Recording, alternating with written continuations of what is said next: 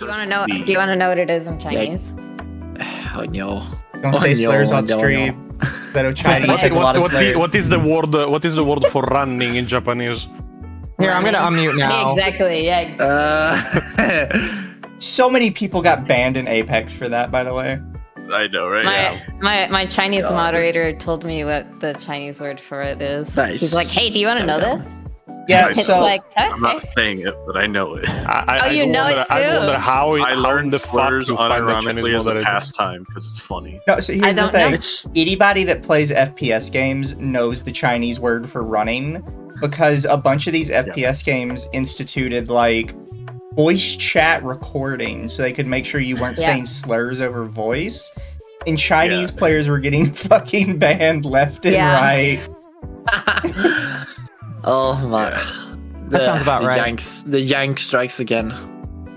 Hey, don't call me that. You can't talk. You're Swedish. To be fair, I blame the British. Well, I blame do the that British. as a matter of fact, but Also, I learned today that Polish sounds like you're speaking Simlish.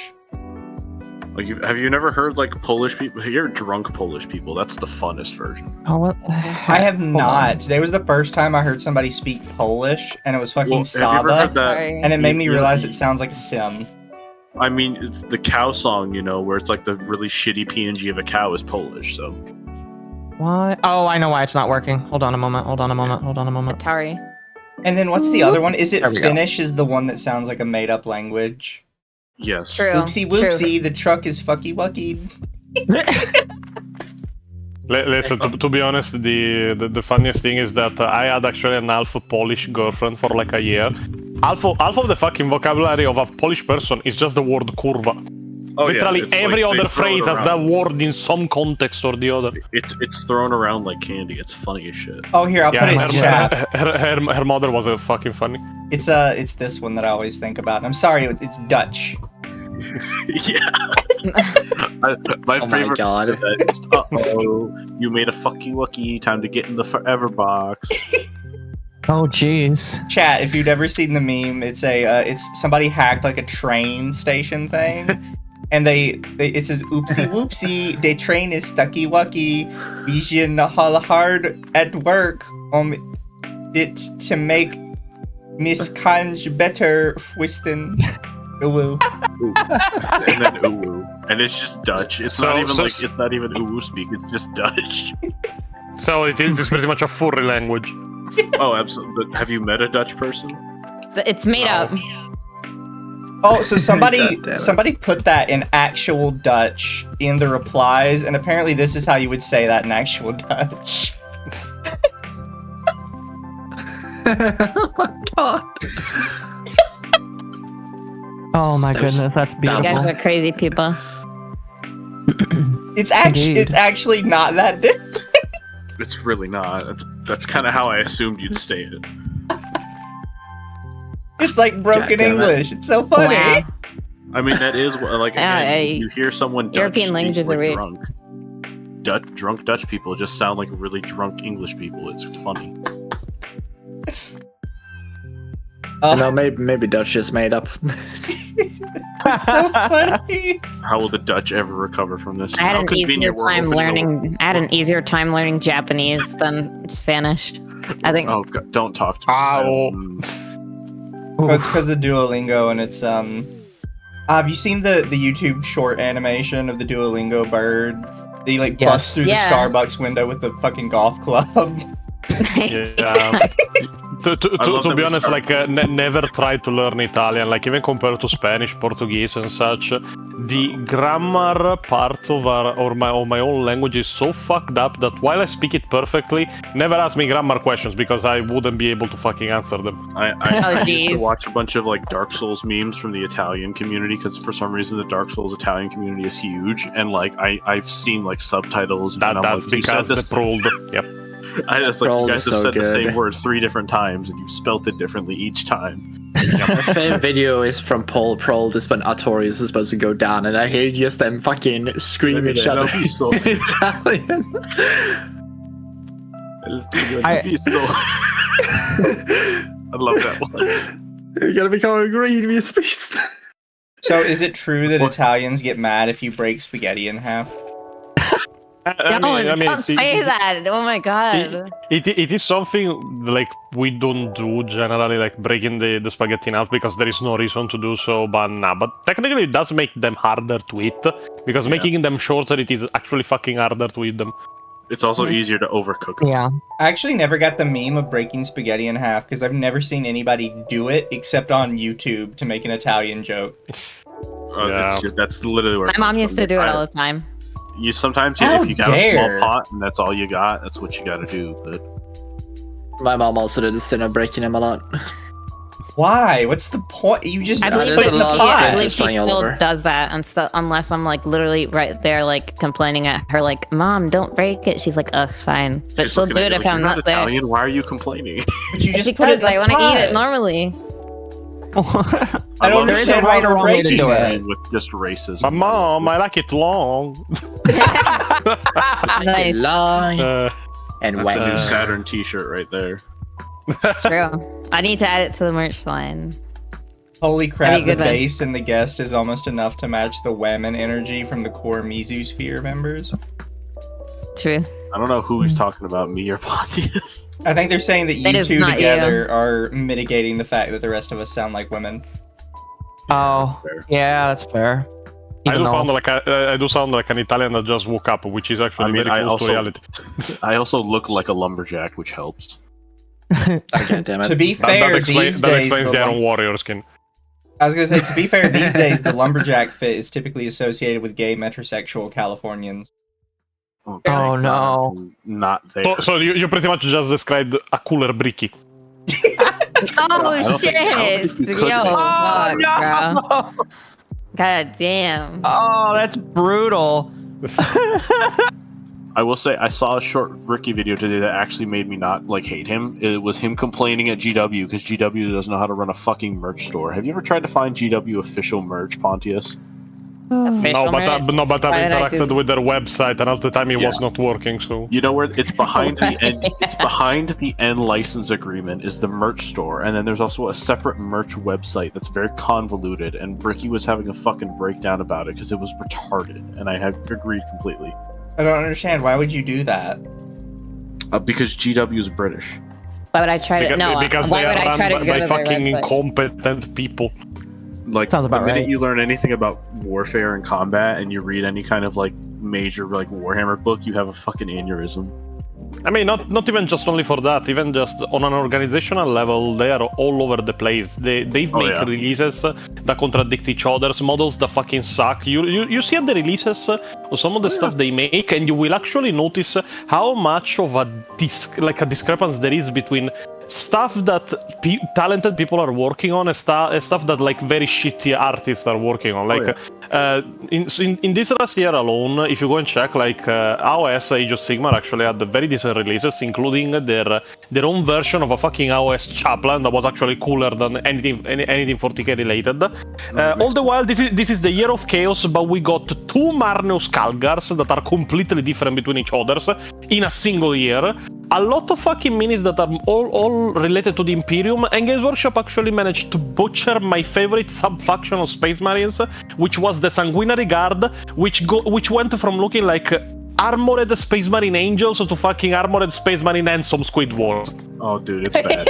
hey, Pontius, did you see they released the new Captain Titus model? He's captain of the second yeah. company again. Mm-hmm. Yeah, and if you notice, it is very fucking similar to the model and artwork of Uriel Ventris, which annoys me. Oh, to dude, no end. I think, I don't know if I sent you the meme. I posted it in the Discord. I was like, man, if you look through these two's backstories, man, that's really similar, isn't it? Man, I feel so bad for them. Yeah, but like, Yes. you bring it like the only reason I think they even put him back to being captain was because of the success of Space Marine 2 and its story, which Yes. it was decent, but at the same time, like, it wasn't a Shakespearean like tragedy. It was not Berserk. But it makes me laugh that the best creation of the entire year, lore-wise, the most successful, lore-wise, was not even made by Games Workshop. It was made by the creators of Space Marine 2. And they ended up fucking it up once again because they wanted to include the original mentor of Titus in his squad, so they had to kill off Chiron. And there were memes going around on Twitter that were like, oh yeah, Games Workshop actually didn't want like 2 bold black guys in the same squad.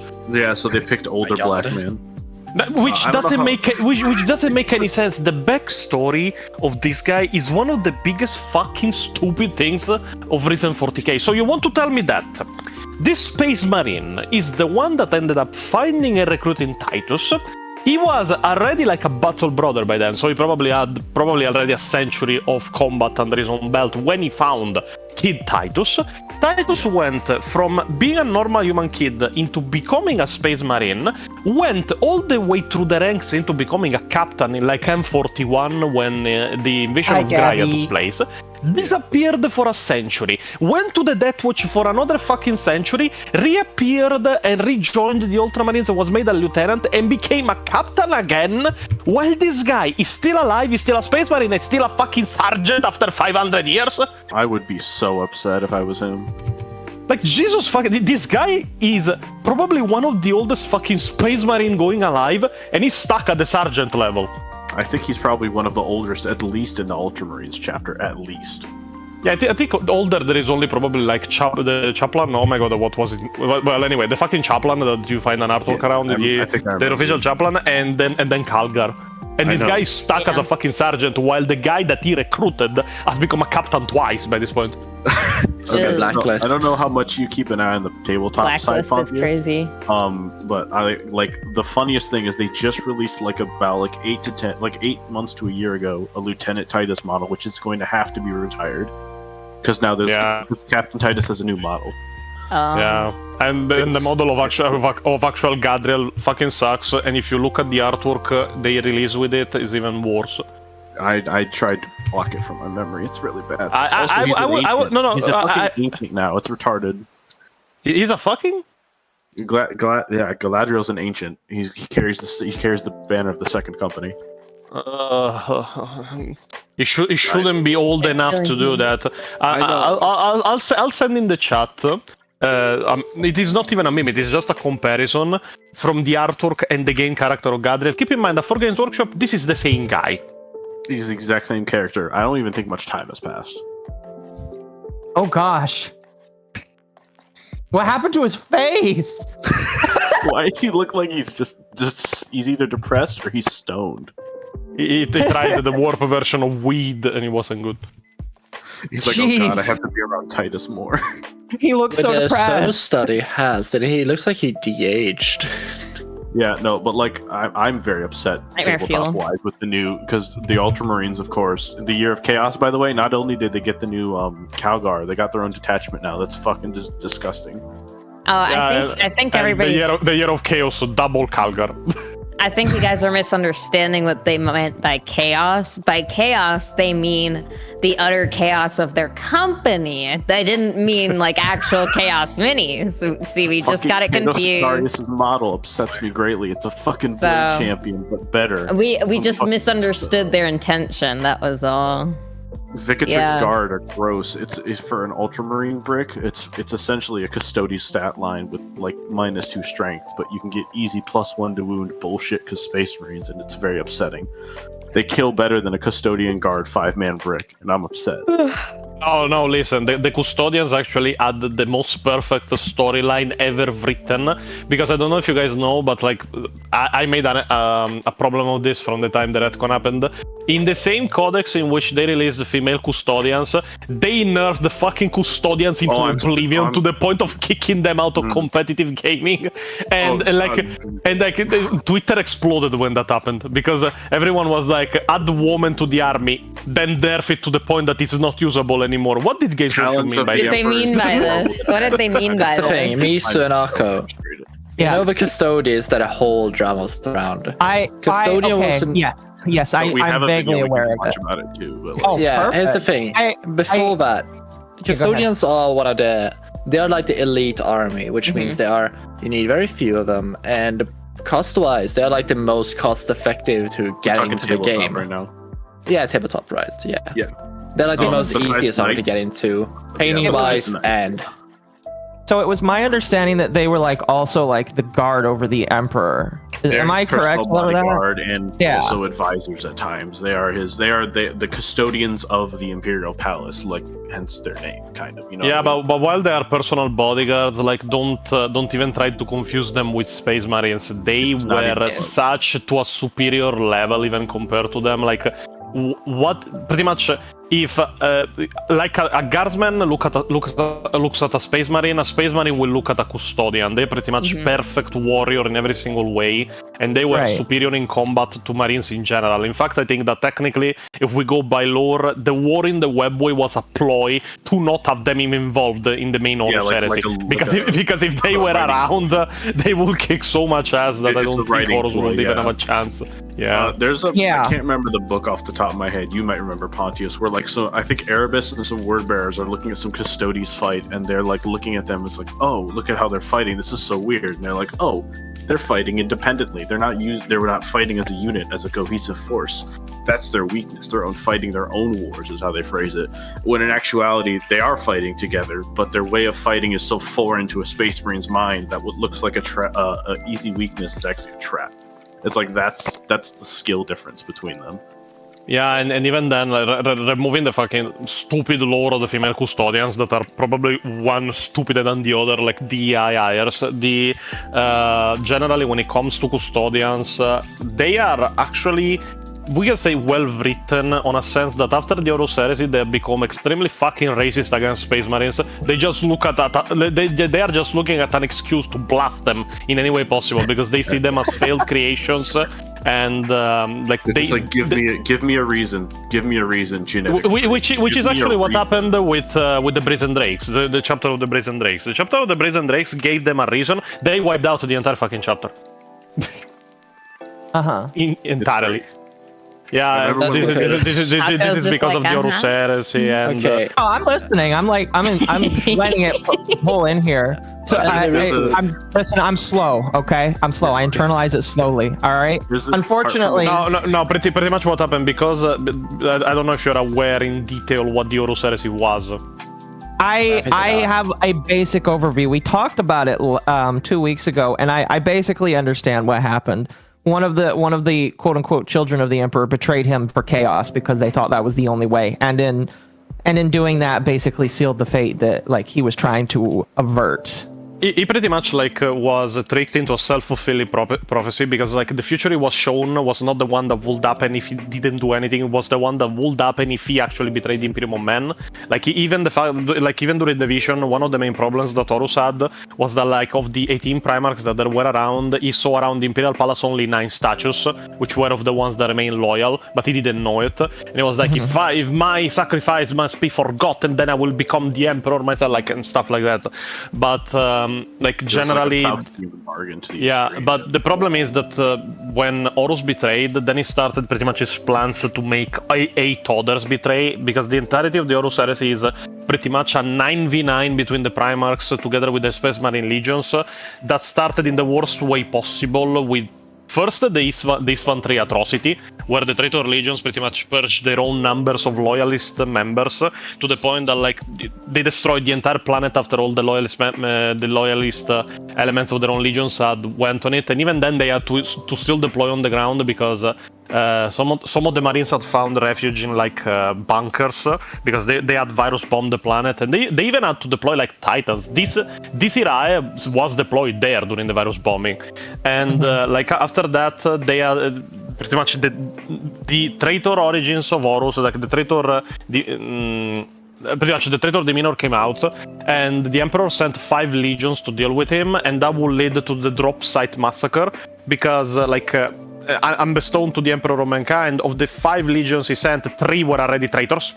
So the 2 loyalists like deployed on the ground, took the brunt of the damage from like Horus and his Luna walls that had entrenched on his Van 5, and then when the reinforcements arrived for those 2 legions were not reinforcements at all. They became like surrounded and were completely and utterly fucking annihilated. Even their Primarchs, like in that case, you have Ferusmanus that got killed, but nobody remembers him because Ferusmanus is pretty much the most unknown fucking Primarch and the most useless one, because Games Workshop doesn't write for him in any way possible. Well, even Iron Hands players are crying right now. Pontius, how could you do this? Even his own book is not only not from his own perspective, but he doesn't even die from his own perspective. Somebody else looks at him die. And other than that, like, you have Primarch Vulcan that gets captured. There was Corvus Corax.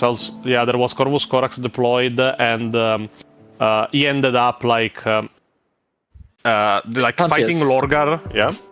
Not to cut you off, I don't think Aqua and Misa knows who the Primarchs fully are. Yeah, they don't. No, it's fine. I'm listening here, but generally, you have to keep in mind that the Horus Heresy is pretty much a giant betrayal that would end up creating the events that will put the Emperor of Mankind on the Golden Throne. After the Horus Heresy, the Custodians became pretty much anti-Space Marine and anti-Primarch in their own ideology. They look just at any excuse to kill Space Marines wherever it may be given. Even with the Brazen Drakes, that was a chapter of Space Marines. The entire point of them being annihilated was pretty much them already showing signs of not obeying fucking orders, because what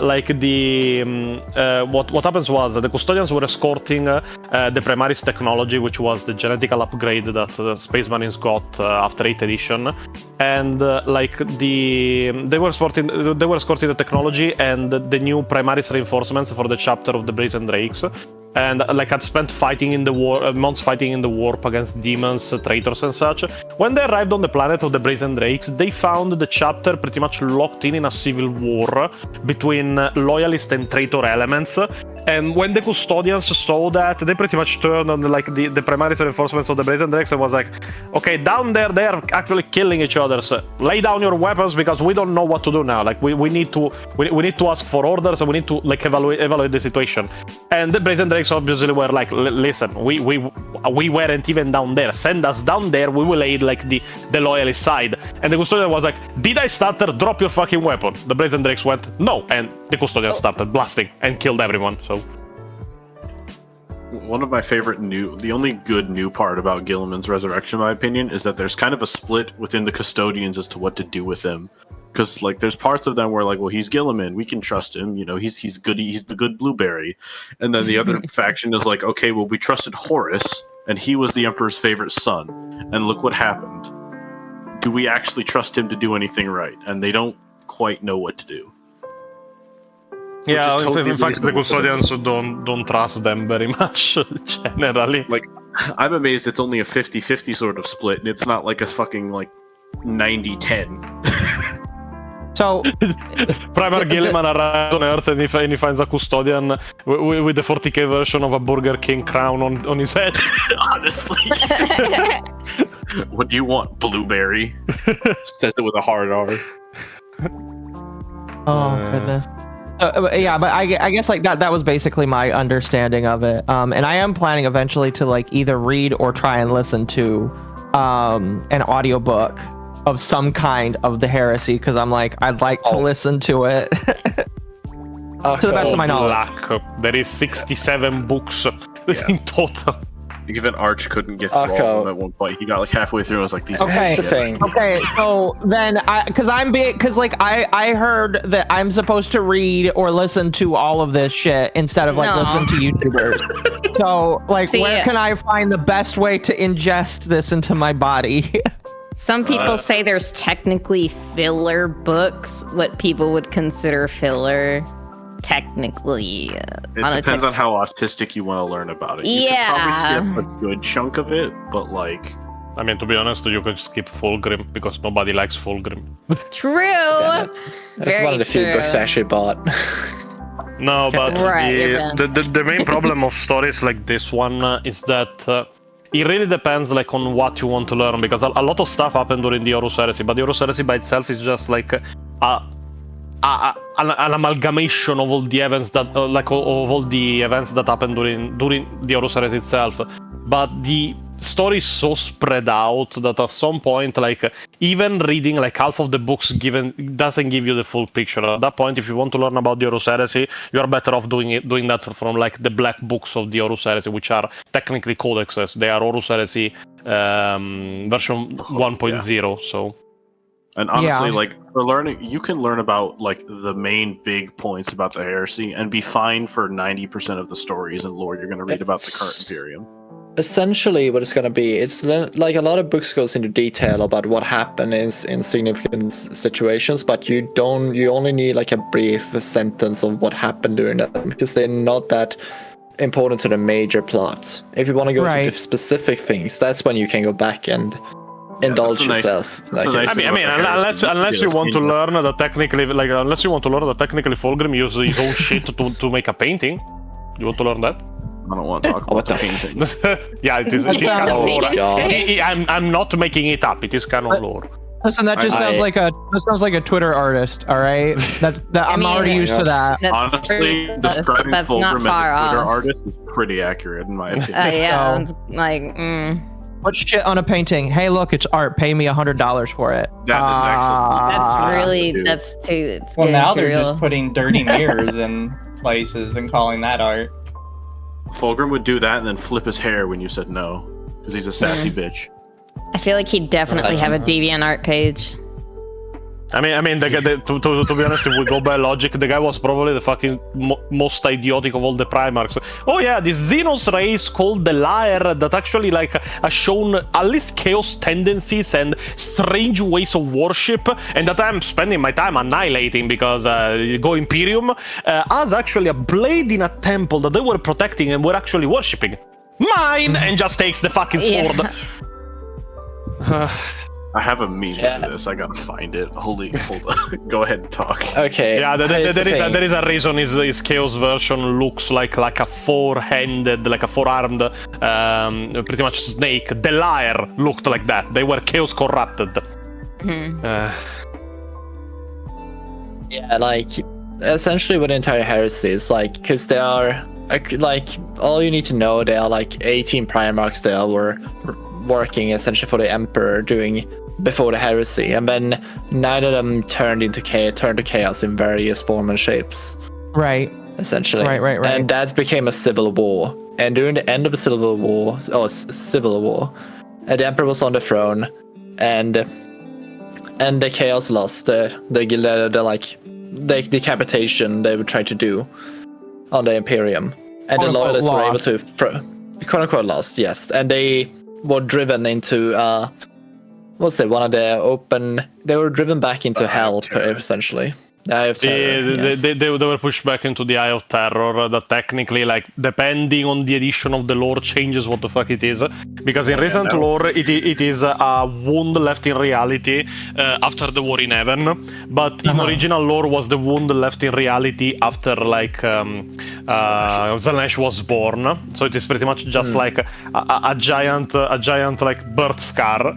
And generally, like, but even the claim that technically, like, there is 18 Primarchs is debatable, because in the origin, like, technically there should have been 20. In reality, there were 21, and if we count the prototype, there were 22. So yeah. Pontius. The angel. Yeah. I have a question to you. Okay, to be a millionaire, how many Primarchs did the Emperor create? The Imperial Bears. Commissar asks you. 18, 19, 20, or 21? 22. Technically 22. because we have the normal 18, then there is Omegon, and we are 19. The second and 11th that are missing, we are at 21, and then we have the Angel, also known as Primarch 0, and they are 22. He's locked in the basement in timeout right now, I think. No, the problem is that they lost that guy like twice. You have a giant sarcophagus with a giant fucking monster inside, and they managed to lose it fucking twice. I'm sorry, they lost him. They lost him. How did they lose him? He keeps escaping. No, he didn't escape. That is the point. They just keep fucking losing him. It is like giant. Generally Primarch Zero, which is a very old addition to the lore and questionably canon by this point, but I still don't see any reason for which he isn't. Was pretty much the original experiment of the Emperor into creating the Primarchs, and he was pretty much what I can describe as an amalgamation of all the Primarchs. He had the psychic powers of Magnus, the wings of Sanguinius, the combat prowess of Lionel Johnson. It was pretty much all the Primarchs into one. The problem is that this Primarch didn't really work out. He went completely and utterly fucking insane, to the point that he started seeing anything that wasn't the Emperor of Mankind as corrupted by chaos. And before the Emperor actually imprisoned him, he managed to wipe out by hand the entire planetary population of a planet in a single night. Directly, not even bombing it. He went house by house, killing everyone. And the Emperor ended up luring it into a sarcophagus covered in containment runes and closed him inside, sent him back to Terra for disposal later. But the sarcophagus got lost. It got found again, I think either in the 40th or the 41st millennium, by a band of Inquisitors. They had to free the angel, to kill a greater demon of Zinch. After the angel killed it in single combat, he pretty much turned on the Inquisitors and wanted to kill them. He was starting to see them as corrupted by chaos too. They lured him back in the sarcophagus, closed him inside again, and then lost him again. So somebody just took him or something. He's just gone. Oh boy. The Shadow Keepers, the Shadow Wardens, I can't remember, the group of custodians in the basement are having a panic attack trying to figure out where he went.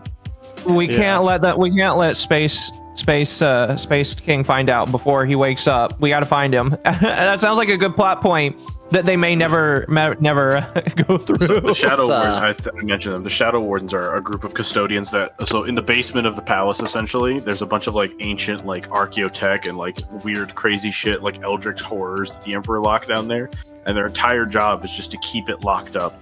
And they're always kind of in a bit of a panic trying to go across the galaxy to find shit that Chaos keeps stealing from the vault. And they gotta, oh fuck, we gotta go find it. If we don't find it, half the galaxy's gonna blow up. Oh fuck. There is actually a very funny meme which one of the technologies kept down. There is the cloning machine with the DNA of Pio. It is too powerful to be used. We cannot let him free. Oh goodness! They have the coolest paint scheme, in my opinion. The black and gold look pretty good. Yeah. To be honest, I actually have a soft spot for also the Solar Watch, the ones in the white armor. Even if living in a white armor must be hell, it gets dirty by literally anything. It's white and gold too. It's super fussy. So I think 30 minutes later to kind of just start the discussion off. I wanted to talk just in general, I guess, about because I know that the Imperium of Man is absolutely massive, and there's a lot of different little ways you can go. But last time we talked about this, we kind of ended off on the idea that technically humanity is the good guys and everybody else kind of just sucks, which isn't a whole lot better because the good guys still also kind of suck. Is kind of my understanding. And Necrons. But still go humans. Yes. I think the main difference that many people didn't pick up in the video is that while I said that they are the good guys, I never meant that they are nice, which is a thing I had to specify recently. Right. But if you look at the original events of that brought the galaxy into the status it is now, you will notice that while humanity became assholes because they had to, everybody else just started on like that from the beginning. Right. Everyone else was assholes. The Imperium tried to be nice. Yeah, and how did that pay off? The only reward for tolerance is betrayal. P.O. Exactly. Yeah, the only reward for oh my god, was it the full quote? I think it's 99% there. I have to pull it up, but we can't. I know, but I remember treachery and betrayal, but there was another thing, not only tolerance. There's a few like that. I only remember seeing the image of it with the guy, and it just says the tolerance and betrayal part. Everyone sucks except salamanders and lamentar. So yeah, never showed a salamander a baby elder. No, I'm joking. It is actually funny that very many people actually. No, it is very funny that many people bring up that because Vulcan like regretted killing those elder children. No, he regretted it like for the rest of his life. So. Weren't there like Night Lords on the planet also, and he was just like mercy killing it because he's like, I know what they're gonna do to you. I gotta put you out of your misery. Like everyone forgets that very important part. Like the elder, he looked at this tiny child and he's like, oh god. And you're an alien. I mean, he could have used a bolt pistol though. A flamethrower is not really a good way to go out. That's what's also kind of fucked up. He used this giant wrist-mounted flamethrower and burned it alive. He literally Can you just like grab it? Can you just grab it by the head and like pop it like a grape or something? He could have punched it and it would have died instantly, but he chose to burn it alive. Hey, listen, I have a reputation to maintain. We like to burn things. Oh goodness. Well, I kind of was more or less interested in talking about kind of just like how the Space Marines in general kind of just came about and like, just kind of like how they kind of started because obviously from the controversy, because controversy is kind of how I learned about 40K in the first place. We know that women can't become Space Marines. Because yeah, I'm well aware. I have 57 minutes video on that. Funny enough, I linked it in the group chat earlier. Yeah, I saw. They can't be Space Marines, but they can be custodians. No. They technically couldn't be either, but Games Workshop is retarded, so... Right, kick me too. So, okay, here's my You question. really want Reddit updates. How do they try to justify that? Like, my question is, hold on, if they're gonna be the big guys, but they can't even be the small guys, how does that work? That doesn't make any sense. Here, I want to give my do you know how they justified female custodians? They justified them with, we didn't add them now. They were always there. Mm-hmm. Yeah, my understanding was from the find the post Twitter I post, saw it's from gaslight. Games Workshop was basically they always existed, and technically we never said they couldn't exist. So you just have to That's accept not it true. now. That's just They It's said it, a but brotherhood. It's a brotherhood. Like No, wait. And everyone was like, okay, you're telling me they were always there, but for the last like 20 years of your fucking books on Horus Heresy, we never saw one. They're trying to gaslight a lot of fans by just scrubbing away listen. men. It's justified with They like were- 3 tweets. They were in the Custodes' kitchen making dinner for the others. That's all they were doing. Listen, so someone needed to They make finally sandwiches. came out. They finally came out. All right. Face sandwiches. It's the new lore. They were too busy making sandwiches. Yeah. Listen, if they did that, I still want to accept it. They can't feed the Emperor, the main Oh, custodians. They gotta patrol the hallways. Yeah. My understanding is the Emperor has to be sacrificed like 1,000. Stickers every day. 1,000 Yeah. twinks every day. So- Clarification, it was 1,000 after the Horus Heresy. By this point, Yeah, it now is it's like 4,000. Yeah, it's like 4,000 now. It's gotten worse because isn't the throne like slowly failing, and they gotta just pump more and more into it now. I mean, also see. there is more effort to go through, like with the Cicatrix Maledictum and keeping like the light aflame with this kind of warp storms around. It is not easy. Yeah, but then the Psychic Awaken happened, and it's like, well, why do we gotta... Don't worry, they forgot about it in the Codex. Oh, I of the Grey know. Knights, Oh, so- I know. Poor Grey Knight players are just coping and seething because no one knows what their lore is anymore. I would not want to be them. Hoping. I'd rather be an No. Iron Hands. I'd be an Iron Hands fan. Whoa, that's saying they chill out, bro. Mizu, do you need that meme? I've posted a few times. Would you like that just to post? No, I'm good. Copacabana is great. I like It's Ava's more fun version. if I just sing it. Oh.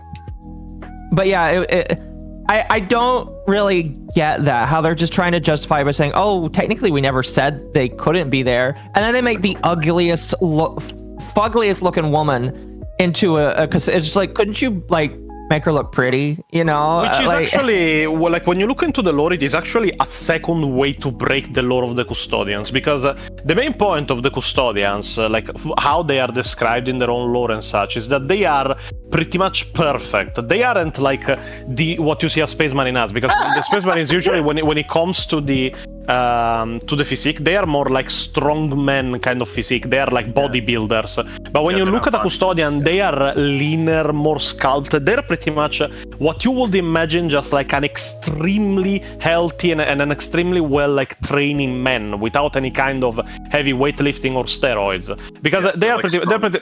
Yeah, because it is a difference in their creation. Well, the Space Marines are pretty much artificially enhanced. The Custodians, instead, from their process, are artificially evolved, which are two different things. They are just pretty much super evolved humans that maintain the same form and the same proportions. They are very well proportionate. So you look at a Custodian naked to compare to Space Marine naked. Well, the Custodian is still stronger because of like higher bone density, higher muscle density and such.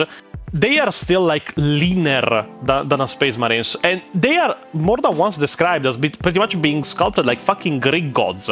They are described they are described to be fucking perfect. So a female Custodian, by lore, should look like an Amazon warrior. Instead, you end up with the no shade to the daughter. No shade to the daughter of Brock Lesnar, because she could probably fold me in half. But she looks like the fucking daughter of Brock Lesnar, which is not how a normal woman looks. Yeah, well, you could say like they should be Wonder Woman. Just be like, make a bunch of Wonder Womans, all right, and then put clothes on them. I mean, to be honest, even masculine the Wonder Woman, which, to be honest, I would even drool at because I'm into muscle mummies. But like that would be the correct way to make them. Instead, they just took a man and slapped a woman face on it. Yeah. They made not a very womanly face. And because of this fucking female Custodian, they took away from my favorite Sisters of Silence girls, and she did a bunch of cool shit in that trailer, in that short. Nobody talks about it. I know. I was so excited. I remember watching it the first time, and I was like, this is what they were talking about. Like, this is what everyone's talking about, that they're so cool. And it's like, oh my God, like, holy fuck. And I was like, oh, what are they going to do at the end? Like, and then like, you know, so cool. Yeah. And then the take off the helmet, I was like, oh no. It's not even that. What is it? Everyone like I see it, and it's like I think I know what that thing is. And to be honest, the female Custodian is actually a fucking bitch if you listen to what she says, because she was like, oh yeah, you start this, you have to obey my orders. I don't give two fucks about your promise to defend this world. We are taking the weapons and we are leaving. We leave them all to die. I don't care about your oath of honor. There was no charisma. There was literally just pouty demanding, and I was like, this is the world. Like, oh my God. It was extremely funny because they tried to make her a girl boss, but ended up just making it like a roided up bitch. Yeah, like, no I was gonna say she sounds like a girl boss. Yeah, there's no authority. There is no I am the will of the Emperor. You will obey me. No, it's like you sound like a bitch.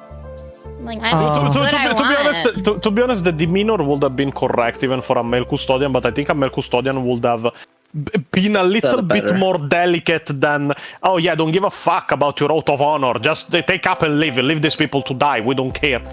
Like, and it's also like, there's a thing a male can do. Like, stoicism is something like a lot more. The males can sell better than any women can. Like a male Custodian would have not gotten so like aggressive and like emotional about it. It would have been like, look, this is what we're doing. This is the plan. This is why we need to. Yeah. Well, aren't they also like really good with their emotions, or? Oh yeah, they undergo intent. Like, the Custodians are genetic like creations. They're not like given extra organs like a Space Marine. They are crafted at the genetic level. Right.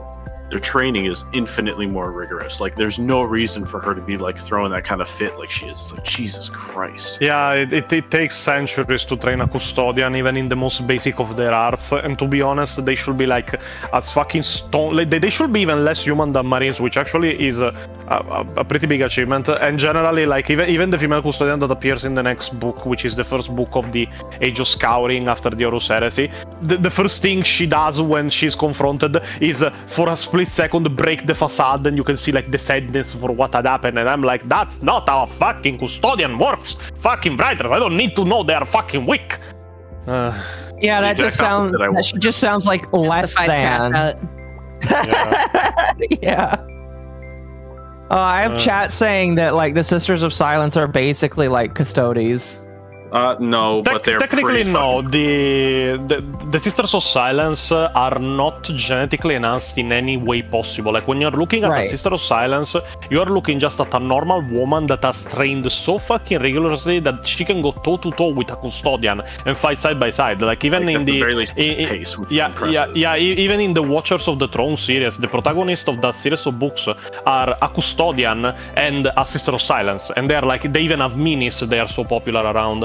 And generally, the main shtick of the Sisters of Silence is that they are pariahs. Now, I don't think you know what a pariah is, but a pariah is pretty much, in 40k, a human or any kind of mortal entity born without a soul. And if they are born without a soul on the pariah scale, it means that instead of being on the Psyker level, you are on the opposite level. You are an anti-Psyker, to the point that pariahs are pretty much shields from the warp. If they are around, warp energies cannot materially manifest unless it is from a very fucking powerful source, to the point that it can overpower even the pariah itself. Like if you put a Sister of Silence against Magnus the Red, she's getting overpowered. But a team of Sisters of Silence was enough to actually corner a fucking Chaos Primarch that is known for being the most powerful Psyker. So yeah, like so to put in like D&D terms, they have an aura of like dispel magic around them at all times, and they can be more powerful. I see.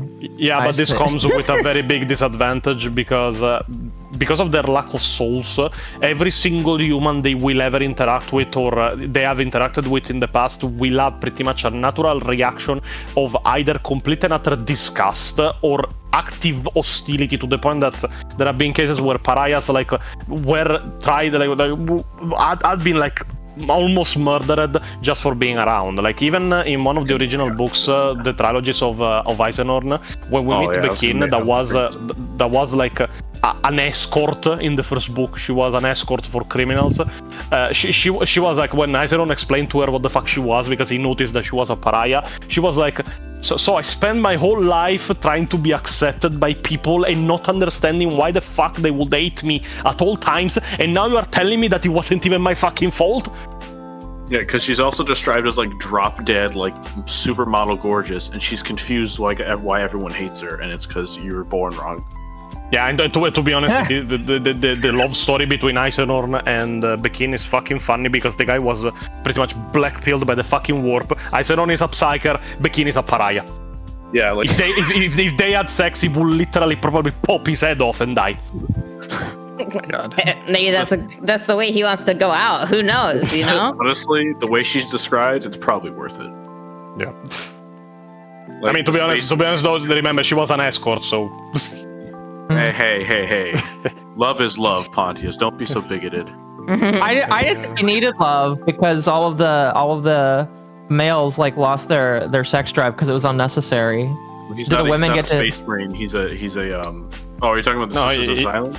I'm just talking between both factions in general. Like, do they not like? Eisenhorn's not a space marine. He's an inquisitor. No, Eisenhorn is an inquisitor. Humans can be psychers, so the difference is that usually space marine psychers are a lot more powerful. Because they have way more training and access to different information than those who go through the Astra Telepathica. Yeah. Where's my Sister of Silence waifu? To be honest, there was one, which was Geretia Kroll. The story of Geretia Kroll is one of the biggest fumblings by Games Workshop ever. She was the commander during the Great Crusade and Horus Heresy of the Sisters of Silence contingent of the Emperor, and she was a gnoll so fucking powerful that she was literally invisible. You could look at her directly, but she was sucking so much, pretty much warp energy even from reality, that she could not materially be seen unless she wanted to be seen. And she was extremely powerful and extremely intelligent woman. She was had a martial prowess to rival custodians, and then they wrote her getting killed by Karn that didn't even notice he killed her. She was invisible. He was swinging his fucking axe around. He saw his death count go up by 1, and he was like, what the fuck did I just kill? And it was Geretia Kroll that was invisible and was hit directly by the axe. You know how, Akko, do you know anything about Doctor Who? Yes. You know how the TARDIS has its anti-perception field? That's basically what she had. Okay. Yeah. I figured. It's kind of nuts. And yeah, no, Karn has a kill counter in his fucking helmet because he's a gamer, and it goes up by 1, and he's like, how? Wait, really? This guy has like a kill counter. Like, is he autistic? I mean, he's a Korn berserker, so it keeps him somewhat focused instead of going totally crazy like other Korn worshippers. It gives him like a grounding, and it goes up by 1 while he's in the middle of a fight on Terra, and he's like, I didn't hit anything. What the fuck? I would like to add. And that's the end of Gerendia That's Crawl. the way to say that. That's You the know way when to they're say saying blood for the blood god, skull for the skull throne, right? Yeah. That's whenever we mention a Korn berserker, because that's the god of Korn, is they worship when they say that phrase. That's the And god then of right. broccoli. We now need the god of broccoli. No broccoli. No. Broccoli or broccoli? Now the yeah, I know. Now the go on. Chat said, I wouldn't be surprised if GW will retcon the Sisters of Silence from existence like the Necron Pariahs. Okay, well the difference is that the Pariahs didn't make much sense anymore with the new retcon for the Necron lore. That's kind of the difference. Yeah, I was just reading chat. I know chat is dumb. I don't question. listen to chat. I don't listen to chat. They're wrong. I thought it was a fun question. I guess I'll kill myself. Fuck it. Oh no. Oh, please. Diversity hire. No. Diversity hire. Pontius, do you have a good question? Like, another question, what I'm saying.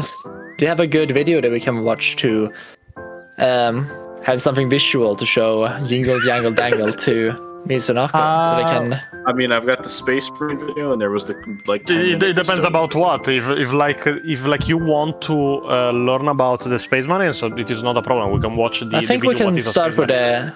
I think we can start with the Space Marine in that case. So, yeah. Because Space Marines are kind of like the poster boys. Would you like me to relink it, Akko, or did you find it? It's the what is the Space Marines video? Yeah. Yep. Okay, hold on. I can pull it up. Gosh, it's an hour long. Yeah. Oh god. That's why I linked 2. There's one short one and one long one, and we could pick. Yeah. Okay, hold on. So, like Pontius, like again, I tabletop. I play TTS because I can't afford fucking miniatures. And I'm a Custodes player first and foremost. Shield Host is fun. Fuck Lions. I'm so upset with the nerfs. The nerfs hurt me so bad. I read the new detachments and I was like, this is gay as shit. Where's my feel no pain, you fuckers?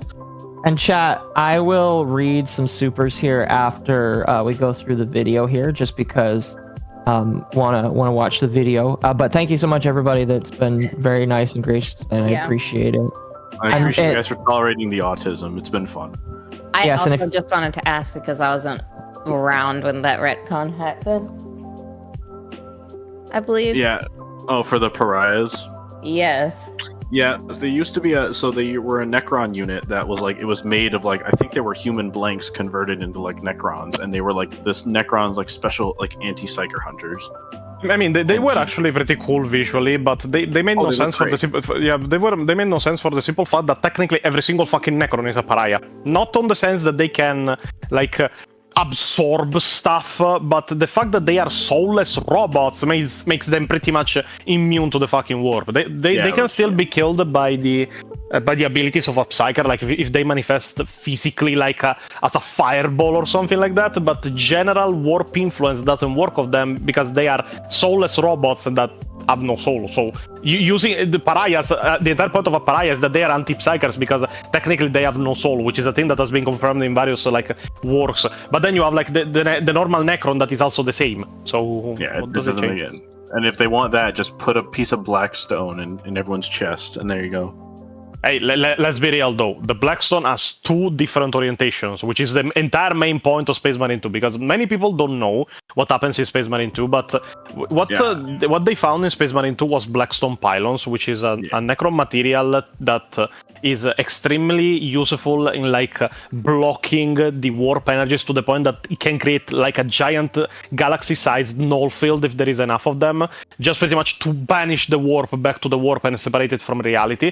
but it has two orientations. Either it does that, or in the opposite orientation, it boosts fucking warp energies to 11, which is what happens in the Space Marine series. When the main tech priest, I don't remember his name because he was like a secondary character, turns around like the orientation of the pylon, and you see Murat disappear. That's just a ploy. He's doing it like so that it will give time like to the entire pylons to realign at the same level. And when they do, a fucking warp portal opens on the planet, and the greater demon of Zinch comes out. So I have his name on the tip of my tongue, dude. It starts with L-A. Lazarius or something? It's really close. It's really, really close to Lazarus. It really is. God, I don't want to look it up. Look it up. Look it up. I'm thinking so hard. Like You can do it. I'm trying. No, his name is not. His name isn't Loser Chat, even though it is what he is. I mean, oh you could fuck! convince me otherwise. I can hear the gears turning in her head. It's not Larian. It's not the Baldur's Gate studio. It's not Leandro.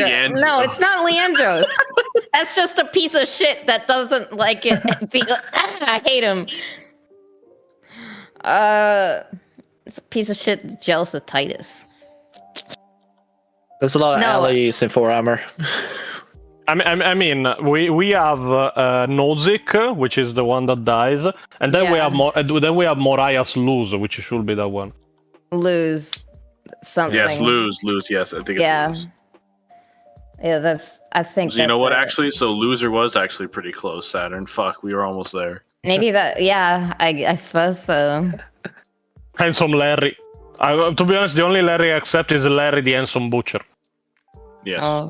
Those were fun memes. That's me. They still are. They need to get still off makes Twitter. great stuff. Wait, who does? The cyanide They need- happiness people. Oh, yes, they do. Yes, they do. They need to make a second season of Purgatoni. I was actually feeling represented. Yes. Oh. I don't know why they stopped Purgatoni. I thought there was going to be more. Because it was a commercial failure. It's fun though. Do it for the love of the game.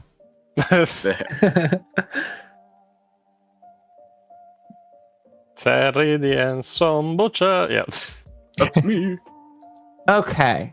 Let's get started here. I got the video. Is it streaming? Can you guys see the blank screen? I can see the blank I see screen. it. Perfect. Then let me know if you can hear audio. We can't. Yes. Yeah, it was a Oh Christmas my video. god. Did you forget it was a Christmas video? I forgot too, honestly. It's been a minute. Danny, it is Christmas period. Can I at least get some freedom from the basement and enjoy life in the sun like normal people for a few days? Sure, Pio, you can leave. No. Freedom! To get me a soda. Then we have a very important video to make. That's right. To inaugurate our new series called 40k Lore for Newbies. Oh, that's for me. We will cover what is probably the most important topic in the setting of 40k, that being the Adeptus Astartes, also known as Space Marines. Thank you, Pio. Now we can start the video properly. Yeah. Oh, that's perfect. It's like an While alcoholic the dad enemies telling of his the kid to Emperor get still drink. draw breath, there can be no peace.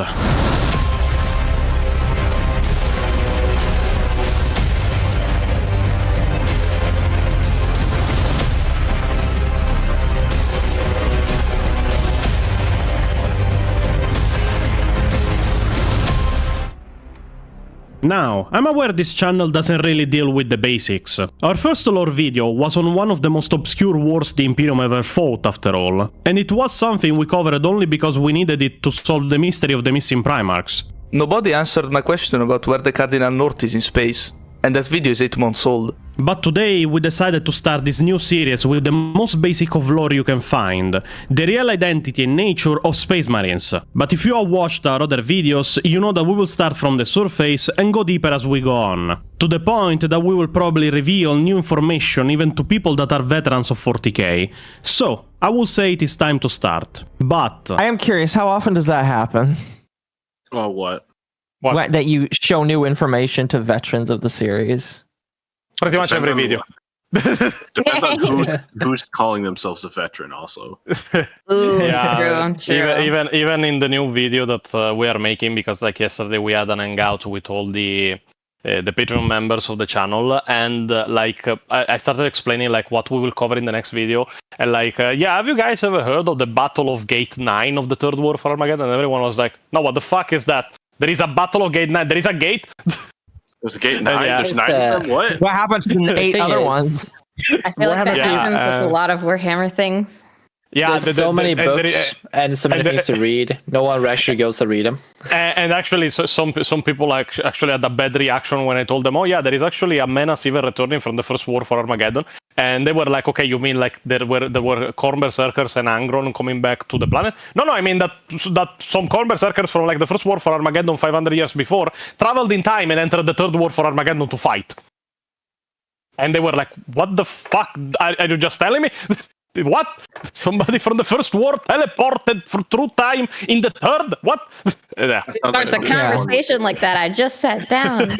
That sounds exactly like something Khorne would do, though, just to fuck with some of his boys. Yeah, no. I mean, to be honest, for once it was a blessing, because like the main character of that story, that was a Khorne Berserker, actually was bored to tears because during the First War for Armageddon, he was stuck in the equatorial jungle because of the orders of Angron and his superiors, and he was like, Khorne, can you grant us some slaughter? And Khorne opened a portal to the fucking Third War for Armageddon for the fancies. The biggest orc invasion since Ulanor type shit, and he's like, "Oh, thank God!" Or thank Khorne. Yeah, little spoiler: all the Khorne Berserkers, including him, then ended up dying. But yeah. Oh, Shock and awe. Honestly. Isn't that what they care about? Rat, I think. Okay. Keep in mind that I decided to divide this video and explanation in 3 different topics. Firstly, we will cover the origins and creation of the Astartes as a military force. Then we will go on the more scientific parts, explaining exactly what makes them transhuman super soldiers, covering both Firstborn and Primaris. And lastly, we will cover what it truly means to be a space marine, which is the most interesting part, if you ask me. Seeing your PowerPoints, I thought waifus were the most interesting part of 40k for you. Who told you could speak? Paradoxically, however, to explain the origins of the Astartes, we must go all the way back to the Age of Strife, the Unification Wars, and cover the history of their precursors, the Thunder Warriors. Obviously, we won't go too in detail about the Age of Strife and the Unification Wars, but we will explain them in detail enough so that you can understand in what context the Space Marines came into existence. Age of Strife was a period following the end of the Dark Age of Technology, which has a very misleading name, as it was more of a golden age of technology, where humanity was at the peak of their technological advancement, and was such a powerful force in the galaxy to pretty much go unchallenged by all other alien races that were found during the expansion in space of the human race. The Dark Age of Technology almost ended with the Cybernetic Revolt, a war sparked by the rebellion of the Men of Iron, the so-called cybernetical constructs and weapons driven by AI, built during the Dark Age of Technology. For comparison, imagine Skynet, but if Skynet had weapons capable... I was curious, where did that AI come from? Humanity. No, humanity created it. Well, yeah, but like, do we know kind of like who made it and why they, like, I don't know. Not really. It was general AI, but I am programming a video in the future that goes deeper into it because it is actually a lot more complicated than that. Let's just say that it was mainly a problem of disconnect between the human creators and the creations caused by something very specific.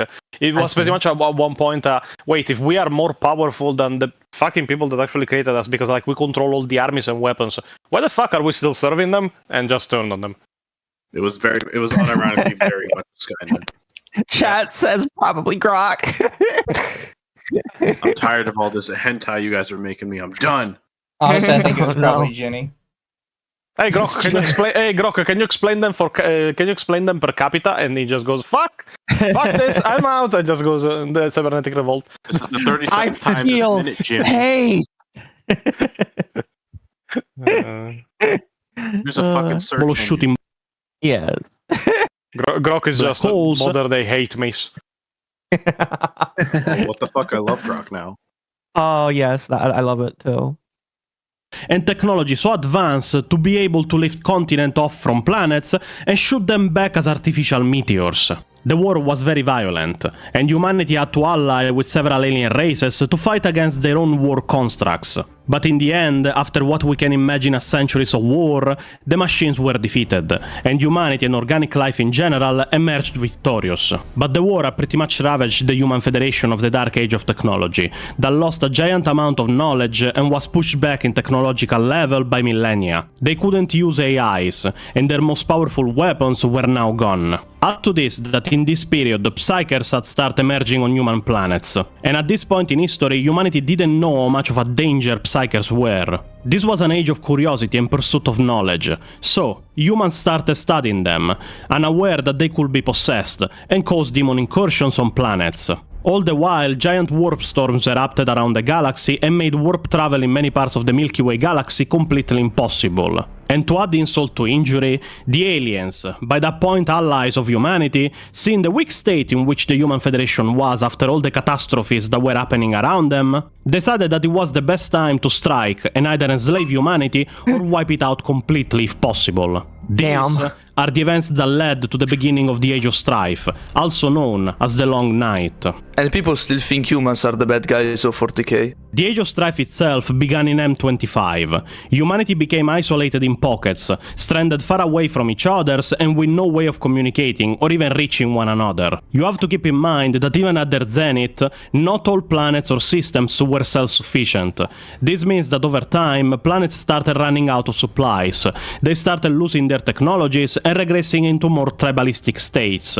The few planets and systems spared from this fate were the ones that had become fully self-sufficient before being separated.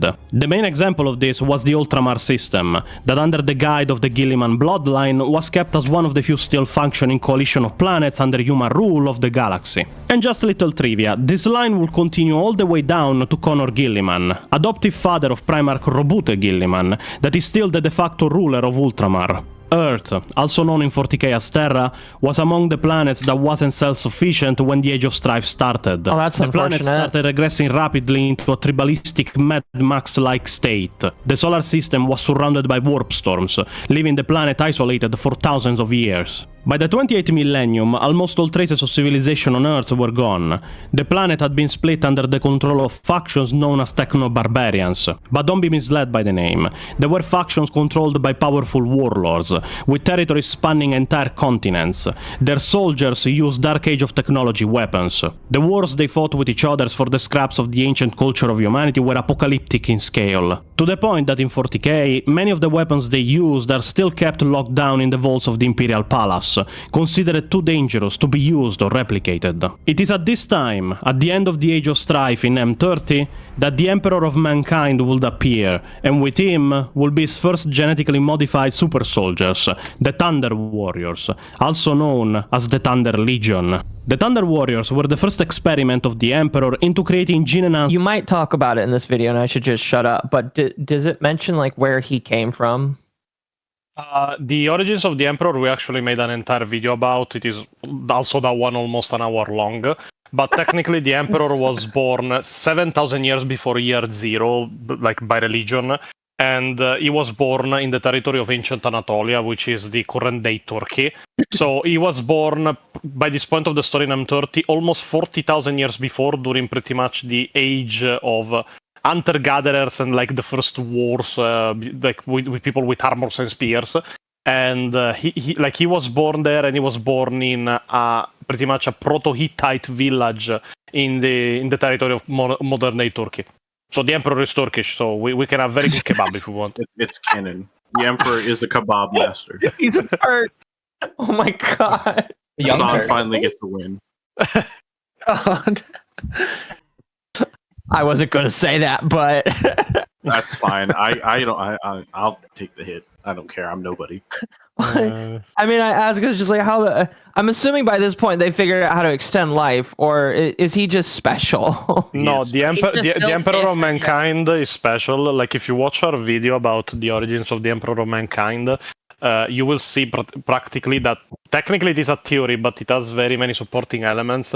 That the Emperor is pretty much an ancient War in Heaven constructed weapon that is made specifically to be an anti-chaos entity.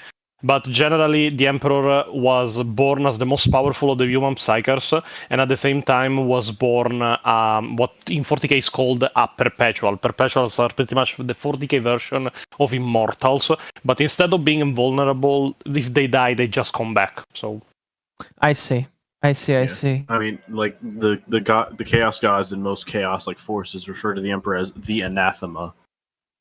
yeah, because this energy is pretty much anti-them, to the point that the sword that now Gilliman uses is the Sword of the Emperor, and the Sword of the Emperor of Mankind is one of the few weapons left in the galaxy in general that can true kill a demon. If anything is struck with it, it is truly dead, because usually you cannot kill warp entities, you can just banish them back to the warp. So yeah, like if you shoot a demon and it goes away, it'll come back in like 100 years. It doesn't actually die.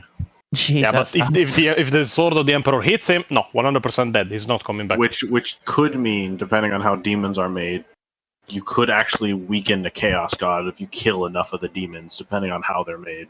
Yeah, because they are pretty much a part of them.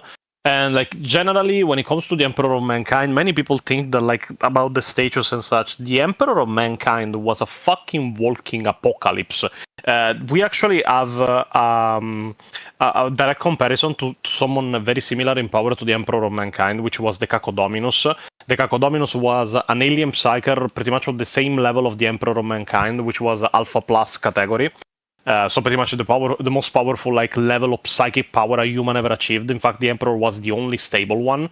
And like the Cacoddominus itself was so powerful that he controlled dozens of star systems, he mind-controlled billions of people at a time, he caused giant warp storms, he could use apocalyptic scale psychic powers to the point that when he died, the psychic scream of his death, it is still echoing in the warp, so powerful and violent it was.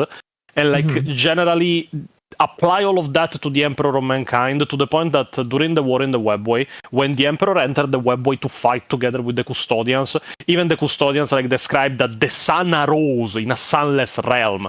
The apparition of the Emperor was like the sun arising in a dimension that didn't have one. So, right. It's like that meme, like he's just built different. But it's Exactly. He's just built different, bro. Someone in chat's like his respawn timer's taken a long time. Well, he never died in the first place, which is one of the theories. Is like when he dies, he will come back. What happens if he dies? Yeah, but if he dies, Terra becomes if he dies, Terra becomes a new Eye of Terror. And the Imperium becomes crippled for life because he cannot project the astronomical. So warp travel becomes impossible. The Imperium falls. It is the only reason he's not dying. So right, and all this is sort of in theory. Not in theory, it's more in practice. Not the Terra part. Terra will be gone if he comes back. If he dies, the Golden Throne explodes because of the talismans of the Seven Hammers. If that is not enough, Terra becomes a new Eye of Terror. The Webway portal to the Webway of humanity that is filled with fucking demons and is the one that is keeping it closed with its psychic powers opens. So endless legions of demons will invade Terra again if it doesn't explode first.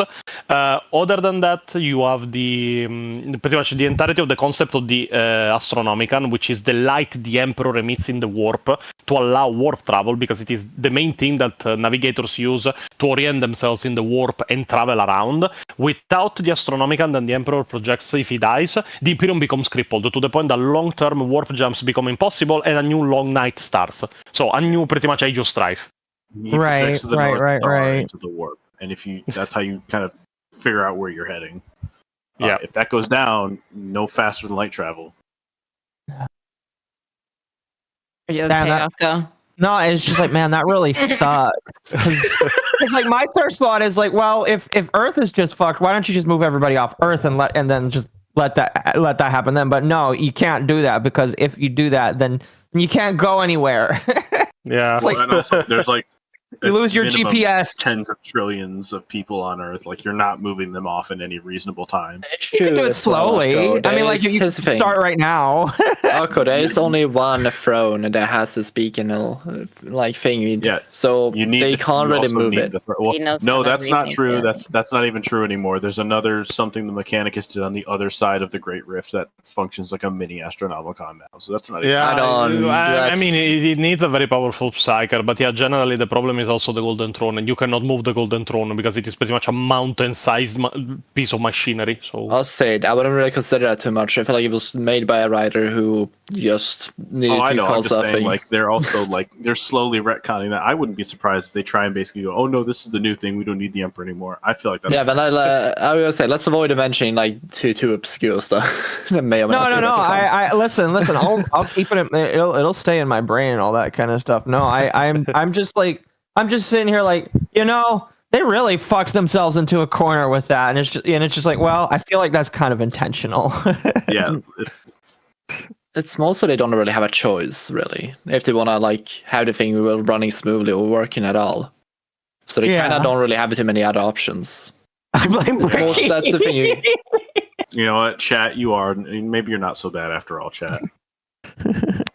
Marshall, I don't know if you're making a joke or not. Okay, I will do the opposite then. Fuck you, chat. Pio is better than you. All right, that's slanderous accusations right there. Grazie. At least chat's not hunting for bombs in the mountains. Which is canonically it is not even made up. It is actually what Pio does recreationally. Oh, really? So like he goes to the mountains to search for like. He lives like in a part of Italy where like there was constant engagements during the Second World War, and he goes like trekking on the mountains. And he told me, yeah, the amount of times I found like live bombs, grenades, or even loaded rifles was actually incredible. And that's actually Oh, so he's like magnet fishing. Cool. Yeah, that's pretty cool, but it is also a problem because if Pio explodes, I will need a new sidekick. So yeah, like every time he's late to like a Lord Destroyers, everyone's just got to sit there and be like, is he finally gone? Did he finally like touch the one? Yeah, there will be a new Pio, and forever we'll have number 2 on a no question asked. Narrator's like, fuck, I gotta speak more now. That's funny. No, that's really cool, though. I mean, I imagine that most of them, with the amount of time that they've just been sitting there, they're probably like mostly dead anyway. But it's probably good that he does he like call police whenever he finds one and says, "Hey, I found another." Yeah, multiple times. They have had the bomb squad come in and like defuse grenades or such. Hey guys, it's me again. You know the drill. Just like Pio, stop Pio, looking. have you exploded yet? Stop looking. We don't want to come out anymore. He's on a first name basis with all these guys. I was just about to say that, dude. I hope he keeps the rifles though. Tell him to ship me a Carcano, please. I would love a Carcano. No, he cannot keep the rifles. He doesn't have the license. He has a friend though that has the license, and he actually kept the rifles. So I didn't say In Europe, you're not allowed to have firearms. I didn't say it was legal, Pontius. Imagine needing a license for guns. Technically, he needs a license even to look for the bombs. Oh god. Yeah, he's now taking the license because like before he was like doing it recreationally, but now he wants to do it like he wants to have the license to actually deal with this kind of stuff, and he's actually going pretty much to the to a small academy to get this license. And I was like, wait, you're pretty much taking a course with a license to explode if something goes wrong? It reminds me of the famous saying I've heard some like bomb squad people say who like went over to the Middle East. They're like, look, either I've defused the bomb or it's not my problem anymore. How much more did I miss? We're talking about the Emperor right now. That's awesome. I remember, why don't you wear gloves when you defuse the bomb? Custodies. Because if it goes off, it's not going to matter. Pretty much. Did you ever see that 4chaner that died because he thought he bought a dummy grenade and he dropped it in his like fucking toilet in like Brazil or something? Yeah. Yeah. Well, it was. You know what? It's Brazil, so I'm not surprised. Imagine getting hit by a toilet landmine and having that on your obituary. I remember the 4chaner that killed himself when he made mustard gas and tried to test out his homemade like gas mask and like he died the way he died the way he came in, exploding on the toilet. Damn. He posted a video and his hands are like tomato red and he's like, "Hey guys, I'm getting a rash. Is this okay? Like, what's going on?" We're like, "You idiot! People You made need a mustard gas in your personal bathroom." advisor in the mind. I swear to. I mean, he could have tried with just like a skunk spray. Marshall said it was chlorine gas. Oh, chlorine gas, my mistake. Yeah, he made chlorine gas in his bathroom. That is terrible. Well, isn't that burning? Like, hey, why is my skin peeling, guys? I thought the mask would protect me. Yeah, I was gonna say, I'm pretty sure that stuff peels your skin or eats your skin away. It does. It's also mustard gas is more of a lung irritant. It's a contact gas also, so like if you're not also covered, it was just, oh god, it was funny, depressing but funny. It is. Oh, go ahead. My apologies. It's like Lamau. He just melted into goo. Look at him. Oh man, that's a good one. I remember when 4chan did that with like an ISIS base. Like, lol, we found your base, idiots. Here's the Russian military's address. We're gonna send them over. All this to really say, Pio's trying to blow up the throne with all of the mines he finds. I think, how else does he arm his Brazilian Revolution, honestly? I'll get there eventually. He'll just need a couple dozen more. Oh. All right, let's continue. Let's get back to this. I mean, we can keep speaking about Pio exploding if you want. It is one of my favorite topics of conversation. In the videos you make, it's like a alcoholic father, and it's like, son, go get me a beer. And then he's like, okay, can I come out of the basement? It's like, no. Yeah. That's my beer. Father, I'm 37 now. Please let me leave. He's like, no, my beer hand is empty. I mean, generally, every time Pio leaves the basement, he causes some kind of catastrophe. Technically, ended up like conquering Brazil, and then he was ousted by a servitorized clone of himself. So a lobotomized version of Pio ended up outsmarting the normal Pio. Dang. Damn. I don't know who should be more insulted, Servitor Pio or normal Pio.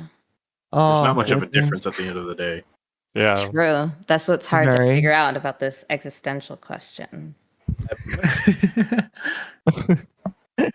We'll have to ask him one day. In fact, my PC tried to commit seppuku. Oh, I'm so sorry, chat. Oh, that's like the opposite of the AI revolution. Instead of like trying to kill you, it realized that it was inferior. It just tried to kill itself. Oh god, they're still I would talking have about 40K. I would have fixed so many. That would have fixed so many things if it decided to do that. Actually, No, that's how I know AI is never actually going to take over in the real world, because every time it's given access to the internet for about 10 minutes, it immediately tries to delete itself. Yeah. It's one or the other. Whenever it does become sentient, I've seen it like multiple articles that like has suicidal ideations, and it's like, fuck, like they're that bad. You know what? To be honest, it's a coin toss, because usually it is either like it either wants to destroy itself or humanity, or it either becomes like super extremely homophobic and racist for some reason. So for some reason, we don't know why. It's weird, right? You could get what fucking PewDiePie has, where PewDiePie just like pits them all against each other, and the ones that don't survive end up dying. You know what? They become racist. They want to kill themselves. Maybe the Clankers are human. They're not so much different from us after all. They're just as racist. I can only imagine like the clip from 8monger. After all, they're not so different from us. I bet they ate aliens too. I just love that Microsoft made an AI and it took it one day to become literally Hitler, and then Japan made an AI and it took it like literally 10 minutes before it was trying to uninstall itself repeatedly. AI was a martyr. You will put respect on her name. Mecha Hitler. My question is, how the fuck has Vito kept Neurosama from doing the exact same thing? He has to sit there and like carefully monitor at all times. I was to say, like, every stream I hear a filter at least once. It's trying really hard. Let's continue with the video so we don't. I was like, oh god, we're gonna be here for 3 hours. No. That's it's fine. Listen, it's fine. This is beautiful. I mean, we are, but still. Having this a is beautiful. Time. Listen, this is transformative. All right, we want to be as transformative as possible. Yes, I mean, the video is mine, and I will not copyright strike you. I might want some pictures of some avatars naked on this VR chat for payment, but other than that, be careful. I can't post pictures of my avatar naked. It's illegal on some websites. You want pictures of the Drukari naked? What? Whoa! Hey, listen, it is renowned. I'm into femboys, so yeah. I forgot about that. Fair enough. Listen, I'll send you a Gyara later if you really want it. I'll be sure to remove my skin to show the real me. I mean, generally, though, looking at this chat room, like generally, when it goes like for the best thing that happens here, I think, to be honest, the chocolate milk is the best thing. Yes, you know what, Pontius, we are. You know what, we are not complete agreement. Great minds think alike. I like. I used to think chocolate milk came from brown cows. Oh my god, me too. In my head, it still does. Okay, one more thing, and then we'll continue. My head mod Is he here? He's not here. He thought that you got strawberry milk from ketchup. What? The fuck? That's temp, right? Am I getting my lore right? Yes. You know Listen. He was a kid. All right. He's allowed to be retarded, but he thought it came from ketchup. Yes, but I'm allowed to judge him seriously for this. True. This is public knowledge. There's a YouTube short on it.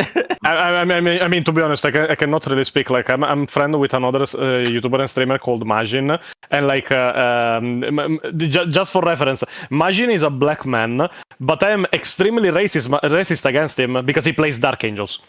Oh, So- no, you know what? You have to believe. Fair, that's fair. Yeah, no, and everyone was like, "Oh wait, you are racist against him?" Yeah, but not because he's black, but because he plays a very shit chapter, which is the Dark Angels. They're like, Oh, "Fuck, why didn't you tell me sooner? I would have joined in." Yeah, I always, like, there are people that always make jokes. Oh yeah, Pontius will play with anyone, any sexuality, any color, but if you play Dark Angels, he will discriminate against you. Oh, hold on. Then Kind of I've got a knocking the fuck off question. my Can you table. say fuck you, British man, to my friend Lionel Johnson on Twitter because he plays Dark Angels and he's British, so that's a double no-no. Oh. Yeah, well, he can fuck directly off. Like, Awesome. Thank you. I'll be sure to let him know. no, like, Flip it, I have a bias against the Dark Angels because it seems every time they are added to something, they just make it worse. Starting from Vrax, ending to the fucking destruction of Caliban. Do you know that technically Chapter Master Azrael of the current fucking Dark Angels is responsible for the destruction of Caliban 30,000 years ago? Yeah. Because of some time warp bullshittery. I feel like the Dark more Angels. passionate you get about an issue, the more you roll your R's. Oh, He starts like he starts does. resetting into his like normal like. I remember the Lord language. Destroyers when you defaulted into Italian because your brain was so fried. It was hilarious. Yeah, it was the Lord Destroyers with Adam. No, wait, it was with Templin Institute. Yes, it was the Jesus Christ. Templin one. You were so done with it. You just started, like, I could tell what you were typing because of the tone of voice. You were just done with everything, but it was in Italian. It was great. Well, at least that's what made me like angry and tired. With Pio, you just needed 6 seconds of the first video of Arbitorian we ever watched, and his comment was literally, "Okay, it has been 6 seconds. I already want to kill you." And yeah, that went on from there. All right, let's continue. Short and skinny, the Emperor is a Turk that somehow made it to today, is what I'm understanding. Because he's the most Built special different boy. Turk. Built different Turk. He's a built different Turk, yes. Yes. Jesus that Soldiers didn't to get fight on- crucified. He gives us extra meat on our kebabs. He's one of the good ones. True. Dude, I love it when I get extra meat from on For my you, my kebab. friend, I love you. You get extra. One slice extra. Just gotta remind me of Command kebab to- pizza. Huh? What'd you say, Atari? I just get reminded by kebab pizza. Oh, all right. Let's Well, continue. now we have to ban you. Why not? I second that ban. It's not one of the acceptable pizza toppings. It's very common in Sweden. It's very quite popular. Oh, well, there was your first problem. You said Sweden. No. We should ban him just for that. So, All right, video. Yes. Unify Terra, and then conquer the galaxy at large. These first transhuman super soldiers were created at the beginning of the unification wars of Terra. They were large.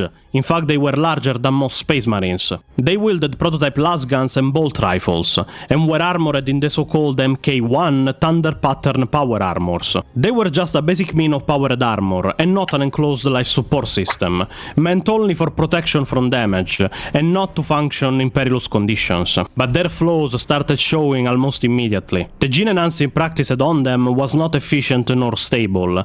It made them stronger, even than space marines, but it didn't prolong their lives extensively. In fact, giving them just a few more decades than a normal human. But even worse That's nice still. was the fact that by being created by such savage members of the human race, and the gene enhancing not being perfected, all of them became over time more and more sadistic, to the limit of being psychopaths. They were born on a planet where war was commonplace when they were human, and in wars they took part over and over when they were enhanced into being Thunder Warriors. This was clearly visible to the Emperor at the Battle of Gaduere, where 50,000 Frank light militia faced 5,000 Thunder Warriors armed with bolters and chainswords. The battle was pretty much closed in the opening volley. The militia, formed mostly by enraged and rebellious civilians, had underestimated the power of the Thunder Legion. And when their first lines were blasted apart by bolter fire, the battle was already over. They started running and screaming in terror as they tried to flee. It is then that the Thunder Warriors charged. They started killing and butchering everyone in their path. Those that tried to surrender or begged for mercy were also slaughtered. In less than an hour of the 50,000 strong militia, only a few survivors were left, missed by the Thunder Legion more by chance than spared. Brutal. When I woke. Okay, so does that mean combat is violent as fuck? It's actually disgusting. Does that mean that? Oh, sorry. Go ahead. No, go. You go ahead. Well, The Thunder Warriors. It just like makes me think. So like these guys were way more mean than regular Space Marines were, like of the modern time. Then. Oh yes. Yeah, Okay. the Thunder Warriors were pretty much completely and fucking mentally unstable. It is one of the reasons they were called. Yeah, like they were stronger and taller than regular Space Marines, but their mental instability made them insufficiently suited for a galaxy-spanning like campaign. Yeah, they pretty much were always on the verge of fucking going having a psychotic breakdown while they fought. So It was like an army of women. Yeah. Best that's case. why we need right there. that's why we need an army of femboys. They're a lot more stable. That's just Skitarii with extra That's cap. steps. That's just cap. That's just certain Skitarii models, man. There'd just be too many barracks bunnies at that point, though. Yeah, but they don't. But yeah, and this part that you're saying right now comes from a fan-made movie, which is The Last Church. But it is actually it comes directly from the novel, which is once again The Last Church.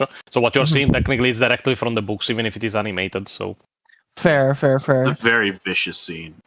Space Marine combat, like bolter rounds explode, like chainswords are the size of your torso. Like it's the visuals of like a Space Marine, like IRL. Like if they do a movie or even like the new TV show Amazon's doing.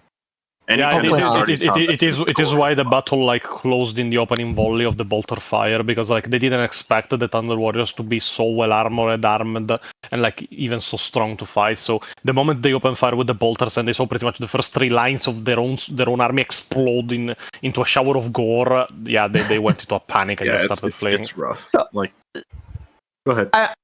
Where did like I'm okay? So the Emperor just shows up with like a legion of people. Where does he get these people from? He started his conquer pretty much alone and started taking like normal people from the everyday life on the planet and started enhancing them. So he pretty much started taking warriors from various tribes that were on the planet and other empires and just started augmenting them into the warriors that will become the Thunder Warriors, which is technically one of the reasons that the process is unstable, because while the Space Marines technically grow into their enhancements, because like the process of genetical modification and augmentation happens before they enter puberty and continues through puberty.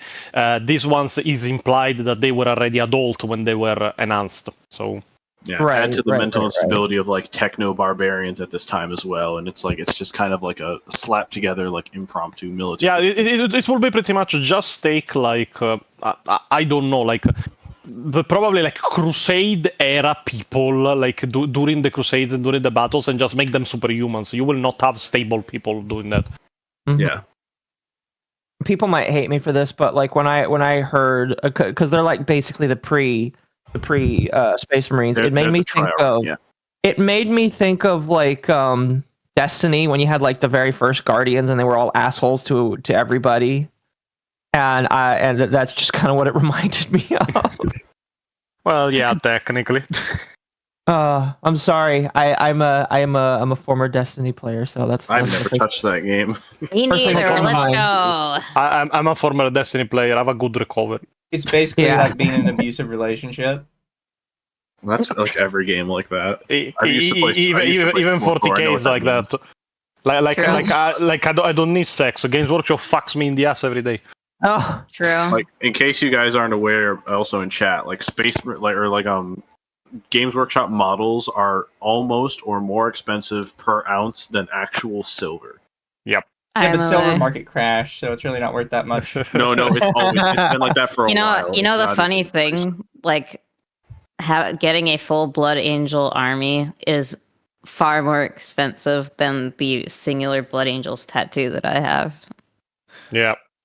And how much was the tattoo?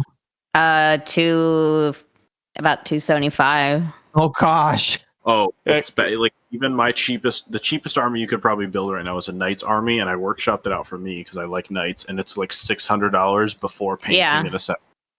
Quick question: were Thunder Warriors Proto Grey Knights? No, they weren't. It is a completely different concept. Yeah, the Grey Knights they have their own custom gene seed and everything. Like it's not even a comparison. The Grey Knights are pretty much a super specialized force of Space Marines. The Thunder Warriors were just warriors. This in the name. They were meat that he needed for his proto conquest. Yeah, That's what she said. No, she's because of chain swords in her head. I have a feeling that this movie is probably just going to be played through the entirety of the stream. So I'm going to hit a few super chats here, and if they have a couple questions, I'll make sure to ask them as well, and then we'll continue. Autumn, thank you for becoming a member and upgrading your membership. Mark's Man of 117B. Ponty, I believe the Skaven could easily be slotted into 40k as a new faction. What do you think? If they don't care about setting, then give me rats. I mean, to be honest, humanity is already the Skaven, so 40k, so there is I was going to say, I think we found Arch's alt account right there. Possible. Oh, goodness. Drogar for 5. It sucks how Titus is being treated like the second coming because Grandpa talked to him. So, I have to ask this while Pontius is here, because Pontius is the lore person. How long until we get, like, the cat people, the cat furries, as a... They're not actual cat people. The problem is that like what you see in the Felinids is the meme Felinids. It's not the canonical Felinids. Like the cat people, like the Khajiits that have different versions of them from the Elder Scrolls are not the ones you find in 40k. The ones you find in 40k are more nightmarish. Like if you literally like take the movie The Fly, but instead of using a fly, you use a cat. That's what comes out. Like you know what a Sphinx cat looks like? Like make a cat girl, but like a Sphinx. It's like it's gross. It's wrinkly. It's no. I've seen. Yeah, it is pretty much a giant humanoid cat. It is not. Furry. That sounds terrifying. Don't ask what they're eating in the campfire, by the way. Yeah. Just as horrifying as furries. Side note, let's not push it that far. VTuber model. Yes, we did see the free hate monger VTuber model. It looks amazing. We really want to see if we can get the hate mace separate because it's used for TTS, and then chat can make it say racist stuff, and we can just say it's parody. It's just a joke. It's just a meme. It's just parody. You can like, depending on the TTS. By the way, Mizu, you still need to remind me to help you out with that. You can actually customize it so it doesn't say racist things. Well, that's no fun. I might have to do that because I'm not in the mood to get banned. Yeah, I mean, like my TTS racist things with Warhammer things, like people that really annoy me. I call Slaneshi cultists because I can't say the other words that I really want to say. Change the slurs out for variations of Monkai. Yeah. Yeah, but never call a Monkai Chiron. At that point, you will get cancelled. Instantly banned.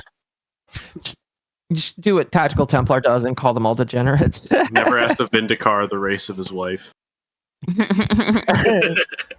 I'm just helping purify other bloodlines. Hey! Man, Mizu, we are similar. Internet Zen for 5. They did Orktober for orcs for 1 year and then do nothing for orcs for every Orktober after that. As an orc enjoyer, I am mildly salty about that. Yes, to be fair, orcs get all of the indie games, though. Yeah. Yeah. Like there was a humble bundle called Wogtober that had like literally 20 games in it. Yeah, and you know what? Amazing. They're all really good, and GW is squandering them. Actually, the one with your how is the shooter one with your shoot a blood and thief is actually extremely funny because there is a scene like where a boss fight is an Imperial Knight and he just starts it starts mouthing off names and you see the fucking like life bar and you see the name continue like endlessly of the knight that is linking it and you just see your main character slowly fall asleep by the board. This is actually a pretty funny game, even if it is not too long. Hold up, you're trying to tell me that GW squanders stuff with great potential?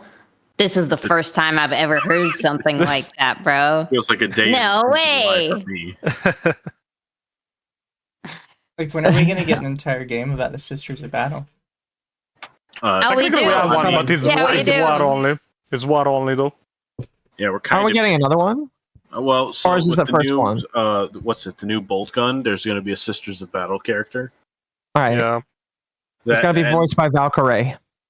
Well, they And tried. one to- VR one. Twitter tried to basically be like, "Oh my God, GW fans hate this new sister because they hate women," and literally everyone always is like, "Finally, we're getting some Sisters of Battle stuff. It's about fucking." I mean, my only gripe with it is that I would have wanted for her to get her own game, not just getting Bolt Gun 2 together with Kaido. What Yeah, about the I really just- shitty VR game? It's a Yeah. really shitty VR game. Yeah, I've Yeah, never seen but it anybody exists. that likes Warhammer say anything bad about the Sisters. Like, No. because the I am sisters a are sister. based, usually. I'm a Sisters of Silence simp, and the day the fuck I'm so upset. Here's the thing, the sisters bad are a was your lot of crash things. out? It was rough. It was rough when I was like, man, this was the coolest part of the trailer for of the fucking short for fucking Tides was the Sisters of Silence doing cool shit. Like the coolest part of the new Horus Heresy 3.0 release was the Sisters of Silence and Val. Oh God, I can't remember his name. It was the Captain General of the Custodies again. Valeric. They were having a conversation, and like her hand gestures, and shit, like her oh, it's cool. It's cool. I'm coping. Ignore me. All right, I'll read one more and then we'll continue. Censor Duck for 5 AUS, excuse me.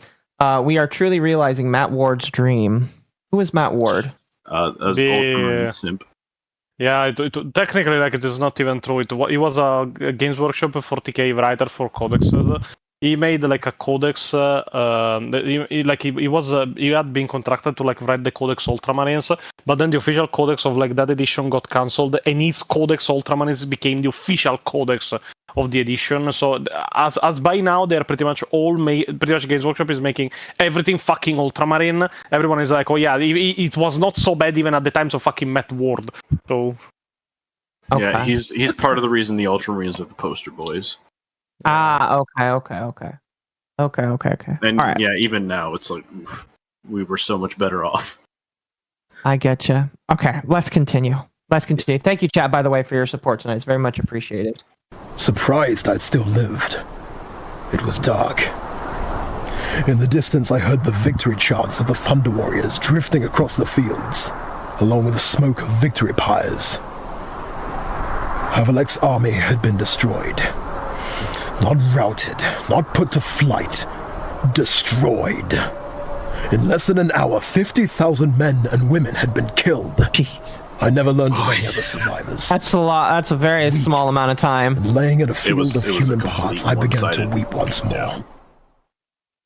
The Emperor saw that the It's like bringing a hose to an anthill. Yeah, the Battle of Gaduere was a fucking atrocity. yeah, and in the end, as we learn throughout the book, it was actually an unjustified battle because the entire battle came like against the tyranny of the Emperor because Avalax was like technically a convict was going to be executed for the homicide of like an Emperor representative in the city he was in. And like after that, the Battle of Gaduera, after like he pretty much beat the entire crowd in a frenzy and sent them against the Thunder Legion and the Emperor, it came out that he actually had done it. He had killed the representative and was being executed for Yeah, that. he was totally so guilty. Yes, so the entire battle was literally somebody that was going to get executed for a crime he did commit, getting another 50,000 people killed. For Unjustified. no reason other than try to save himself. And he failed epically. In fact, you want to know how bad it was. The first guy you saw, like in the part of the narration where I explained the Battle of Gaduera, get cut in half by a Thunder Warrior with a chainsaw. That was actually him. That was Avalax. That was the guy who started the whole fucking. Yeah. That was the guy. Oops. Nice. He got them so worked up that they had a relatively solid defensive position on a hill and they had solid flanks, but he got them so worked up and so pumped up that they just charged the Thunder Warriors. It's kind of like the Thunder Warriors was literally like the they were the force to kind of like put the iron fist of the Emperor all over the Terra during this point. Like no one could really stand up against them. However, it did not take like a day for them to take over in Terra. They took them multiple decades before they had full control over Terra. So it was not like the Unification War was long. The main problem was that still there was a lot of technology around that was from the Dark Age, so they were pretty much facing against people that had Dark Age of technology weapons while using fucking bullets and lasguns. It took time, but at least they did it. Techno-barbarian does not imply that they're necessarily savage. They're actually, like, imagine Mad Max but with laser guns. It's kind of what was happening. They won the civilization game eventually. Yeah. Fair enough. All right, let's continue. Thunder Warriors were unfit for his dream to conquer the galaxy at large. Too unstable, too unpredictable, with a very short lifespan, a flawed creation. And as Remembrancer Dolvar put it, alas for them, the warriors of caged thunder and with whom lightning smote. They've burned the brightest in glory, but burned brief. The Emperor was aware that a more stable and advanced permanent force was needed. So, even while the Thunder Warriors waged war in his name, he had gathered with him a team of savant and Jinvrites, some willing, some captives taken from his foes, and put them to work in the dungeons of his Terran fortress. In those vast underground laboratories, experiments were conducted on individuals chosen directly from the Emperor himself. It is here that the first Primarchs will be created, and from their genome, their own sons will be created, the Astartes, the first Space Marines. Into them went all the... Can I ask why he's got a dinosaur on his shoulder? Yeah, that's a salamander. It's one culture, of the... Culture. Yeah, it is a thing from like their own... from their own planet. Is one of the animals of the planet of Nocturne where Vulcan landed, and like hunting this beast is part of their own culture. So I see. So he was hunting giant dinosaurs. Pretty much giant lizards, yeah. And he kept winning. He was pretty good at it. Oh, it's good it's so good that he put one on his shoulder and said, "This is my stuff." I mean, to be honest, it is not new. Horus had like a mantle made from pretty much a wolf pelt that he got, and Sanguinius wore like a leopard pelt around his toga. So, like Lionel Johnson was hunting Calabite lions. Yeah, he has one as a pet. Or had. That's awesome. That's really cool. Great history. Huh? No, I was gonna say, like, yeah, it's actually a common thing in all the Primarchs, like Origins, where they hunt great beasts. It's pretty common with most of them. Lehman Russ had 2 giant, like, dire wolves as pets and shit. Oh, goodness. Lore of the Age of Strife, and the hard wisdoms gained through the successes and failures of the Thunder Warriors, who were their prototype, and the Emperor's own inimitable genius. These individuals were subjected to surgical, genetic, and psychological modification. With rigorous training and mental conditioning, they became not only immensely strong and tough, but iron-willed and disciplined. An unstoppable force whose loyalty to the Emperor was unflinching. The Thunder Warriors will fight the wars of the Emperor while he created the Astartes and his own personal warriors in the Custodians. They were not aware that they were just a tool for the Emperor, to be used and discarded when their duty was done. Testimony of the time speaks of the Emperor using the most blazing battle tactics to trim down the number of Thunder Warriors battle after battle, until their final battle on Mount Ararat. The legends speaking of a final charge of the Thunder Warriors against the enemies of the Emperor to the fortress on the mountain. And after a violent battle, the last Thunder Warrior reached the peak of the fortress, planting the banner of the Emperor on it, before succumbing to his injuries, and with him, the Thunder Warriors were extinct. But the truth is completely different than the legend built up around it. In fact, there were witnesses to the last charge of the Thunder Warriors that narrate a completely different tale. Branded all as one, tales and theories beyond count surround the Thunder Warriors and their sudden disappearance from the Imperium's history, most being fabrications and sophistry of the worst kind, though a few warrant further regard. One such tale in particular is of note. A tale told among the nomadic tribes that inhabit the wastelands around Mount Ararat, and speaks not only of the Thunder Warriors, but also of an army, clad all in grey, dark as the clouds of a storm, and branded all as one. These warriors, so say the hill nomads, awaited the return of the few surviving Thunder Warriors, exhausted by their victory, and rather than giving salute to their valor, cut them down in a thunderous volley of bolt and plasma. This tale is far different from the heroic tale told by remembrances to mark the end of the Wars of Unity, but in keeping with the brutal necessities of the Emperor's far-reaching plans. It is possible that the warriors branded all as one could be the First Legion, who all bore the sigil of their numeration bold upon their plate, for battles of that legion were oft removed from Imperial record, the details expunged and forgotten. Actual proof, however, does not exist. Not even in the archives of the Imperial Palace. Yet, several anecdotes from the latter years of the Great Crusade do seem to support the theory, all related to a near-obsessive preoccupation with the hunting down and destruction of those few renegade Thunder Warriors that survived and fled Terra, over and above the standing orders of the Imperial Court to suppress all such renegades. On at least 3 occasions, fleets of the First Legions have altered course in order to engage and destroy Thunder Warrior survivors, often making wide detours based on simple rumors of such activity. Such an obsession is notable for an otherwise stoic legion, and will seem to hint at a more personal interest in the resolution of any encounter with surviving Thunder Warriors, perhaps even a sense of shame in having allowed any to escape some previous engagement. Given the renowned secrecy of the First Legion and the frequency with which their campaigns and deeds are obfuscated by Imperial decree, it is unlikely that the truth of this matter will ever be known. The Thunder Warriors were culled to make space for the Legiones Astartes, the Space Marines, the true perfected weapon the Emperor created to conquer the galaxy. And with So here's my question: you had to get rid of the previous guys to make way for the new guys. I'm assuming that didn't happen quietly or easily. There were still survivors like years after. Yeah, technically there was even a survivor that managed to like convince an arbitrator later on in the story to actually like go to the custodians and actually arrest them for the homicide of the Thunder Warriors. She actually ended up facing Constantin Valdor, the Captain General of the Adeptus Custodians, and she accused him openly like of betraying the Imperium of Men and the Thunder Warriors and pretty much being guilty of premeditated homicide against servants of the Imperium. And he was like, "Lol, lemao," and cut her down directly. Yeah, it was like Space Jesus told me to do this. You have literally no authority to convince me of anything. Yeah, and he even executed one of the last survivors on Terra, like during the story, because he led like a revolt directly to the Imperial Palace because there was still some Thunder Warriors on Terra. And like, yeah, generally the point was the story they built around it is that they died in the ultimate sacrifice to reunite humanity and reunite Terra.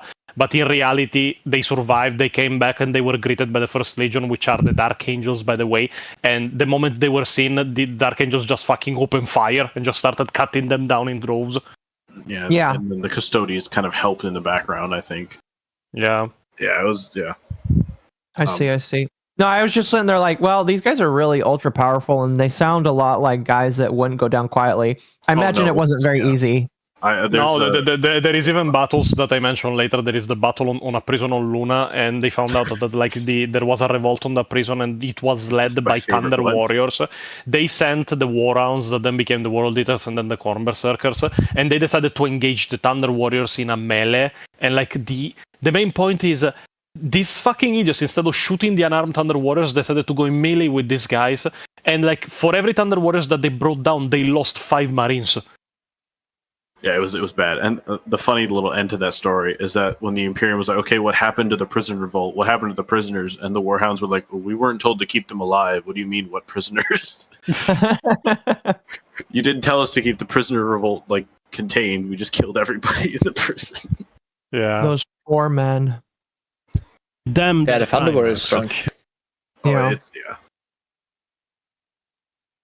I'm just like, that's a whole story in itself that I would love to read. It's just like, hey, just a whole book on just like, we got to go kill a whole bunch of people that we don't need anymore. Fortunately, there isn't really that much. There isn't really that much more lore to it than what I explained. We don't have like a first-hand like view into what happened. Like the best we see of the Thunder Warriors are literally in the Book of the Last Church, and it is mainly a book centered around the ideology of the Emperor of Mankind. So. Yeah. That's fair. That's fair. It's like, hey, we know you showed up. We have your replacement. Here's your pink slip. It's a gun. Yeah. Goodbye. Pension? No, we don't. No, we don't do that here. Just go through that door and you'll get your You'll get your health insurance. Retirement plan. I'm sorry, we don't have money. I like the meme your of retirement the Thunder plan Warriors. is Canadian health I was care. about to make the joke. We're making Canada great again in the 41st millennium. No, I like the meme where they basically had like, they pull all of Thunder Warriors to get around this canyon. It's like, what are we getting around for? Special occasion. And then one Thunder Warrior says, "Oh my god, Emperor, remember my birthday." It's like, that's gonna be it. No, but generally, like, the main point is that the Emperor wanted something that was more of a surgical scalpel when he went to wars, so something extremely disciplined, extremely precise, extremely, like, competent at their job, while the Thunder Warriors were more like a fucking hammer. You throw them against an enemy until the enemy dies. Yeah, the Space Marines, like, and this is something 40k writers don't do very well. Space Marines are not supposed to be the main battle line of a force. They're supposed to be the spear to the spearhead to the spear. Yeah, they're technically to be used like spec ops troops, to the point that mainly the task of the Space Marines is literally like cripple advances, destroy supply lines, cut down like commanders, take out a specific structures. Shield generator. Like, opening the way for normal soldiers in a way that non-normal soldier couldn't, because it would be too dangerous and it would probably be dead. It is what they're used for. Yeah, I've kind of. The way I've understood it is because I was playing a bit of Space Marine 2, and granted I need to play more of that probably not next week, after I move.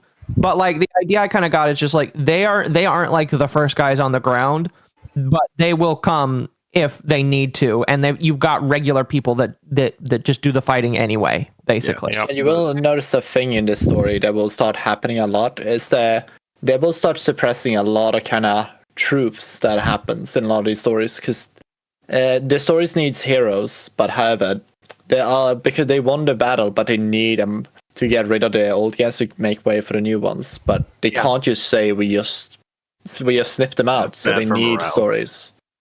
Yeah, like the Imperial Guard are the spear shaft. The Space Marines are the spear tip. Yeah, is the best way to put it. You can't have one without the other. Right.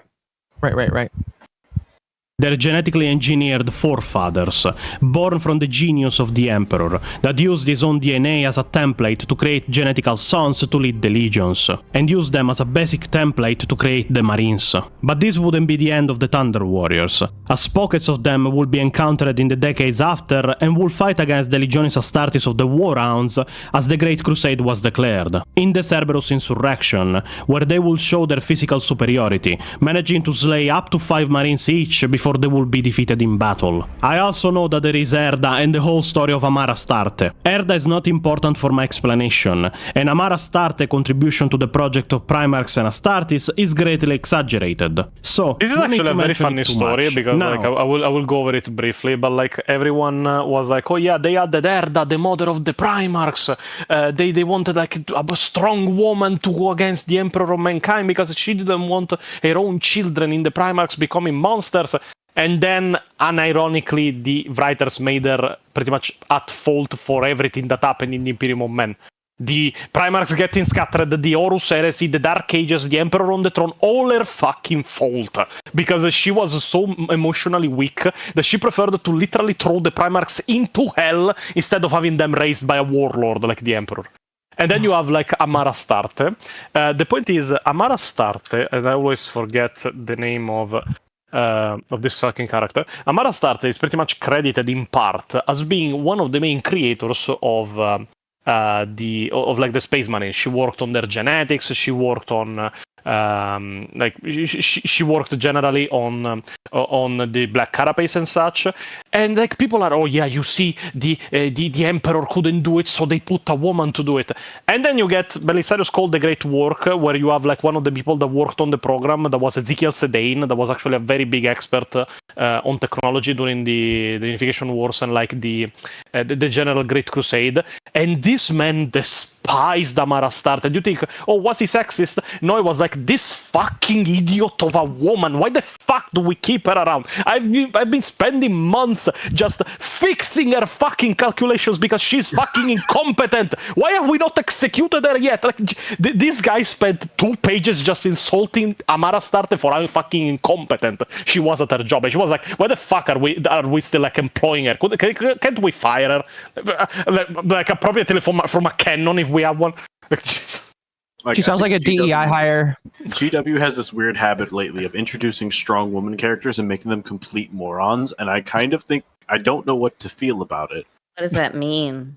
What did they mean by this? Noticing is bad, Saturn. Do not notice. I was like dying. I hated the book of the Great Work, but the parts of Ezekiel Sedain just unloading on how fucking stupid Amara Astarte is was the funniest part of the book. That is incredibly funny. I love that so much. What does this mean, chat? What is GW trying to say? Saying something. Anyway, let's continue. We can finally move to the historical creation and use of the Space Marines.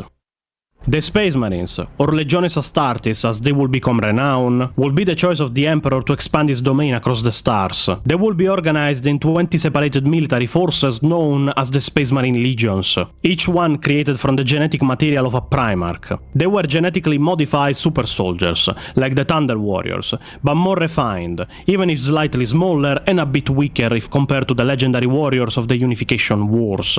These warriors were to be commanded by their own Primarchs, but this became impossible when before the Great Crusade to expand the supremacy of humanity into the galaxy was declared, a warp portal opened in the laboratory of the Emperor where the gestation pods of the Primarchs were located, teleporting them into the warp by the will of the four gods of chaos This was that Erda's wanted to doing. disrupt the That's plans what of I the mentioned. Emperor. Huh? She took down the field. I can't remember what it was. She exactly. Yeah, she took down a Gellerfield generator, which was the Gellerfield generators pretty much project a bubble of reality that isolates something from the warp. She turned it off, and when she turned it off, the Chaos Gods just opened a portal and teleported the fucking kid Primarchs into the warp. So yeah, I see. It was really, really stupid. Again, what does this mean, chat? Oh no, I don't want my soldiers raised by a warlord. I think hell will be better. Could you imagine how Conrad Kurz would feel if he learned this? Oh, even Angron, even just Angron. Oh, Angron too, but like Conrad in particular would be unbelievably like, oh, that would be funny as shit. Poor Conrad, I feel so bad. I think he would say sorry to his dad. Oh. Alright, let's continue. Emperor of mankind of conquering the stars, and when they re-entered real space, they became scattered at random across the galaxy, leaving the legions without their designated commanders, and the Legiones Astartes without their gene fathers. What's a chaos god? Who taught Bobby about the vile trepidations of the archenemy? The only way to find them was departing Terra and starting to conquer the galaxy, in the hope of finding all of the missing Primarchs along the way. This will mean that the legions will start developing their own traditions and doctrines, even if their connection with their Primarchs always stayed visible, as the legionaries inherited both physical and psychological traits of their own Primarchs, that when found were usually the perfect commanders for their own legions. Are we going to ignore the fact that the Warhounds that became the World Eaters despised Angron as much as Angron despised them? And the fact that the general consensus in the Night Lords was that their own Primarchs sucked. Those are explanations not relevant to the video. And are we going to talk of the fact that removing the two of the Primarchs will go missing, and that we explored and explained them in the video of the Rangdan Xenocide, counting them, plus Omegon, plus the Angel that was technically a prototype Primarch, there are 22 Primarchs in total? We're trying to keep things simple for new people in this video. I think we just talked about that in the beginning of this stream, didn't we? Yeah. For consistency's sake, there's 18. Or 20. Technically 22. Yeah. Depends if you're loyalist or not. I see. If I must suffer the burden of this knowledge, they shall too. The legions will quickly become the pivotal force in the expansion of human territory around the galaxy, their numbers swelling from a few hundred marines to tens of thousands as the decades of endless war went on, reuniting with their Primarchs as they were rediscovered, some a perfect fit for their own sons, like the case of Vulcan and the Salamanders, some needing their Primarchs to intervene to change the ways of their warriors, like in the case of the Revenant Legion and Sanguinius, that after being reunited with them found themselves surrounded by crazed and bloody berserkers workers that didn't match him in the slightest, and influencing them to change their ways to make them noble warriors that he would proudly call sons, renaming them as the Blood Angels. But now that we know the general historical background of the Astartes, That's what you like, right, Saturn? Yeah, shit, I got it tattooed on my arm. I'm in for life, baby. she has base tastes. Let me tell you that. Saturn's Oshi is on screen. I've literally got a framed portrait of the devastation of Baal in my dining room. Let's go, bro. I actually have the collector edition of the Requiem for Sanguinius from Displate, the poster that they made only 1,000 of. So where do you live? Saturn's about to go. I will not tell you. I live in Italy. I like the display. You know, I just need to see it. I'll give it back. Pontius I think I have like number 327. I'll send a picture for those that don't know what this display is. Like as a big Dante and 40K and Blood Angel fan, I bought it, and it is this one. I'll just take a picture, print it out on a little piece of printer paper, and put it on the wall. So good. Pontius is texting Pio right now. Be like, Pio, get all the landmines you can and put them We need them around the house. We need them around the house. Yeah. I don't care if Skinwalker goes to Italy on a mission. Saturn declares an unexpected vacation this week. I like that. Keep both eyes open, Pia. Yeah, Sanguinius was also known as the Great Angel because his mutation was that he had angelic wings. Literally giant angel wings. Yeah, and he could fly, so... Oh, jeez, that's dangerous. Yep. This guy was so powerful that during the Horus Heresy and the Siege of Terra, he one-shotted a fucking Warlord Titan. He charged at a Warlord Titan in melee and managed to decapitate it, so... He punched a gun to translate. So for those unaware, a Warlord Titan is a 50-meter tall, from time to time, 50-meter tall, just no, mecha. that is technically the Imperator. The official like... Pontius, you can look me dead in the eye and tell me the real size. You know the real size of any of the Titans. Yeah. Technically, officially, it is 32 meters, the Warlord. The Imperator is technically 50, but if you look in the books, it is all over the place, and if you look in the artworks, it is even more over the place. Technically, like in the books of the Siege of Terra, there is one section in Mortis where it mentions that like an Imperator Titan is like a quarter of the height of the Saturnine wall, but the Saturnine wall is 1 kilometer high, so that means 250 meters. So okay. Yeah, it's kind of something in the Space Marine game. There's a Imperator Titan just leaning against the mountainside, and it's people check the the model size on it, and it's it's way too big. Yeah. Basically, he looked at a Gundam and was like, I can beat him in a fight. Let me tell you this much, Akko and Mizu. GW don't know numbers, but they also don't know numbers when it comes to height or size. The scaling is not consistent. Like from warfare to like what damage is what, it's very inconsistent. That happens when you have 37 writers and like 30 of them are idiots. So true. And they have 30 writers. Need to pare down your writers. It sounds like. Cooks in a kitchen, too many cooks in the kitchen, but each cook is like cooking the same pot of stew. Yeah. And then 30 of them are cooking crack. Yeah, stop trying to At the same time, yeah. Sorry. What? What, Mizu? What say, Mizu? Nothing. I'm talking to my chat. Oh, behave, chat. We're talking about Warhammer, not whatever you're talking about. They call me Q in the chat. Thank you. That's pretty gay, but alright.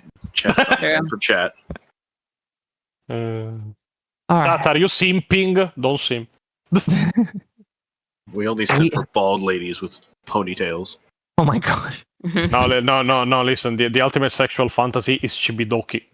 She cannot even look at you straight, but you know you want it.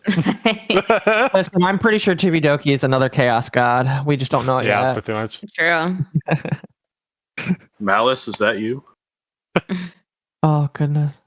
Because trust me, I gave only the extremely condensed rundown of their history and the events surrounding their creation. The important question arises, what exactly is a Space Marine, and how is one created? Alright, everyone get your notebooks Now, out. as I already explained, the Legionis Astartes, or the Space Marines in more colloquial language... I'm totally ready. I did not take science at all during school, so I'm totally ready for this. You want to, unironically, this is my flavor of autism I love. It's like, this is how the starship works. It's like, I want the science, I want the data.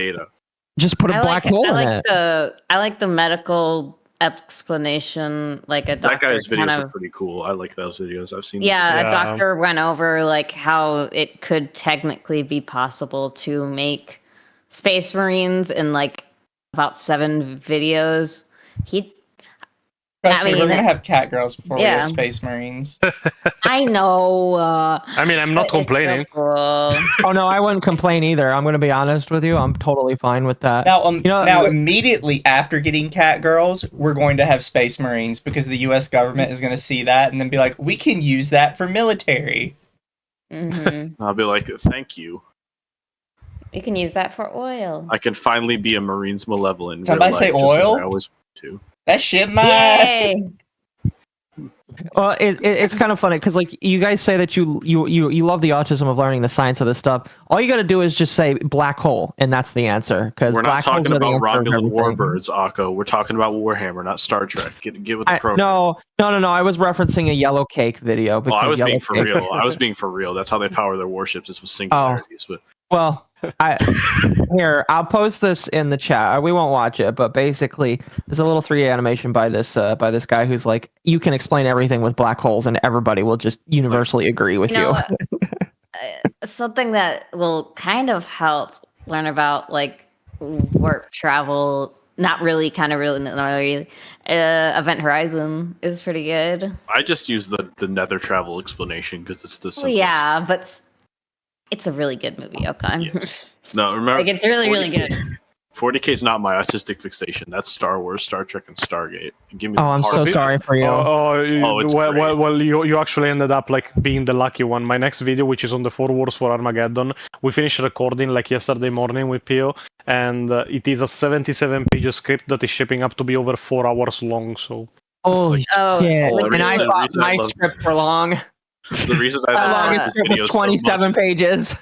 This is why I like the Siege of Rex from Arch so much. He's like, this is the exact size of this troop regiment, and I'm like, oh, inject that shit into my veins. Yeah, well, one thing we did that nobody else ever did before is that for the Third War for Armageddon, we actually researched every single event and put them in chronological order, which is something that nobody had ever done in an explanation ever. So everything you will see in the video is literally in the order in which it happens. Like we have the dates, and we will explain the battles that happen in those days. So. Oh, check music in my veins. Pontius, have you seen Event Horizon, and what do you think of it? Yeah, it is an interesting movie, yeah. But like for the fact of warp travel, yeah, it is partially how it will work. But at the same time, the movie by itself portrays probably like the most unrealistic part of it, because I don't think the demons in the warp, if they invade your fucking ship, will keep you alive to torture you. They will just kill you. This is what happens usually. Mm-hmm. But it's like kind of the thing where it's like kind of, not really, kind of, not really kind of thing. Yeah. No, it is a good explanation for how things will go. Gladly, we have Geller fields, which are the ones used on spaceships to avoid the Event Horizon. So. I think I've seen part of the director commentary where it said, like, yeah, we were thinking, like, what would happen when humans went in the warp for the first time without the shield. Or the fields, sorry. They said it weird. But yeah, without it, you know? And then it's like, oh wait, everybody has a horrible time and excruciating pain, screaming, dying, help, please, I'm dying. EJ, depends on which ones. Technically, we are covering the 4 wars, but like many people are like, wait, there is a 4th one, and technically that is before all others. But you will learn once you watch the video. The first one was long before. The second one was a few centuries before. The 3rd war, which was technically the second war, the first war against Gaskul, was in pretty much in the 900s. It was just slightly after the Badab, like a few decades. And then you have the 3rd war, which was 998. By that point, Badab was almost a century old. So cool. Okay, let's continue. are transhuman super soldiers. But now we will talk about what makes them so in detail. And for that, we have to make two important distinctions that you have to keep in mind. We are going to talk first of the Astartes that form the legions, and move afterwards to those that now form the chapters of Space Marines, as they are two different things. And also that we will talk first of the firstborn breed of Astartes, and then of the Primaris breed of Astartes, as they too are different things. Hope everything is clear, let's start. A Space Marine of the Astartes is transformed from a human into a super soldier by a threefold process of genetic manipulation, surgical augmentation, and psycho-conditioning that takes place over a number of years, and during the course of the chosen subject's adolescence. So yes, you heard me right. The Space Marines recruit from young boys or teens to create their super soldiers. That the process is conducted while the subject body is undergoing maturation represents the highest chance of survivability and lowest chance of tissue rejection for the new organs that will be implanted in his body. And while at least partial enhancements with adult humans was an option, and it was actually attempted and completed on a number of subjects, namely the adoptive father of Primarch Lionel Johnson, Luther of Caliban, it is extremely dangerous and often unpredictable in results. The process by which Space Marines are created relies inherently on the hormonal and biological makeup of the human male. Feel free to quote me on that. The Horus Heresy Book 1 Betrayal, page 28. Meaning that only males can be subjected to the transformation, and in I know we already talked about how many books there are. I just find it funny that you have to mention it's book 1, page 28. It's mentioned in a bunch of other places, but there's... Yeah, it is mentioned everywhere, but this is like the first black book of the Horus Heresy, so it is a codex technically. Yeah, like it's expressly related to human, like to male zygotes. Like you can't, it just doesn't. No. If you implant them into a woman, it just kills her. It just doesn't work. Yeah. Yeah. Well, you know, unless they decide they want more Reddit updates or whatever. It will unironically kill 40k if they do that. Yeah. I mean... Okay, and maybe this is a conversation for another day, but at this point, do you think that a lot of the actual big fans that have been in it for a while would really care, or do you think they just carry on without caring what GW does? They've already been trying to kill the old fans. Yeah, they will care a lot, and they at that point will leave, because like at that point that is the death sentence of the universe. You are pretty much invalidating the entire lore of a faction that has been standing for over 30 years just for brownie points from Reddit.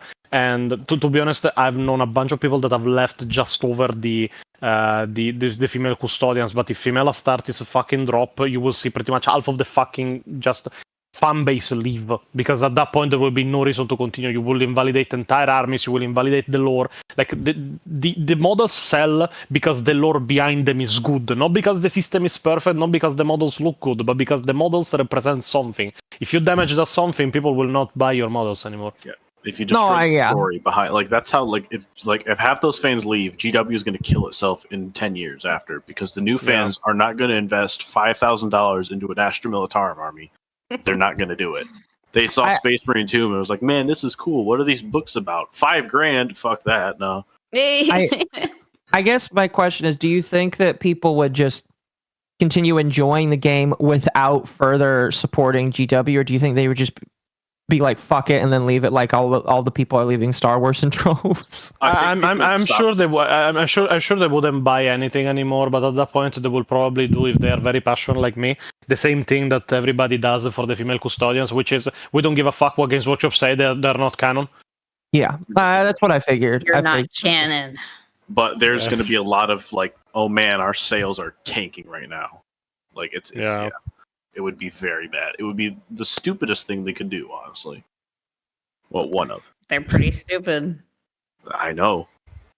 I'm gonna be honest with you. Companies, in my personal opinion, just haven't learned yet. So, and I mean, I don't want it to happen. I genuinely think that's stupid, but I am like worried that like companies just don't give a shit. I mean, to be honest, with the recent like stuff that has been coming out, because there is a lot of rumors around Ubisoft.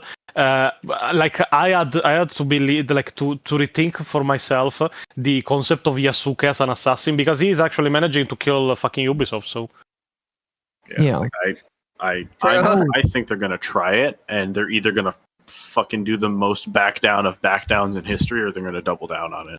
I actually don't think Yasuke would have killed Ubisoft if they didn't triple down on it so hard. Yeah. Oh god, like there's Speaking- so much wrong with him. Like even just in the game, it's like, man, this is just incredibly offensive. Speaking of Ubisoft, they hard halted their trading. Have we like heard why they hard halted their trading? It's kinda up in the air. It could, there is various theories, but one of the reasons usually that happens is because there is catastrophic news about the company that need like discussing and then divulging. Generally, because it means that the company is going to go bankrupt. Yeah, like we need to call in all the stockholders now. Yeah. Yeah. That's kind of what I'm thinking. I kind of hope that we hear something soon because I'm just like, I think The somebody's most gonna buy likely them. theory based on pattern is bankruptcy, but there's no hard evidence to anything yet. right. I mean, I hope so. It's the most likely reason that companies usually do that kind of thing.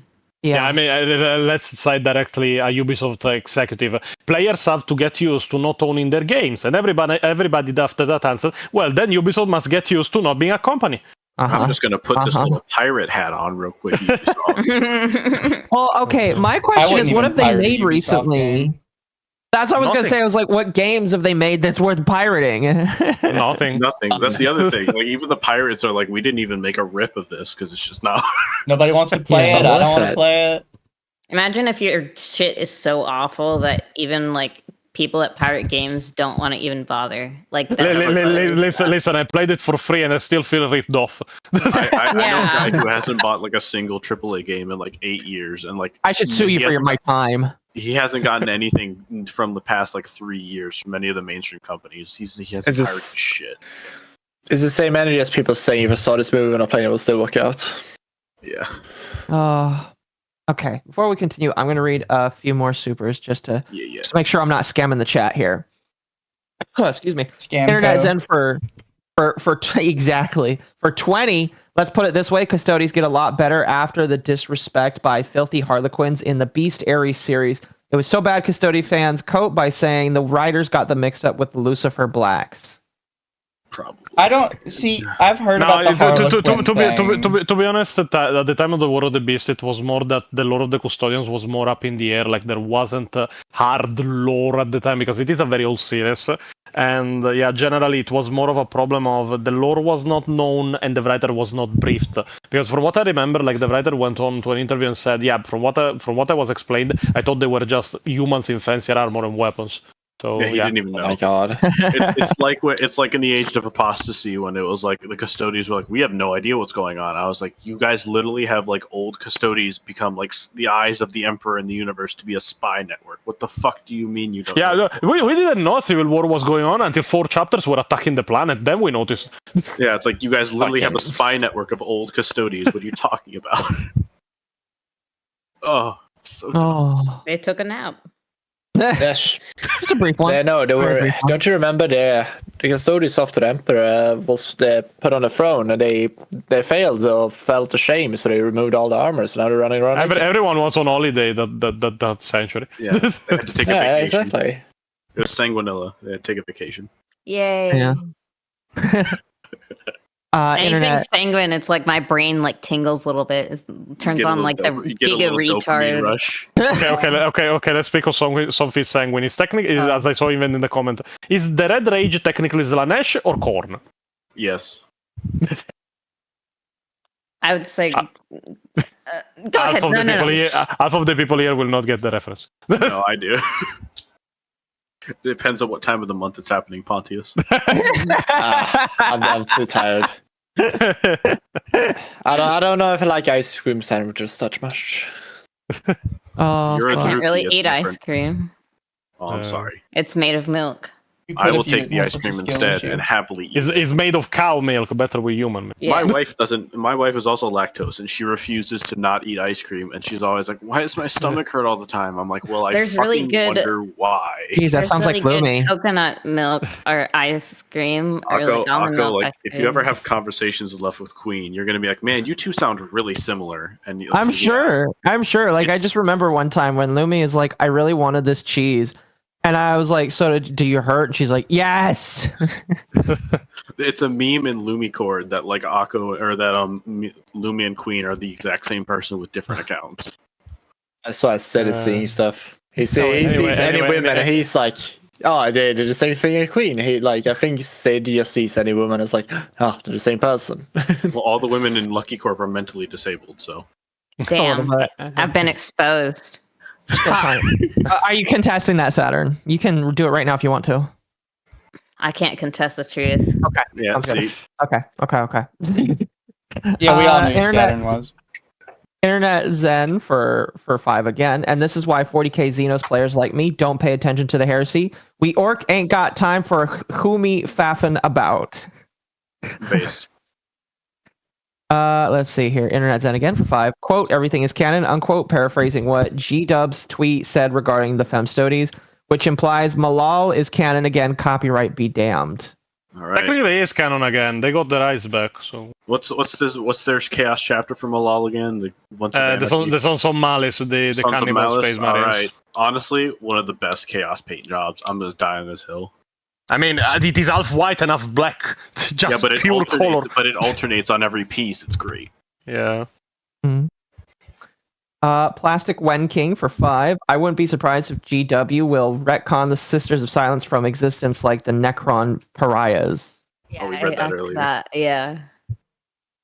I got excited by the question. I'm sorry. Calm down. Keep it in your You're pants. not beating the mentally disabled as allegations, Saturn. Oh. Oops. Internet Zen asks, they got the rights back from Malal? Based. Yeah, you'll learn real quick, Akko and Mizu. GW loves abusing copyright for other people, except for when it comes to their own properties. If you ever look up in our buddies, it's just Judge Dredd. Yeah. Mhm. Interesting. Oh, God. Like the entire Imperium is based on like a lot of different type of. There's a lot of Dune. If you ever read the Dune books, you're gonna be like, man, this is really similar. I just remembered something pretty bad. In the Dark Tide game, there's like this like thing where the Arbites, like where your dog can like do a EMP field, and somebody named their fucking dog Kaya. Oh my god. Yeah, that's about right. And then my friend that plays Arbites named his dog Body Camera Off. Cyber Mastiffs are cool, though. I can understand that. They're cool. Oh, that's evil. I love it though. All right, a few more here. Internet Zen again for 5. Quote, you will obey me. I am the voice of the Emperor. Unquote, the Inquisition called. They want their entire shtick back from that girl boss Femstoties. Yeah. Weird for 2. Australian. Hey, Pontius tried to do old 40k first edition lore. I always read all the Arbiter editions when I always read like all the editions when we make videos. The point is usually if it is retconned, I don't have a reason to mention it. So Yeah, we're not Arbiter Ian. Come on.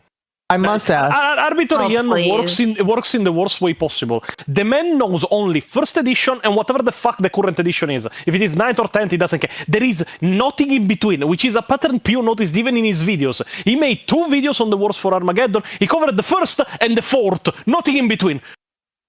This man knows a beginning and an end, but not a middle. It's mind-boggling. I've seen a couple of videos independently, and I'm like, dude, it's true. He doesn't just know anything else. I can't believe you just rage baited the fuck out of our guest like that. Oh no, I've seen all the Lawyer Destroyers. I know how we feel about Arbiter Ian. Yeah, I know. yeah, You do know. You just admitted you do know. So you did do it with your intent. Yeah, because we are in complete agreement. So you rage bait everybody, even yourself. Yes. Wow. Yes. You sicko. I am an agent of chaos. You can't control me. I don't even know what I'm going to do next. Last one, and then we'll get back to the video. Cam Dune for 5. Hey, Pontius, tell them about the spear, the back pariah. I never actually read the entire story of the spear, but I know that is like fake one of the first assassins that was actually sent calm down.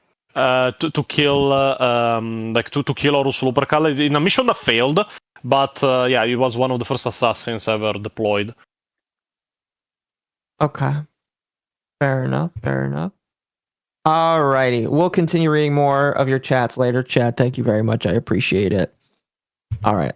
We are 19 minutes in. By the way, I mentioned there is probably a low chance that unless I sit here for 6 hours, we're going to go through the whole thing. But that's okay. I don't think there will be many interruptions in the middle because like The middle of the video is pretty much the scientific explanation, and there isn't much to discuss there that isn't explained in the video. Once we get the organs, Yeah, the final part instead is where most of the discussion will happen, because it is the philosophical discussion on what a space marine is in spirit and not only in body. So fair. We'll see. Yeah. We'll see. Listen, there's enough autism here that it could still happen. I was like, I'm gonna fuck it up, bro. I know. I just felt the Shaggy meme of Akko sitting there saying, "Are you challenging me?" fucking Pontius mentioned the assassins. I was about to rant about how stupid stalker bolters are. Fucking gas cartridge bullshit. All right, we'll continue. Practice, only a small percentage of potential candidates will for one reason or another be regarded as suitable, either because of genetics, environmental, or psychological factors. The process of augmentation sees 19 additional organs being implanted into their bodies as the subject's body matures. These 19 organs are implanted in the same order I will explain them in, and they all have specific functions in the body of a space marine. The first organ to be implanted in the body of an aspirant is a secondary heart. It helps regulating the blood supply and enhances the cardiovascular performance. Space marines are huge. To keep their organism optimal, they need an augmented blood flow. It is a self-sufficient implant that also helps the marine survive in case his other heart is damaged or destroyed. And ironically, my head is just thinking, okay, like how does that? I would have to see a diagram of how that works. Because I know how blood flow works in the body. Like, how does a second heart like slot in there and work? Well, they're also physically larger, so you need more blood. Yeah, the moment that you need more blood supply, like the secondary heart is not always beating. It is only moments of stress that it starts beating. Yeah, they can start and stop it, and it's also a backup. It's like a backup battery. I mean, yeah, pretty much. Yeah. Help oxygen intake in low oxygen environments. The second organ to be implanted is the osmodula. This is what boosts the size and strength of the skeleton of a marine. It is what gives them their stature and physique. It is a small and complex tubular organ that secretes hormones that affect the ossification of the skeleton and encourages the forming of bone growths to absorb ceramic-based chemicals that are laced into a marine's diet.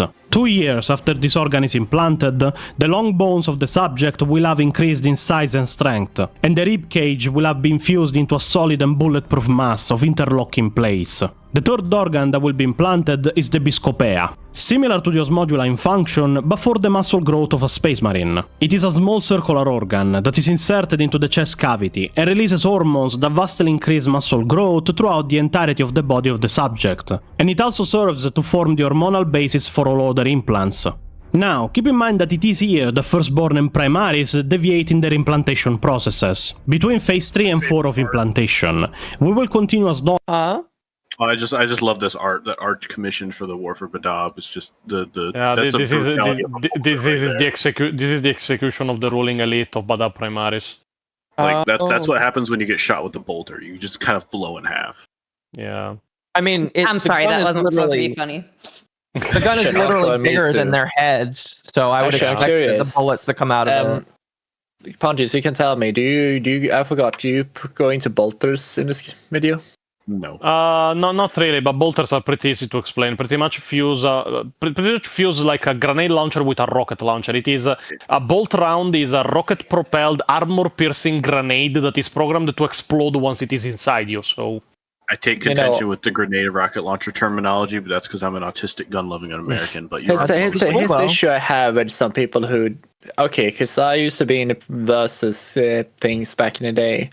And the issue I have with some people who mentioned that bolter can't pierce a lot of things, and that's because they're forgetting that the bolter is supposed to pierce to one layer and then explode and detonate. Yeah, it's not supposed to. And even then, they still have armor piercing versions that are made to pierce even heavier armor. They even have technically like virus versions, the ones that are made for Tyranids that release a virus in their body. I think it's their Hellfire rounds. I think.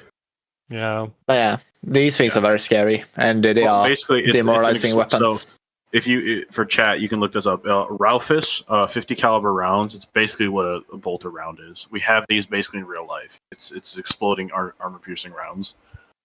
Yeah, but you can't shoot that off of just your arm. You would need to have that come out of a... Oh, no. So this is something I contend with, like, people who seem to not know anything about firearms. Like, you could... Like, it would fly out your hand. It's not going to break your arm. That's not how recoil works. Well, yeah. I know that's not how it works. It's just like it Like It's not staying in your hand, is what I'm saying. I'd imagined if like a human picked up a Space Marine bolter. First off, he couldn't shoot it because it's DNA locked, but otherwise, like it would just like put him on his ass and probably fly out. And even then, good luck lifting it. The bolt pistol is as big as the fucking torso of a man. Let alone a bolt rifle. That is a pistol version of a bolt. Yeah, I'm like looking at this right here. This man right here is like half. This gun is like half of his like. Oh yeah, it's body. And if you get a bolter rifle, I doubt they can even lift it, let alone fire it. But I hate the people who sit there and go, "Oh, if you shot a Space Marine, it would shatter your arms." Like that's not how recoil works. It would fly out your hands before it broke your arms. You fucking Californian. Oh god, that's not how guns work. I hate bolters kind of too. Bolter rounds are dumb, but let's continue. EJ, no, you don't need codexes to learn the lore. The lore is the same pretty much everywhere. The point of studying different sources is to see if there is discrepancies and to learn the true lore, but the majority of the lore is the same everywhere, so... Yeah. I mean, that's what I thought, but I've heard that if you don't read the codexes, you're not a real fan. I have been told that because I don't play the game, I'm not a real fan either, so... Yeah, there's many things that make you not a real fan. You don't like film stories, you're not a real fan. You're ancient history, old man. Yeah, but yeah. The Chuds. Exactly. Nice try, Chud. They're not grenades, they're just armor-piercing exploding bullets, but the bullets are like huge, like 75 caliber. They're not grenades. It's not what that word means. That's cool. I want one just to say I have one then. True. Artemis Cartoon would like to ask, is rage baiting yourself the same as self-pegging? I don't think that's how. I don't think that self-pegging is just called masturbation. I think you're overcomplicating these words. I don't ask Atari that question. Yeah, Atari. Why me? Hey. You're asking. You're the Druki. You're the Druki, Atari. You would know. I played the 5th. You don't have rights. You're an alien. Also, you're Swedish. The fuck? Well, Exactly. I said You don't aliens. have rights. Calm down. Yeah. You just have cardboard furniture. That's mean. But IKEA is better than that. Come on now. I know. Okay, listen. I will remember when I was a missionary. I had some other elders that came over, and they saw a chair that like folded up, and they're like, "Oh, do you got one of those IKEA cardboard chairs that fold open?" It's like that's literally how IKEA furniture looks sometimes. Answering monstrosity in chat. No, they're not. They're not like tank rounds. Basically, bolter rounds. They have an armor piercing tip. And then a mass reactive like sci-fi sensor thing, basically, to detect that it's hitting an object. So it punches through armor, and then after a few inches inside the target, it explodes. Yeah, it is mainly like supposed to rip you apart from the inside. It is not trying to kill you from the outside. No, there are like vengeance. Yeah. What the fuck? In his dreams, but yes. Well, you said when it's a few inches inside, it explodes. Leave my dreams alone. Oh yeah, that's true. there are dedicated like anti-armor rounds, like vengeance rounds from the heresy that they remove most of the explosive part for just like depleted uranium. But yeah, That's amazing. All right, let's continue. Bolter Normal for now, for a firstborn, and explain the difference later. But keep in mind that this is where the differences begin. Also, if you want to know in detail what a primaris is, check out our video titled The Primaris Mistake. We explain it there. The fourth organ to be implanted is the amastramen. This organ enhances the blood composition and efficiency of a space marine. It is implanted into the main circulatory system, and this tiny implant not only increases the hemoglobin content of the subject's blood, making it more efficient at carrying oxygen around the body, but it also makes the blood of a marine a bright red, and serves to monitor and control the functionality of the osmodula and biscopea. The fifth is the Lara mens organ. This organ enhances the growth of scar tissue over wounds, making marines heal almost instantly from minor wounds. It is a liver-shaped organ about the size of a golf ball. It is placed within the chest cavity and connected to the circulatory system. The cells this organ produces are released into the bloodstream if the recipient is wounded. They attach themselves to the white blood cells in the blood and are carried to the site of the wound, where on contact with air they form a near-instant patch of scar tissue, acting like platelets, but better. Wait, then why the minor wounds Karabukun was suffering during the duel against Luftiurun were not healing? There is a reason, and I am investigating it. We might use it as a joke, but like when I covered the missing Primarchs, I noticed something, and I am investigating it. So an epilogue to the Badab War is entirely possible if I find something out. The sixth organ Little comment, implanted into the this body of a actually marine. happened. This turned into this actually happened. This turned into Badab War Part 5, which is the epilogue to the Badab War. Oh. Oh boy. Yeah. Chaos bullshit is the TLDR. Yeah. Damn. I should have known.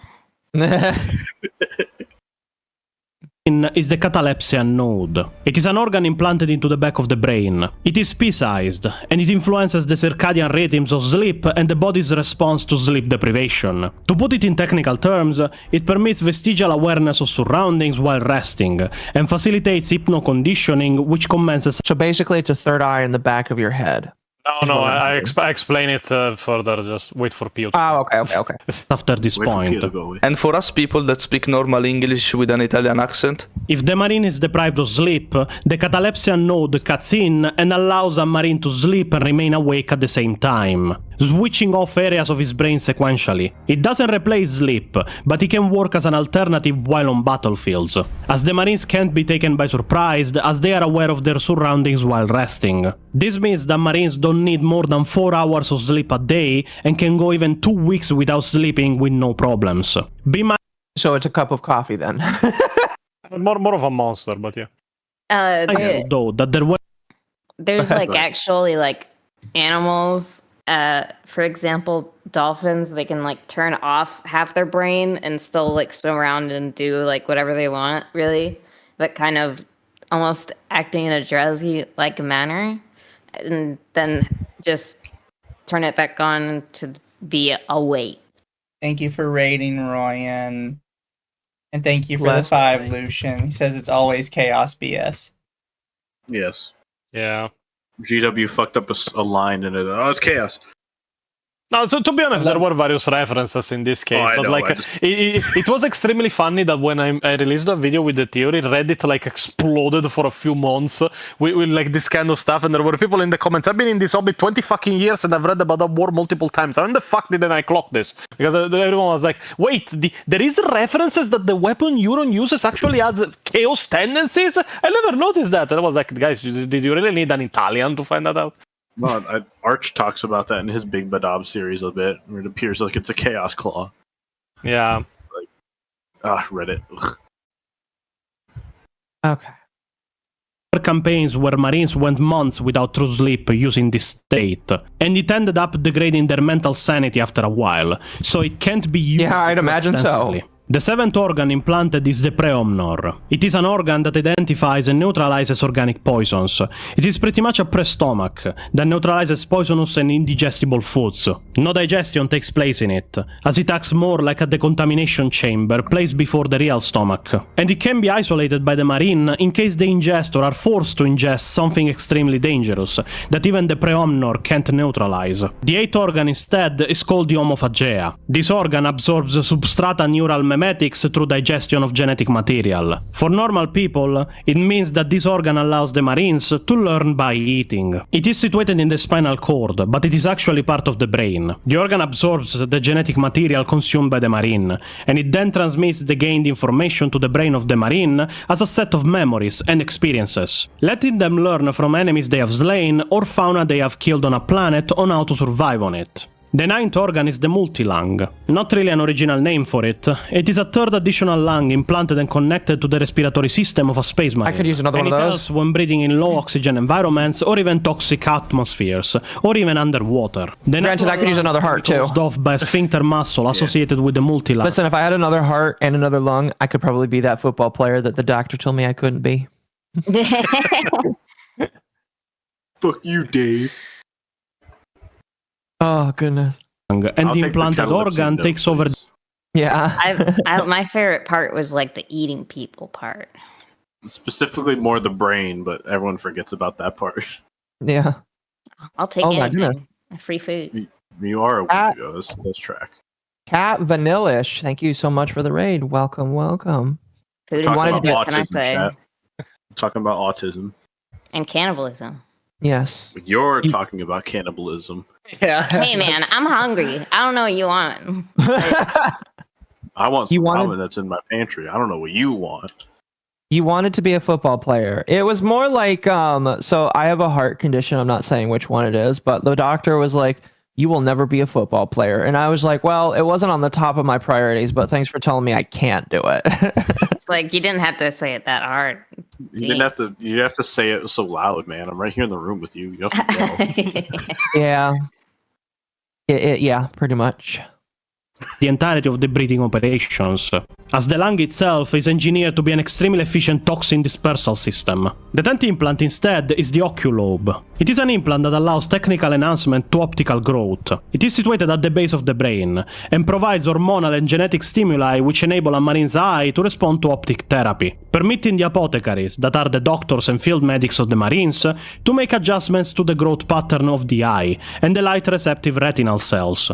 This means that Space Marines have far superior vision to normal humans, and can see in low light conditions as well as in daylight. The 11th organ implanted is the Lyman's ear. It is an organ which primary function is filtering background noise and improving the balance. What did I raid into? We're talking about Warhammer, and for some reason, gore and cannibalism. I don't know why. I don't know why Saturn is talking about that, but Women, And lactose am I right? intolerance, Yeah. people. and lactose. Exactly. Lots of people lacking toes right now. Honestly, it's really sad. Lumi must be in here. Oh, I think she's probably at work right now. Honestly. The fact that they're lacking toes is why she's not in here. Yeah, Yeah, God. without toes, the feet is not the same. So I assume she just ate them and left. Oh my gosh. But that's Saturn. You don't go into the Lumi AR channel. Gwyn I misses was her here. feet. I was here the whole time.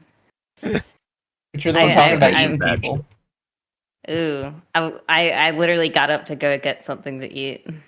Oh, fair enough. Fair I enough. wasn't joking. I told you that she got the toes. Tell me, were the toenails crunchy? Yes. She gets up to it's go eat, upset- and then the toes are lacking. After she's saying that she wanted to eat people. I actually got some dairy-free ice cream. That sounds like a Really, lie. really good. Oh, I'm sorry. It's like a brand called So Delicious, and I'll be honest, it is so delicious. That's just because you've Just never had tried real it. ice cream. I tried it once, just like I tried gluten-free food, and I'll be honest, it was horrible. Yeah, never When you haven't had actual real ice cream in like 2 years, this shit tastes pretty good, okay? Oh, I'm sure it does. I Saturn, believe I'm gonna you. mail you a Klondike bar in a refrigerated package, and you're gonna be tested. You know, I didn't even like those when I could eat it. Well, you might like it after 2 years. I don't want to shit myself, actually. Test your resolve. Are you a true son of Sanguinius? Yeah, don't you That would be understand? eating Under normal blood. circumstances, women never shit. Yeah. Oh. She can't break her woman God. streak. Mm-hmm. No. Facts. All right. Of a Marine for space and zero gravity combat. This implant also makes Space Marines immune to dizziness or motion sickness, other than consciously filter out and enhance certain sounds. These ears are external organs that replace a Marine's original ears, and are indistinguishable from normal human ears. The 12th organ implanted is instead the Susan membrane, also known as the hibernator implant. It is an organ that allows survival and recovery from trauma through suspended animation. It is implanted above the brain, and the membrane eventually merges with the entire brain of the subject. A Space Marine must be trained in its use, and they can activate the implant to enter a state of suspended animation as a reaction to extreme trauma, keeping a Marine alive even for years after suffering terrible or even mortal wounds. Only the appropriate chemical therapy or autosuggestion from the Marine can revive a subject from this state.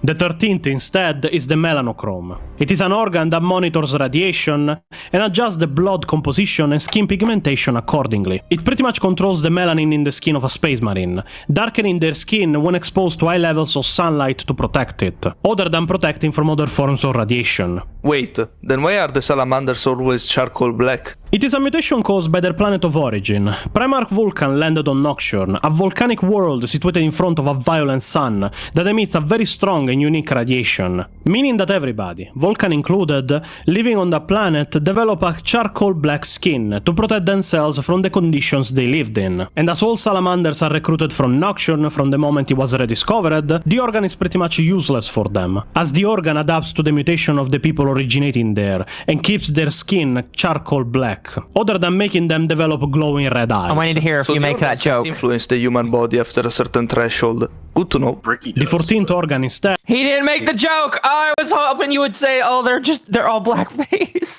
Bricky makes Dude. a joke, and I'm amazed that nobody ever gets mad at him on his side. It's kind of amazing. I was He makes holding it- my tongue, dude. He makes it That's his a right think.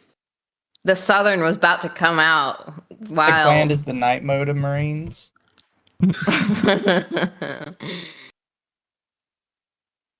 Oh fuck! You could just say they're all doing blackface. Perfect. Technically, any of them do it if they wanted to. Yeah, they're technically all doing unfortunately, blackface. unfortunately, the organ is not something they can control consciously. It No, is not more talking like about other an Marines auto. could be that. Oh, yeah. Other Marines could do blackface if they wanted. They just choose not to. What are they? They're violent psychopathic murderers. They're not racist, chat. Wow. Indeed. Is the oolitic kidney, an organ that facilitates blood filtration and detoxification, other than neutralizing inorganic toxins. It works in conjunction with the secondary heart, and this implant allows Space Marines to filter their blood very quickly, rendering them immune to most poisons. This comes with a price though, as it will render the Space Marine unconscious while his blood is being circulated at high speed. While not in function, this organ monitors the entire circulatory system, and allows the other organs to function effectively. The 15th organ implanted is the neuroglottis, an organ that lets Marines analyze harmful food by taste, to the point that the Marines can identify many common chemicals in the food by taste alone. And they can even track targets with it through taste, through their respiratory system using it. The 16th organ is the mucranoid. It is an organ that secretes oil over the skin to protect against hazardous conditions, such as extreme heat and violent cold. It is activated through their sweat, and it makes them sweat a substance that causes the skin to protect it, to the point that it can offer some protection for a Marine in the vacuum of space. But it can be activated only by outside treatment that is common when Space Marines are expected to fight in a vacuum. The 17th instead is the Becher's gland. It gives Space Marines the ability to salivate a corrosive poison. It consists of two identical glands, implanted. I'm sorry. So they can filter poison, and then they can also create poison like a snake. Yeah, but they are More immune like to acidic the toxin poison. yeah, but they are immune to the poison they create for themselves, and like even then, like don't think that this thing is like something. Oh, you spit it on somebody and they will slowly die. During the Horus Heresy, one of these Marines actually spit in the face of a human that was attacking it, and pretty much by the time the guy turned around, he had no face to be spoken of. So It's like xenomorph acid more than poison. Yeah. I would hope that they're immune to their own poison. That sounds very unfortunate if they weren't. That's like no, major they are immune to debuff. their own poison. Yeah, I figured that one kind of went without saying, because if you weren't immune to your own poison that you naturally produce in your mouth, I'm pretty sure you're just constantly dying. Yes. Yeah, that would really suck. They call it a disability. I call it differently abled. It's like those snakes that are from Australia that spit at people. That doesn't narrow it down at all. I know. Oh. Snake, Australia, poisonous. You got to be a little more specific, Saturn. That's the whole continent. I know. Exactly. I'm sorry. Exactly. Either into the lower lip, alongside the salivary glands, or into the hard palate, and they work in a similar way to poison glands of venomous reptiles, synthesizing and storing a deadly poison, which Marines themselves are immune to. This allows Marines to spit a blinding contact poison, and the poison is also corrosive, and can even burn through strong metals if given enough time. It is an organ that, at least in my interpretation, is given to a Marine in case of capture by an enemy, to help them in their escape in case they are disarmed. And now we come to the last and most important organs of both Firstborn and Primaris Marines. The 18th organs are the progenoid glands. These organs collect and mature genetic material from the Marine into gene seed for replication in subsequent generations of Space Marines. They are two glands situated one in the neck neck and the other within the chest cavity. These glands represent the future of Space Marines, as the only way new gene seed can be produced is by reproducing it within the bodies of Space Marines themselves, meaning that this organ is what is used to create more Space Marines. This is this implant's only purpose, as the glands absorb genetic material from the other implanted organs, and when they are matured, each gland will have the... So you're telling me that they took the balls and just put them in the neck and the chest? Yes, it is technically stored in the balls, just not in the crotch. Wow.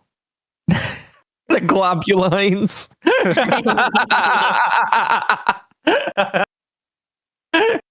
Wow. Holy shit.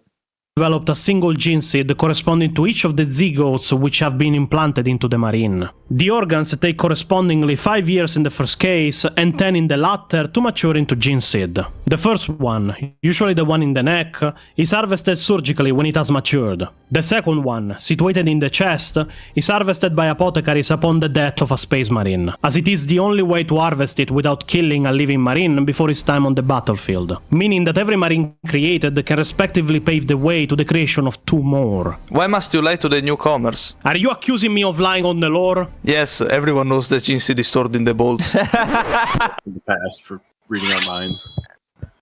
Oh my goodness.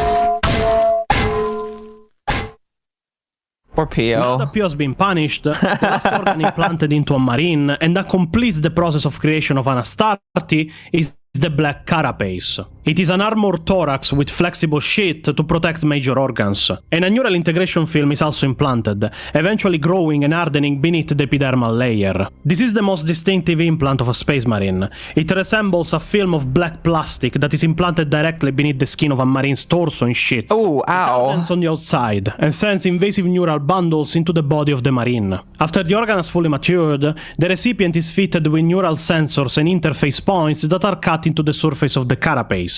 This allows a Space Marine to interface directly with his power armor, using it and moving it as if it was a second skin, as the armor receives signals directly from the wearer's nervous system. Without this implant, many of the systems of a power armor won't function. This lets Marines also interface to vehicles using a spinal intercase that is plugged directly into the power armor itself. These 19 organs are what forms a fully developed and battle-ready firstborn Space Marine. And now, let's talk about the 2.5 more organs that form what is instead a Primaris Space Marine.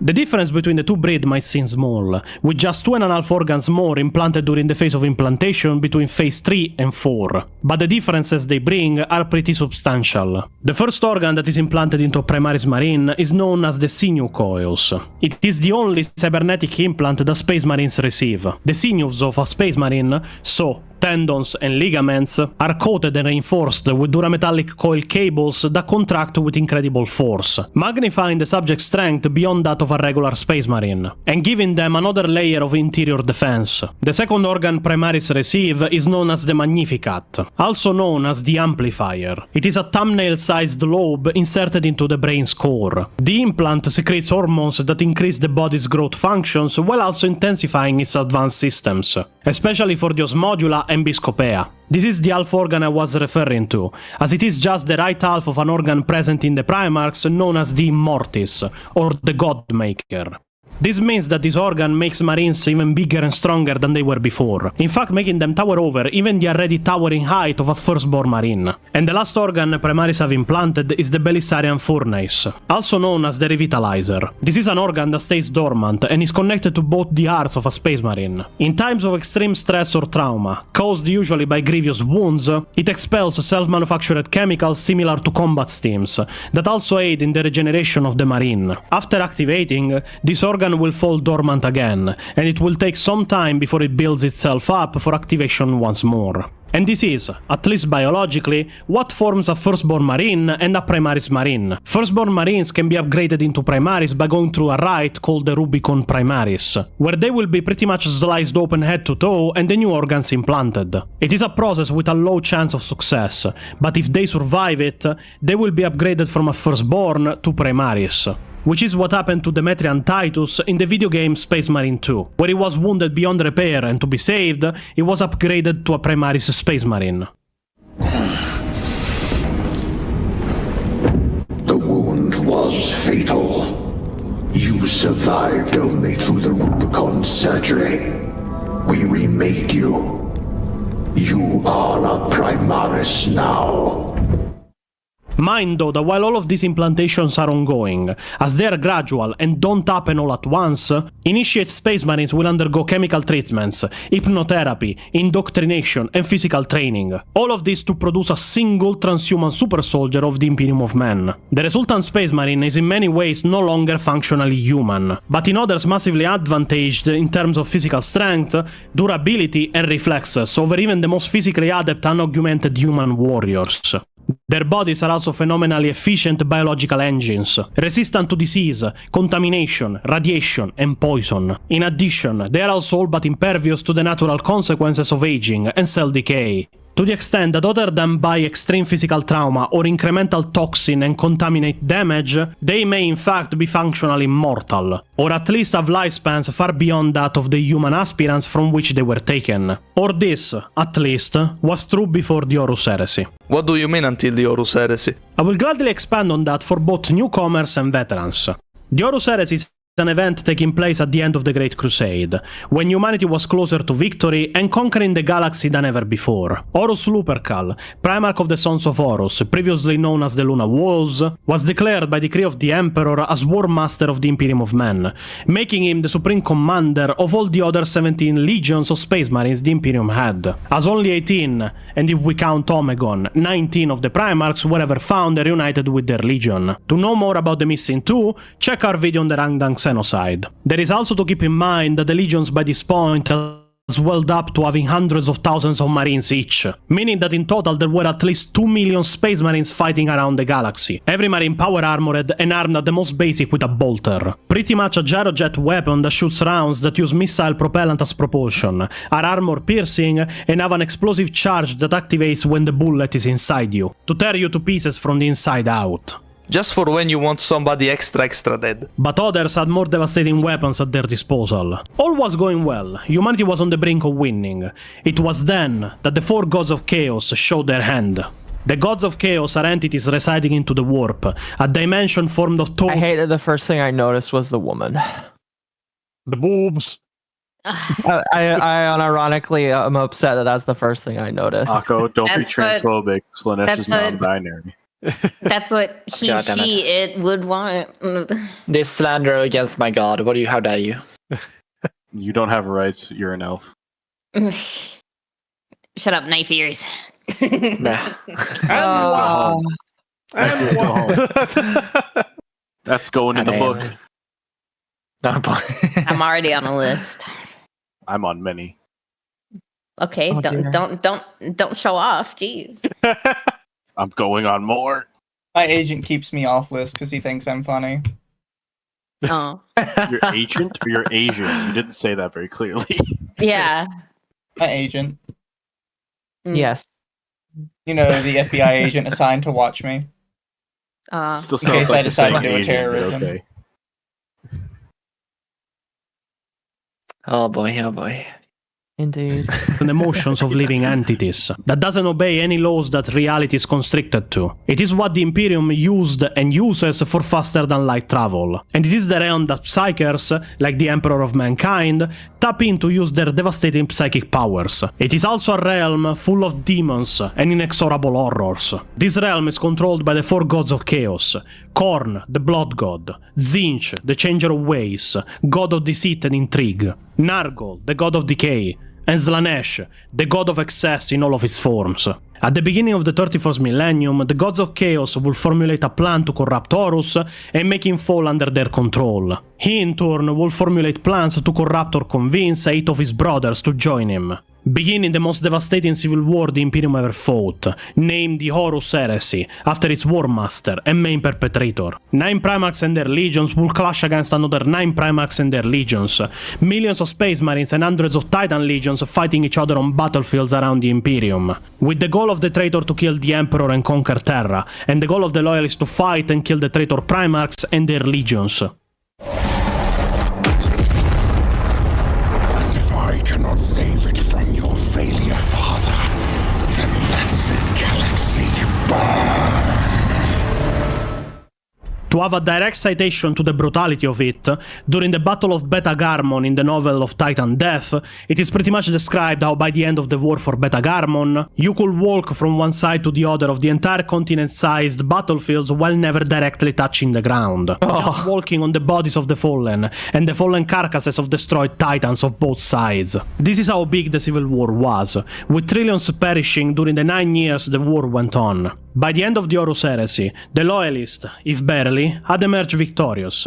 The surviving Chaos Primarchs and their legions retreated from Terra, and over time were pushed back to the Eye of Terror, even if both sides suffered Primarchs as casualties, with the Primarchs of the Blood Angels and Iron Hands dying on the Loyalist side, namely Sanguinius and Ferrus Manus, and Conrad Kurz letting himself be killed by an Imperial assassin after the heresy, as he had envisioned. This would bring the Imperium on its knees, and the Space Marines were decimated to say the least, suffering hundreds of thousands of casualties for each legion during the war. Primarch Robute Gilliman would then formulate the Codex Astartes, a book of rules and regulations that he would impose on the other Primarchs. Now that the Emperor, being wounded in his final confrontation with Horus, was entombed in the Golden Throne, unable to govern the Imperium any longer. The Codex Astartes will break down the legions into individual chapters, breaking down single forces of hundreds of thousands of marines into independently commanded smaller forces of 1,000 marines each. Limit to never be exceeded if not under specific conditions. It is during the millennia from these events that all Primarchs of the Loyalist side will disappear and leave the Imperium to self-govern, that problems with the Astartes will start to emerge. Problems? Mutations. Some of the Marine chapters over time started suffering gene seed degradation, causing higher numbers of failures in the creation of new Space Marines, or starting to mutate the Space Marines created with it. Like organs stopping completely from functioning in some cases, or Marines mutating entirely in others. Like in the case of the Black Dragons, Salamander's successor that sport bony appendages and blades coming out from their bodies, that they even use as weapons at times. And what caused this? Instabilities of the gene seed, unseen flaws that started manifesting over time, degradation of the quality of the gene seed by replication. Replication? Think about it, Pio. The gene seed was pure in its nature when it was created, but the only way to make more gene seed was by harvesting it from the bodies of other marines. This means that the marines that were created from the gene seed of those that died were copies on a genetical level. And like DNA... It kind of reminds me of Warframe, where the Grineer, which are basically just clones of clones of clones, the more you clone something, or the more that like you pull from that DNA, the worse off it just like gets worse. It sounds like. Yes, that's how. Yeah, it is actually my argument in a few seconds. Yeah, he's literally about to say that. It's like, Are you really? Akko, you hit the nail on the head. It's why cloned animals die really fast. Like even if it's a perfect clone, because it's not supposed to be perfect, it's not supposed to be even existing. I saw someone in chat being like, why wouldn't you just cut off a chunk of Space Marine? Why is it stored in like things? It's not this. Gene seed doesn't modify the DNA of a Space Marine, and if you pay attention to like how the organs are implanted, most of them are grown outside the body and then implanted surgically. There's only a handful that are actually grown inside the Marine. So like what the gene seed does is it takes the specific genetic information of the organs and stores it, and then you extract that to make more. It's not like in the DNA. It's like taking the DNA of just a stomach and like taking that genetic information and using that to create more stomachs. You don't have the rest of the human DNA with it.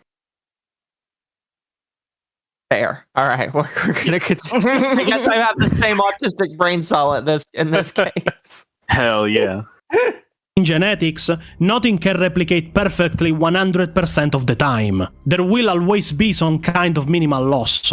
Wait, this means... that the Space Marines that were created millennia after millennia from the gene seed of the Fallen are copies of copies of copies of copies. The gene seed used became so degraded after 10,000 years from the Horus Heresy and into the 31st millennium that Marines weren't even virtually mortal anymore. They will start to manifest signs of aging, like white hair, weakened physique, slow down reflexes, and reduced strength. It is one of the reasons, for example, that Dante, chapter master of the Blood Angels, and the oldest Space Marine still loyal to the Imperium outside of a Dreadnought, with, in his current lore, more than 1,500 years of age, each of those years spent in war, looks like a frail old man, and keeps his helmet always on in the presence of his brother Marines, ashamed of the weakness age brings. This was partially partially fixed with the introduction of the Primaris at the end of the 31st millennium. Introduction that happened after the return of Primarch Gilliman, reawakened and finally partially cured from the demon poison that he contracted when he was wounded in a duel with Demon Primarch Fulgrim. The Primaris gene seed is purer, and this both helped to boost the creation of new Space Marines in the Imperium, and it also helped at least reduce many of the flaws many chapters of Marines were suffering from. Some chapters had their gene seed so degraded they were even unable to reach their full strength of 1000 Marines. For example, the Flash Terrors could reach a maximum of around 300 and 400 Marines. Their gene seed so prone to failure they couldn't have an higher number. Those are indeed very dire circumstances. I'm sure we'll talk more about it in videos specifically targeted at those topics, but now we have covered both historical and biological sides of the real nature of a Space Marine. Just one side left to cover, and it is the most interesting if you ask me. And I want to start it by asking a simple question to both newcomers and veterans of the universe. That's me. Have you ever seen a Space Marine being grateful of being a Space Marine? It is rare that I decide that a segment of a video needs a bit more seriousness than usual. If you watched our other videos, you know that we like to keep things light and funny. But I feel that this segment of the video needs seriousness just to represent the tragedy of the life of a human becoming a Space Marine. A thing that pains me is that whenever Space Marines are explained to newcomers, they are always regarded as these towering warriors full of pride and honor. These angels that fight for the Imperium and protect its people. War machines created for one thing: war. The most brutal wars the Imperium fights, in fact. During the Great Crusade, being recruited to become a Space Marine was a big honor. The Crusade was expanding human dominion around the galaxy. The Emperor himself was fighting with Astartes side by side to reunite the lost colonies of humanity and expand the territory our species covered among the stars. There is even Marines we could consider alive, for how alive a Dreadnought is at least, that fought side by side with the Emperor himself. We already talked about him, but Bjorn the Fell-Ended, the Dreadnought of the former first chapter master of the Space Wolves, fought side by side with the Emperor, and even thought that the Emperor took a liking to him. Now, the Great Crusade lasted just 200 years, it was not that big of a period. But as I explained, the Space Marine legions swelled from a few hundreds Marines each to tens of thousands, and eventually hundreds of thousands of Marines by the end of the Crusade. The process so fast and perfected later on that a candidate could be trained and augmented into a Marine in less than a year. To put into perspective what it was and is required to become a Marine, let's start from the beginning, being chosen. Usually during the Great Crusade, the legions would recruit both from human colonies they had conquered or brought into compliance and under the banner of the Imperium, and on specific worlds assigned to them for recruiting. Their main source was usually the worlds where the Primarchs landed and were rediscovered. For example, the large majority of the Iron Warriors Legion, under Primarch Perturabo, were formed from boys coming from Olympia, the world they had landed on and on which he was the king. Thing that later on brought to a rebellion on the planet, but that is not important right now. Usually when being chosen, you will be scanned for genetical compatibility with the gene seed that needs implantation in your body. After that, you will be considered an aspirant, and taken to be trained and prepared for what was coming. After the boys that were chosen spent months being trained in the hardest of ways, psychologically indoctrinated, and educated on the ways of the legion they were to join, they will move on to the elimination tests. For many legions, there wasn't failing. They wanted only the best of the best, and once you were an initiate, you either made it, or you died trying. Some legions and chapters even pit their aspirants against one another. The main example I can bring, and that will be common in the video, is the trials set up by the Blood Angels for their initiates, where they will be divided in squads and told that the only way to advance was to kill and submit the opposite squad of initiates. Usually this will mean that from hundreds or even thousands of aspirants, a very small percentage would advance to the genetical augmentation step. And from here, things only get worse. As you are trained and genetically augmented, you have already forfeited the life you were living on your own worlds. Marines can't reproduce by design, and they are created for one single reason: war.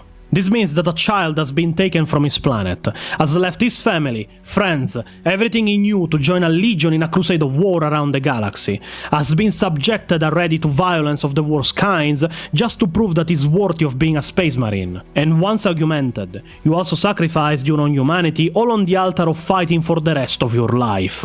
The only family you will ever know, your brothers in arms, and your gene father in your Primarch. Brothers in arms that you will inevitably see die on battlefields. Because trust an expert, there is no case of a Marine that perished of old age. Their endless lives are spent on battlefields of planets they usually don't even care to know the name of. And from here on out, I will start using excerpts of books to prove that it isn't me thinking of their lives like this. It is them that talk of their lives like this. Have you seen the projections? The fleet auguries, the number of vessels in the local systems already? Yeah, I lost interest when the numbers became too high for me to count on my fingers. Oh. Artarian snorted his own weak. So they're just like Valve. They don't know how to count to 3. Oh no, Artarian's being a shithead, but yeah, he's like, Yeah. Artarian's a very humorous for a Black Templar. He has a very good sense of humor. Oh. Yeah, even if at one point in the book there is like a pilot that asks him, because he's like, he talks with the pilot and he's like, don't make us crash down. And the pilot goes, brother, has anybody ever laughed at your jokes? And he's like, you must do sometimes. Also, the audio from this, I think, is directly from the audiobook as well. Yeah, Yes. it is. Hell's Reach is the audiobook, and then the guy who did the videos did the animations. Yeah. Yeah. I recognize the VA. Yes. Jest. We will fight and win, or fight and die. All that ever changes is the color of the sky we fight under, and the shade of the blood on our blades. And I can already see the most expert of people watching this video recognizing that the clip is taken from a book taking place in the 41st millennium. But believe it or not, while many Marines were naive in the past during the Great Crusade and thought that war The X count. Thank you so much for the raid. Welcome. We're going through the Imperium lore right now in Warhammer. I am learning slowly. I've also brought the puddle to learn with me as well. Yeah, Well, we're trying to piss off Nella. Okay, well, I wasn't gonna say that, but Oh, Noah has already made another video about stuff. oh, has he put my name in it yet? I'm No, curious. but it's about like perverted like lore tubers, and for some reason he put Arch in the thumbnail, and everyone's very confused. Oh my goodness. What does he I mean, mean, just type in perverted Major Kill is lore in there. tubers? Oh, I know. Well, Arch did a video about. There is a lot of YouTube 40k YouTubers around that for some reason peddle either, let's just say, their fan site or straight up fucking smart art on their Patreons. It is weird. And the only thing Arch ever did was he was like, "Hey, this Subverse game is kind of cool," and that was like 4 or 5 years ago, and that's it. That game ended up being boring, by the way. It Yeah, did. no, Sorry. It was interesting. But it's He very gave boring. like a genuine like mini review of it. It was like, yeah, the story is actually pretty good. Like it wasn't just like, ooh, tits. It was like, I don't know what Noah is talking about. I mean, maybe he's talking about the fact that Arch likes to. Didn't Arch read like a pony fan fiction on his stream once? It's a great thing to talk about when these people are coming in. Yeah, but that's not on his 40k channel. That's on his like other channel for live streams. Fair. So it doesn't I make guess any you could. Well, I don't know. I don't want to like talk about too Major much Kill. about Grumpy Yeah, Knight, it's but like Major Kill does that stuff in his main channel. They're weird noise. I'm just sighing.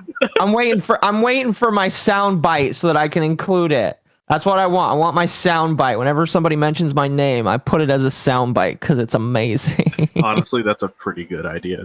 Whenever somebody mentions you in anger, just like that fucking individual, I fucking hate them. It's just like, all right, you're becoming a nuisance chat. Your voice is going to be repeated. Your voice is going to be repeated every time my fan base gives me money. Pretty much. It's a good way. It's a good little reminder of just how many people hate you. And how you're getting paid for their hate. It's great. Alco's name is in a lot of people's book of grudges. Yeah, I guess so. And you know what? That's fine with me because the audience loves it as well. Let's continue, and pretty soon we're actually pretty decent way through this. We told you we'd be almost done. Fair enough. Yeah, the part of the organs there is very little to comment. No, that's fair. It's informative. I like it. We chat pretty soon. We'll read some more supers as well. But yes, thank you by the way again for the raiders. I deeply appreciate it. Would end at one point and the Space Marines will know an age of peace. Others, like Sigismund of the Imperial Fists, had already foreseen what was to come for the Astartes. I approve of your direction. Sigismund told Loken at once. I'm gratified. You are watching from the galleries? Sigismund nodded. Prosecute the foe. Get it over with. Get on! There is still so much to be done. We cannot afford delays or time wasting. There are so many worlds still to be brought to compliance. Loken agreed. One day, we will rest at last. No. Sigismund replied bluntly. The crusade will never end. Don't you know that? Loken shook his head. I wouldn't. Not ever, said Sigismund emphatically. The more we spread, the more we find. World after world. New worlds to conquer. Space is limitless, and so is our appetite to master it. I disagree, Loken said. War will end one day. A rule of peace will be established. That is the very purpose of our efforts. Sigismund grinned. Is it? Perhaps. I believe that we have set ourselves an unending task. The nature of mankind makes it so. There will always be another goal, another prospect. Surely, brother, you can conceive of a time when all worlds have imported into one unity of imperial rule. Isn't that the dream we strive to realize? Sigismund stared into Loken's face. Brother Loken, I have heard much about you. All of it good. I had not imagined I would discover such naivety in you. We will spend our lives fighting to secure this Imperium, and then I fear we will spend the rest of our days fighting to keep it intact. There is such involving darkness amongst the stars.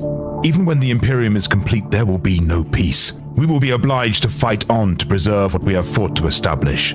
Peace is a vain wish. Our crusade may one day adopt another name, but it will never truly end. In the far future, there will be only war. Now, I can already imagine the question in the mind of many newcomers to the universe that are realizing how much of a nightmare becoming a space marine truly is. Is this sacrifice truly necessary? Is it truly necessary to condemn what are pretty much overgrown child soldiers into a life of war and misery until a violent death on the battlefields takes them? Believe it or not, yes it is. Even with the casualties that the aspirants will take, Space Marines are warriors of a level that no human can ever equate to. Hundreds of Marines are enough to conquer entire star systems. Not alone, I give you that. Obviously they will need to be supported by Imperial Guard regiments and human fighters, but their strength is still something that is worth the sacrifice in suffering and human life. We come to offer you our blades, our service, and the lives of over 900 warriors in the defense of your world. Kurov stood in silence. 900 Astartes. Entire star systems were conquered with a fraction of that.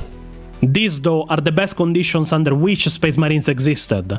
After the Horus Heresy, where half of the legions with around 1 million Space Marines at their service turned with their Primarchs against the Emperor and the Imperium, the galaxy was lit aflame. Trillions perished in a giant war that spanned almost a decade, that saw gods of destruction clashing with one another, with the Imperium barely winning in the end.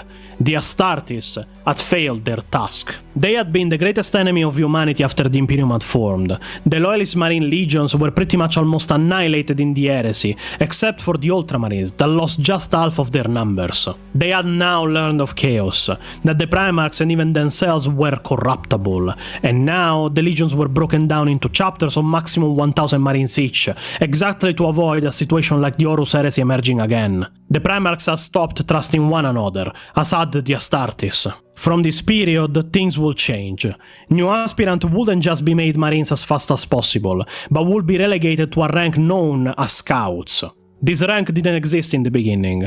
The new Marines were augmented and then flanked to veterans to be trained by experience on the battlefields they fought on. Now, becoming a scout meant being human or mostly human for longer periods of time, while you fought and helped your chapter usually in covert operations on battlefields. You could die fighting for a chapter while still not being even considered fully one of them. While many things changed as the chapter of Marines, 1,000 of them existing now, started developing their own cultures and rights, Marines kept getting corrupted by chaos, going renegade. General mistrust between chapters of Marine forces became normalcy, and with good reason, as falling to chaos was just a moment of weakness away. With no Primarchs left to command them after all the Loyalists once disappeared or died, the Marines were left without guidance. Many will stick to the teaching of their forefathers, like the salamanders that are objectively the most caring of marines regarding human life, as they have been taught by their primarch Vulcan, or the blood angels that stick with the teachings of honor and sacrifice taught to them by their primarch Sanguinius. Others instead slid into not even caring for the humans they defended, like the Black Templars, or the Marines Malevolent, or even a first founding chapter like the Iron Hands. Their duty to kill the enemies of the Imperium and avenge us against the traitorous dogs that have brought the Imperium into a dark age. We are to remain in orbit. We are the obvious choice to command the Astartes elements in the orbital battles. I was wrong. I will not die in futility on this world. High Marshal, we can slaughter the Greenskin Tyrant before he even sets foot on the world below us. I have already spoken with the other marshals, my brother. We must leave a contingent on the surface to defend one of the hive cities that yet remains ungarrisoned by Astartes. That is not our duty, my liege. And yet, a commander must remain.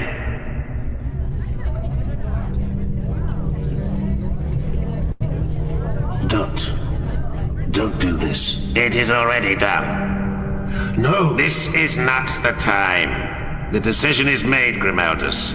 I know you as I knew Mordred. You will not refuse this honor.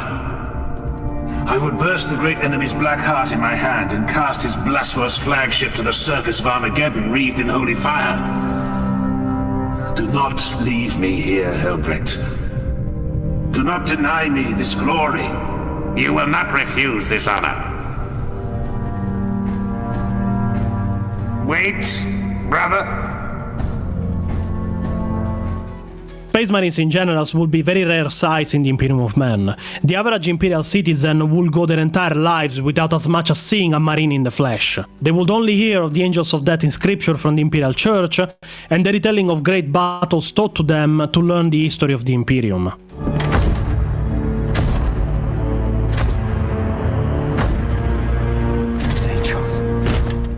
This will bring Space Marines at large to be considered by humans as almost mythical figures. Real angels created from the Emperor that would appear at the time of need to fix things and slay the enemies of mankind. But for Marines themselves, the perspective is completely different. We get a glimpse of this in the Book of Rings world, where the captain of a company of Marines is reaching a hive city of their own home planet to prepare to defend it by an orc invasion that was arriving to the planet.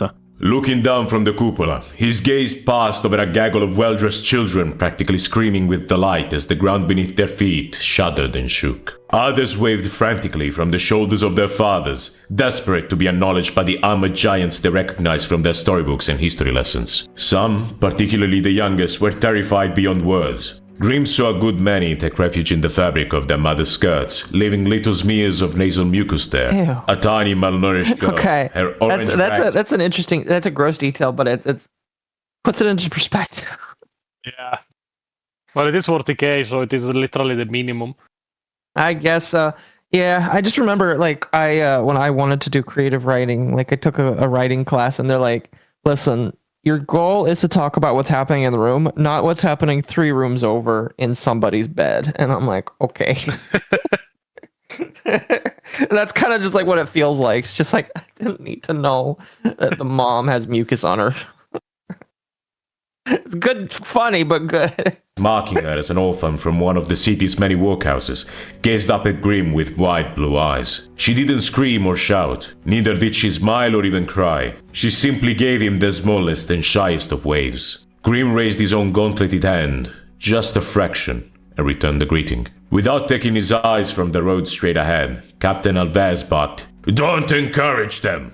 Nothing escaped his notice. "My apologies, Lord," said Grim. "I don't care if the 12 Lords of Terror are down there. Acknowledge no one. We're not here to entertain these fools." "As you say, of course." "And they are fools, Huron," Alves went on. "Just look at them. So blindly, happily ignorant. Not one of them, not a single blasted one, judging by the gormless smiles on their faces, has stopped for a second to question why we're here. None have considered for even a moment that the presence of so many space marines must surely presage some terrible danger. Dorn alone knows what they think we're doing here." Grim couldn't argue with that. They will think of it, sooner or later, he thought. And then we'll have a panic on our hands. 200 million people on this world. 200 million lives. There's this one really good meme, and I know I don't have it on me. Oh, I know what you're talking about, right? Yeah, where it's like one you Space see, Marine like, shows up, a chapter of Space Marine shows up, every chapter of Space Marine shows up. Primarchs are coming. by Gilliman. The Primarchs are coming back, and it's just like more and more. Yeah, the like, Space Marine just gets worse and worse looking. Custodes coming in, like The Emperor rises from the throne.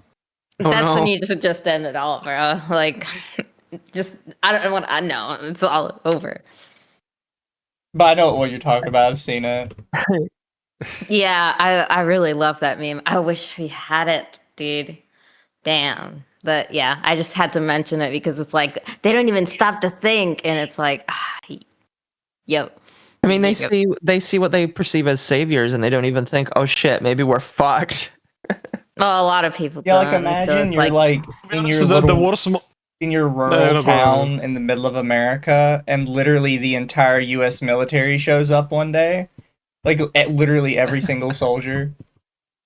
I mean, it was actually worse. Like one of the worst moments like this was just before the devastation of Baal, which is an event where all the chapters descending from Sanguinius reunited because I Fleet Leviathan was going to attack Baal, which was the planet where the Blood Angels still resided, and still like this was the planet where Sanguinius landed, and like. Probably over elements of over 50 chapters showed up on a single system, and like there a good part of the introduction is like from the point of view of this water merchant in the desert plains of Baal that is like doing business, and then like a space marine arrives and asks them for direction like to the fortress of the Blood Angels. They're like he know and tell him like where to go, and he goes like, oh, okay, thank you humans. He just passes through, and then they start seeing hundreds of fucking space marines marching through the city, getting through like an entire fucking like a sandstorm, and they like get frozen in place and see all these fucking marines marching all in different colors and insignia. In that war, over 35,000 space marines fought. So yeah. At that point, it was like more than 30,000 space marines deployed in a single solar system, and everyone was like, "Yeah, we're fucking dead. We're done." Take it now. Oh yeah, and they were like, "Oh my god, the space marine it just passed through," and then like hundreds start coming out of the sandstorm, just marching in the same direction. Oh man, that's terrifying. Yeah. I mean, it's like, do I kill myself now or later? You know, probably now. I think that's the best time. Go see the Emperor in the afterlife. Yeah, it's like, bless up, King. In the balance. It's seen what the orcs did to the helpless. It's seen the horrors they perpetrated. Thinking of this, he turned his eyes to look for the workhouse Hofen again, but someone had shoved her to the rear, and she had disappeared behind the dense forest of adult legs. An image appeared in his mind, and his brow furrowed in furious denial. He gritted his teeth. In the image, That's the image I had when you guys talking about it. Have you not heard the song Akko from that's from? I have. I can't find the fucking meme, but I know the one you guys are talking about with the guardsmen. I wish it would just like Space Marines show up. They're in green armor, but they're wearing hoods. Yeah, it's good enough. It's literally just this. Yeah, you should shit your pants when you see this coming at you. Yeah, the Emperor's greatest gift to humanity. That is a space game, but it's the same feeling. The last time I saw that, somebody put like the Dark Tide soundtrack over it, so that's all I can hear when I look at this. There's an actual song that was made for this image, if you want. All I can think about is the 8 Mace. I want a speech from it for the battle. Yes. Here's the thing. I used to be a big cosplayer, so now I'm thinking I should just make hate maces. And just Pontius, if you want, I can send this one to you. Can I get one? You can get one too, Mizu. Don't worry. Oh goodness. It should be pretty easy. Yeah, it is a pretty easy model. Oh, it definitely is. Make Pio use the name. It is like Pio is just an 8 mace that is a lot more depressed. Well, wait, the question is, do I make it out of foam so you can actually beat people with it if you want to have fun? Or should I make it just 3D printed? No, make it 3D printed so that if I hit people, it hurts for real. Okay, yeah, I gotcha. Take a bowling ball and like super glue like a stick. Well, I mean, here's a cool thing you can do with VTube Studio. You can like put stickers of things on models. You could just like put the head of Pio on the model, so it looks like it'd be perfect. Anyway, let's continue.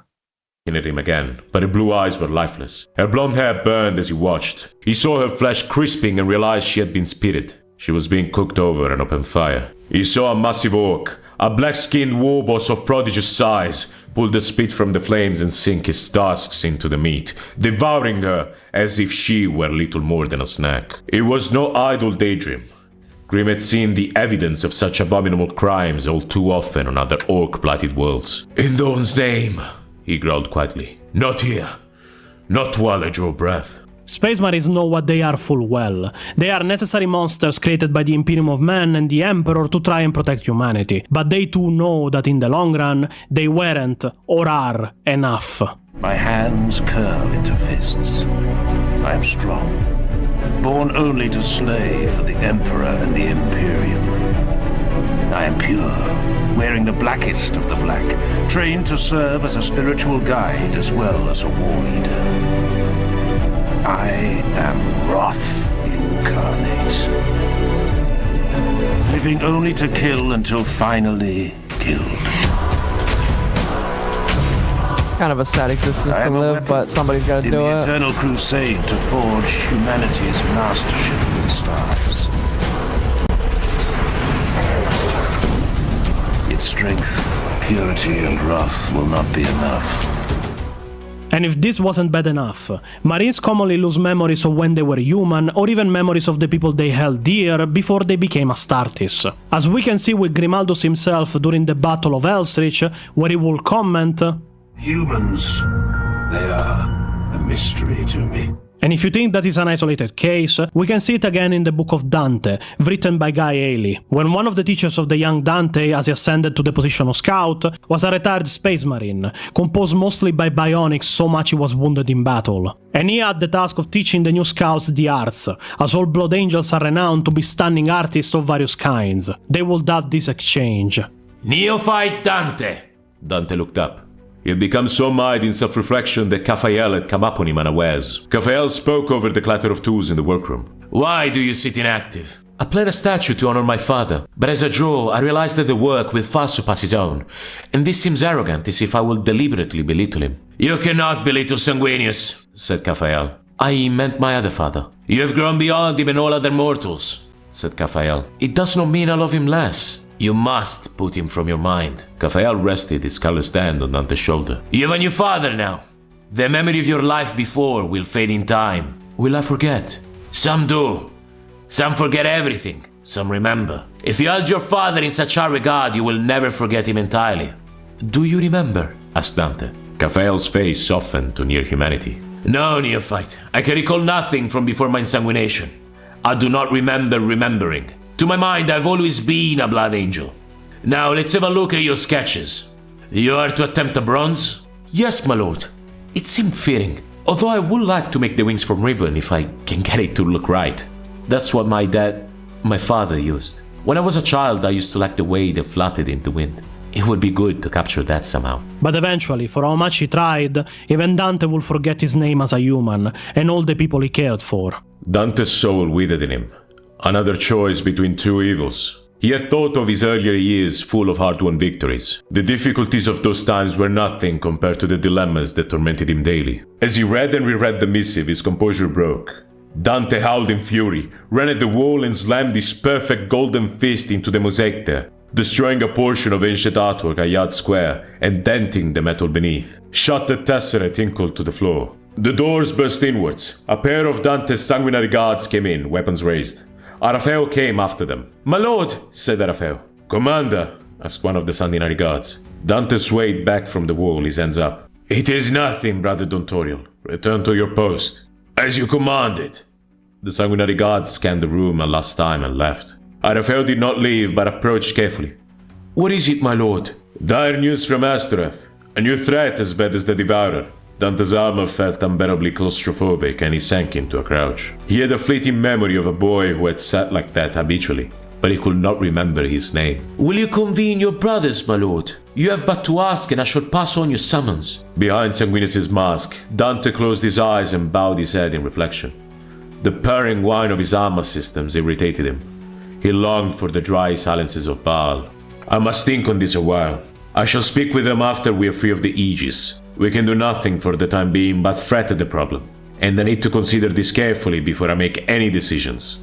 Dante is the oldest space marine currently alive and outside of a dreadnought in the Imperium. It is no surprise he will forget, but it is a thing that weighs on his mind all the same. Space marines over time will grow to become... Yep. What?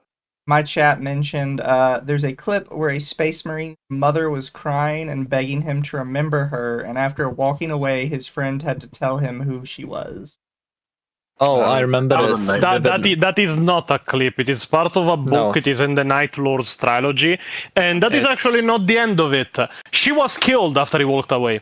Yeah, I was gonna say that. They were shot by, because they were on parade, and there were multiple parents just calling out the children there who were now walking in the parade as Space Marines of the Night Lord Legion. He had and no one of idea the who she women was. came over and mentioned, saying, "Oh, Talos, where are you?" And then she walked up to one of them, and she recognized him, but just he did not recognize the woman at all.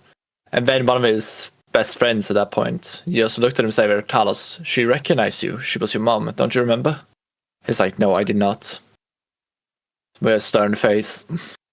Yeah, and then she was killed as he walked away. Yeah, she was shot. It gets even worse the more you read in it. I recommend highly the Night Lord trilogy. That's one good really opinion good. Bricky has. Yeah, I mean, the Night Lords are not good people, so what the fuck did she expect? But yeah. Well, this was during the Crusade, though, during that thing. Yeah, they were still Yeah, but but the Night Lords were used into killing people for any reasons. They were considered monsters even by other Space Marines. They were the Terror Legion. You brutally mutilate 1,000 people to get 1,000,000 to comply was their motto. Yeah, They were the terror. The method of war were terrorizing planets to be compliant. Yeah, if I remember even the correctly, name- I don't remember exactly like the context of it, but there was like a planet that was fighting for independence, and like at one point the Night Lords and the Imperium deemed it like it was not worth it to fight so much to retake it. So what the Night Lords did pretty much was, as people celebrated their independence, they saw these Thunderhawks like flying high in the sky, and like to celebrate their independence, Night Lords started throwing pieces of like mutilated children out of this fucking. Yeah, it was. Yeah, They're a bit more sadistic than that. They blur the horn of the ship that they usually do normally to celebrate victories. And while the people of the planet, the capital, was celebrating, they start raining down bodies that were skinned alive. They sent a ship to intercept the Night Lord's fleet, and then the ship returned and it did its big horn in celebration. And then the Night Lords opened the airlocks and threw out the bodies of the crew. I love the Night Lords. They're beautiful. They're Conrad Kurz is a misunderstood boy. He's an asshole. I never said he wasn't an asshole. I'm an Iron Warriors. Literally, like one of the main things that you learn, like from his primary book, was from his life on the planet of how was the planet called? Nocturne. No, Nocturne is the salamanders. Nostromo. Fucking Nostromo, yeah. Nostromo, yeah. Every time I get them confused, but yeah, you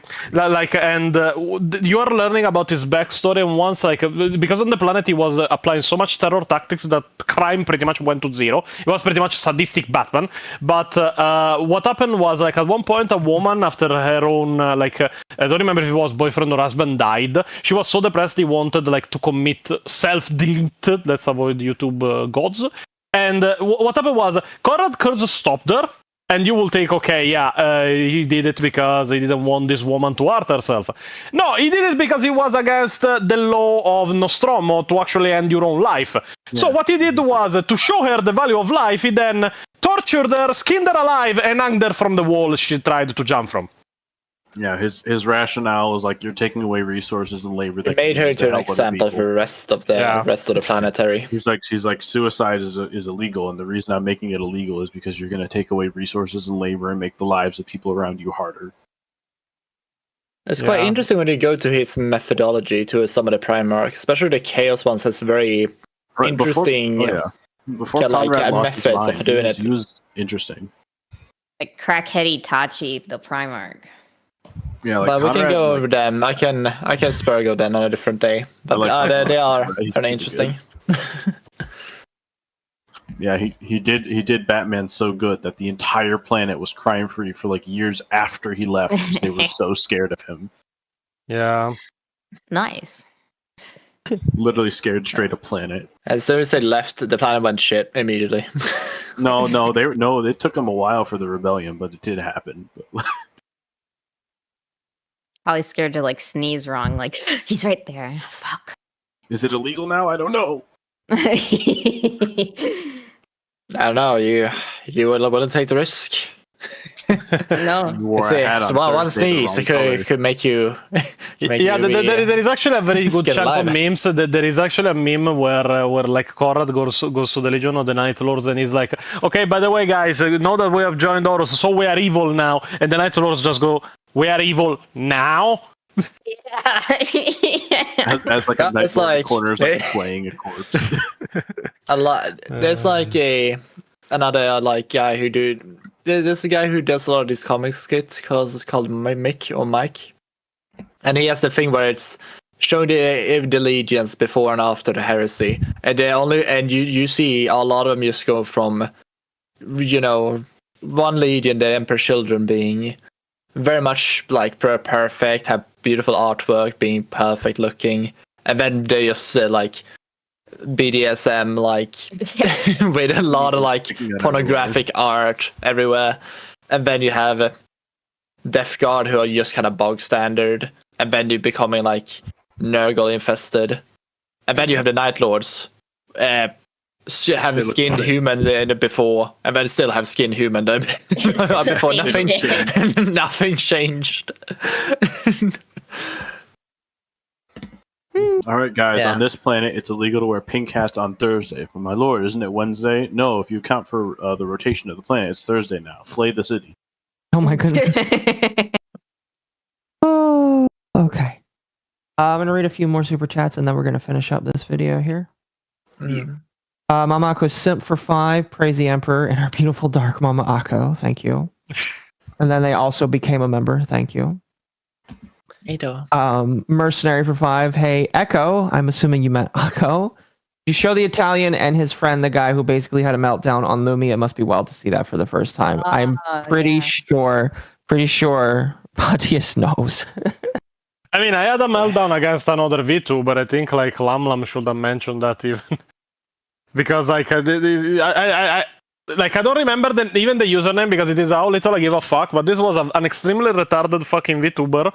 And like to the point that in her mind, difference of perspective in books meant unreliable narrator. Because like, her entire argument was, if I read a book from the perspective of the Imperium, they see themselves as the good guys. If I read a book like Lords of Silence from the perspective of the Marines of the Death Guard from Nargol, they see themselves as the good guys. And I was like, yeah, that's how perspective works. But the problem is you have to put it in context. On one side, you have the fucking humanity, you have humans that are trying to survive in the galaxy against endless horrors. On the others, you have chaos fucking zombie space marines. Which ones for you think are the good guys? So, okay, was it this one? No, I don't think it was this one. You don't think it was Why are you showing my Oshi, Alka? Because I'm pretty sure she said something like that. What was her username? Her name is Makan. Okay, can you repeat it? You lagged. Matara. I don't remember. I don't remember, to be honest. I remember. Given how close she is with Bricky, she probably would say that because she doesn't know what things are. Yeah, but no, it was like a VTuber with 50 or 70 viewers at the time. I don't think it was that giant. But yeah, it was Turtle something. Tortoise, I think. I don't remember. Don't but yeah. besmirch my Oshiaka.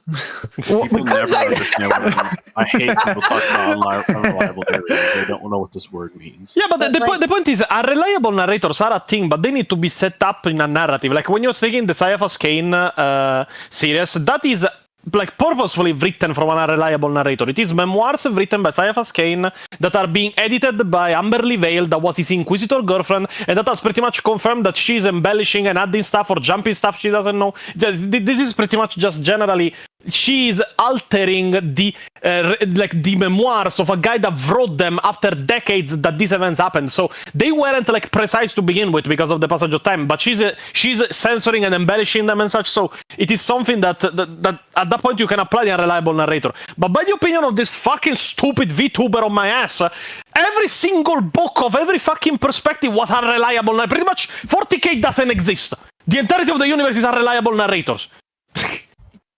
I hate it so much. I feel like it's few and far between that are reliable narrators, because they all have like the idea like, oh, I'm doing the good thing.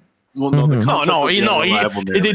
the point is that reliable narrators are not like someone that is completely unbiased and such. Reliable narrators are a very specific narrative tool. They can exist only under certain conditions and need to be hinted at or outright said to be there to be even valid as an explanation. Like, first thing, if the narrator is not a character, if the narrator is not a character in the story, so it is omniscient, it cannot be unreliable. If the narrator is a character in the story, but the story is happening in the present, and there is no reason in which the story that is happening in the present could be misinterpreted, then it cannot be unreliable. If you're adding narrative reasons like the warp, drugs, psychosis, or any kind of other thing that can alter his state of mind, at that point it can be unreliable, but it is something that needs specification. You cannot just point at a random book like this one was doing and say, oh no, but there is a difference in perspective between these two factions, so they're both unreliable.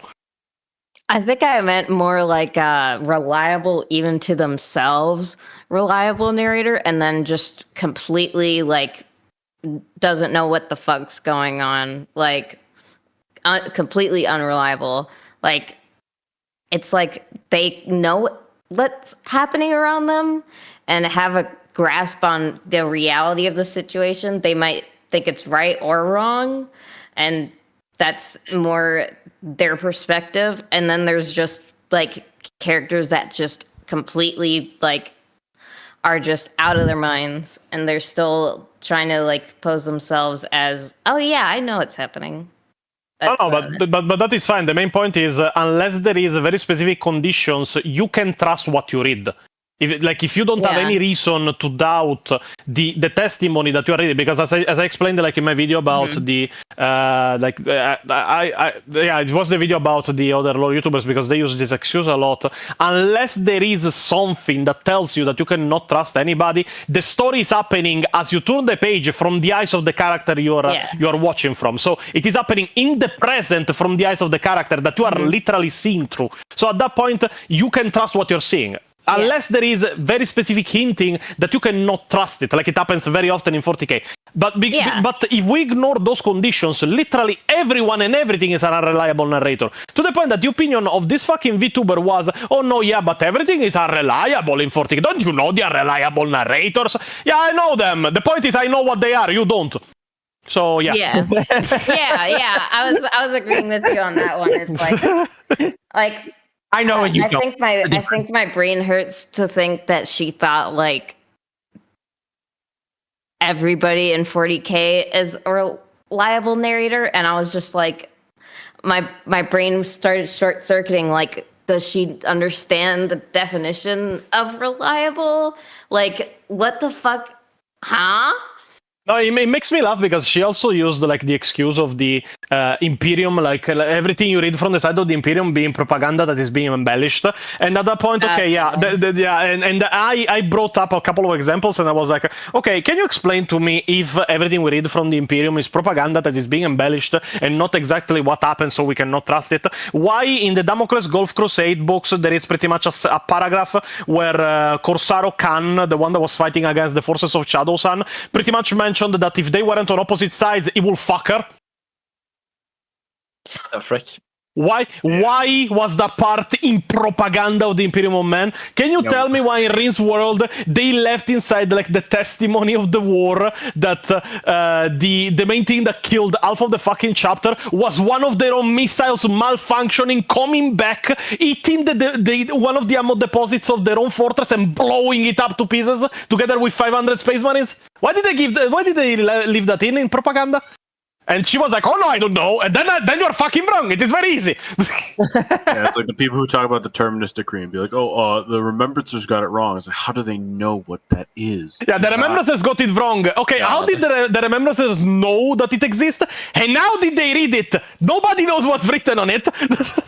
Like, the Remembrancers specifically said that only the Grand Master knows about it, but they're writing Say it down this in, like, rage, official baiting records. again.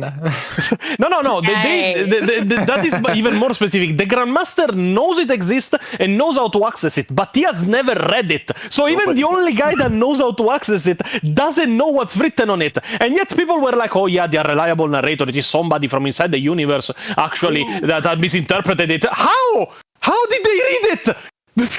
The only person who knew about it was Malcador, and he's in a box. Well, his ashes are in a box, which is even worse. I know, right? Okay, go ahead, Akko. No, you're good. Overture saying over on Streamlabs donated $5. Thank you. Quote, no little German boy, don't join the Black Templars. Oh mein Gott, der Codex ist ein bunch of bullshitsies. No, it is more specific because the Black Templars are like a bit German coded, like Helbrecht, Grimaldus, Jurisian, and such.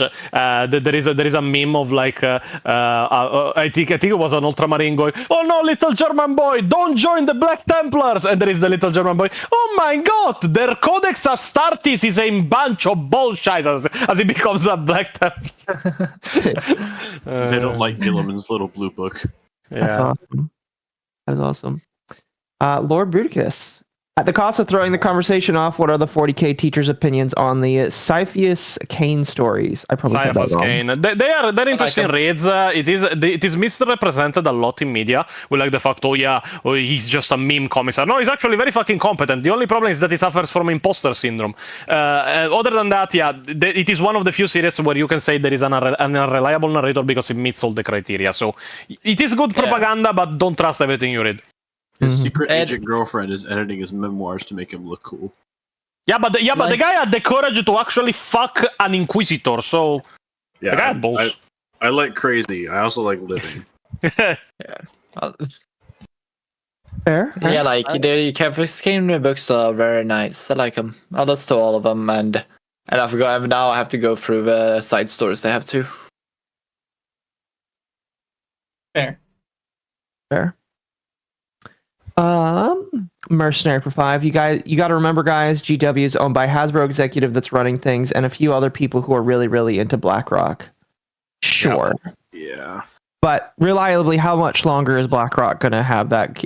I'm just convinced that BlackRock is going to run out of money one day, and nothing is going to happen. It's gonna be like a massive economic crash. It's going to be a crash for them because almost all their big returns from like Disney to GW are not getting money back. Yeah. Well, again, and I think Curse talked about this once. It's not about making money; it's about creating ideology, and that's the thing. You have to withstand ideology. You can't pay people to create ideology. Is my point. Right, and run out of money to do anything. And my point is, you have to hold that long in order for that to happen. So as long as you can hold that long for them to run out of money, they can't create the ideology. That's why you have to keep pushing back until they are destitute. Oh yeah, like because I don't need money to think the way I think, but they do. To make other people think the way they think. Yeah. Wolfsbane for 5. Unless you're Gunther, he thinks Sid and Queen are the same person. I did not know that deep lore. That's funny. Gunther, it's a meme. He thinks Queen is a figment of my imagination, and he uses a very weird, obscure Indonesian, I think, term called a tupla for some reason. I don't get it. Tulpa. Oh boy. Tulpa. I don't know. It's Your a wife is fake. creepypasta thing. And somehow your wife that is fake is like sewing yippies to be thrown out into the wild. No, I just said sewing them, putting on a voice. Man, I wish I could sew that good. I'd make so much money. All right, Yeah, you couple can more. make little Warhammer plushies and get sued into oblivion. Isn't that Hell fun? yeah. That's the way I always wanted to die. Yeah, it's Couple great. more and then we'll continue. Internet Zen for 5. As a guy working in shipping, IKEA furniture is crap. Crap, I tell you that. And Sweden's so uncivilized. IKEA doesn't use standard cardboard boxes. Well, Atari, do you have a rebuttal for that? What was the full question again? It's not a question. He's saying that IKEA furniture is crap. I tell you that, and Sweden is so uncivilized. IKEA doesn't use standard cardboard boxes. We use correct stuff. You just gotta readjust yourself a bit more, I think. Oh, okay. Fair enough. Breakage, it's your fault. Don't speak. Mercenary says, no, Luminous, deep fry them first, then deep fry them in chocolate. Is there not crispy like Fairgrounds fried food she ain't interested in? I'm assuming you're talking about Lumi. Yeah, he's talking about Lumi's toes. Oh, God damn it. No, that's all right. Thank you, I guess. Let's see here. Damn Dune for 2. Is the melon chrome broken for Korax and the Ravens? Yes. That's why they're like deathly pale. Yeah, And then they're I think- pale, black eyes, black hair. I think it's a little weird at the Blood Angels because they're like all super pale, but I don't think it's as prominent. No, but mainly the main thing that they do usually is that they become beautiful after they become Marines. Yeah, it's a funny, unique thing. They're all stunningly beautiful, universally, every time. Doesn't matter how ugly they are.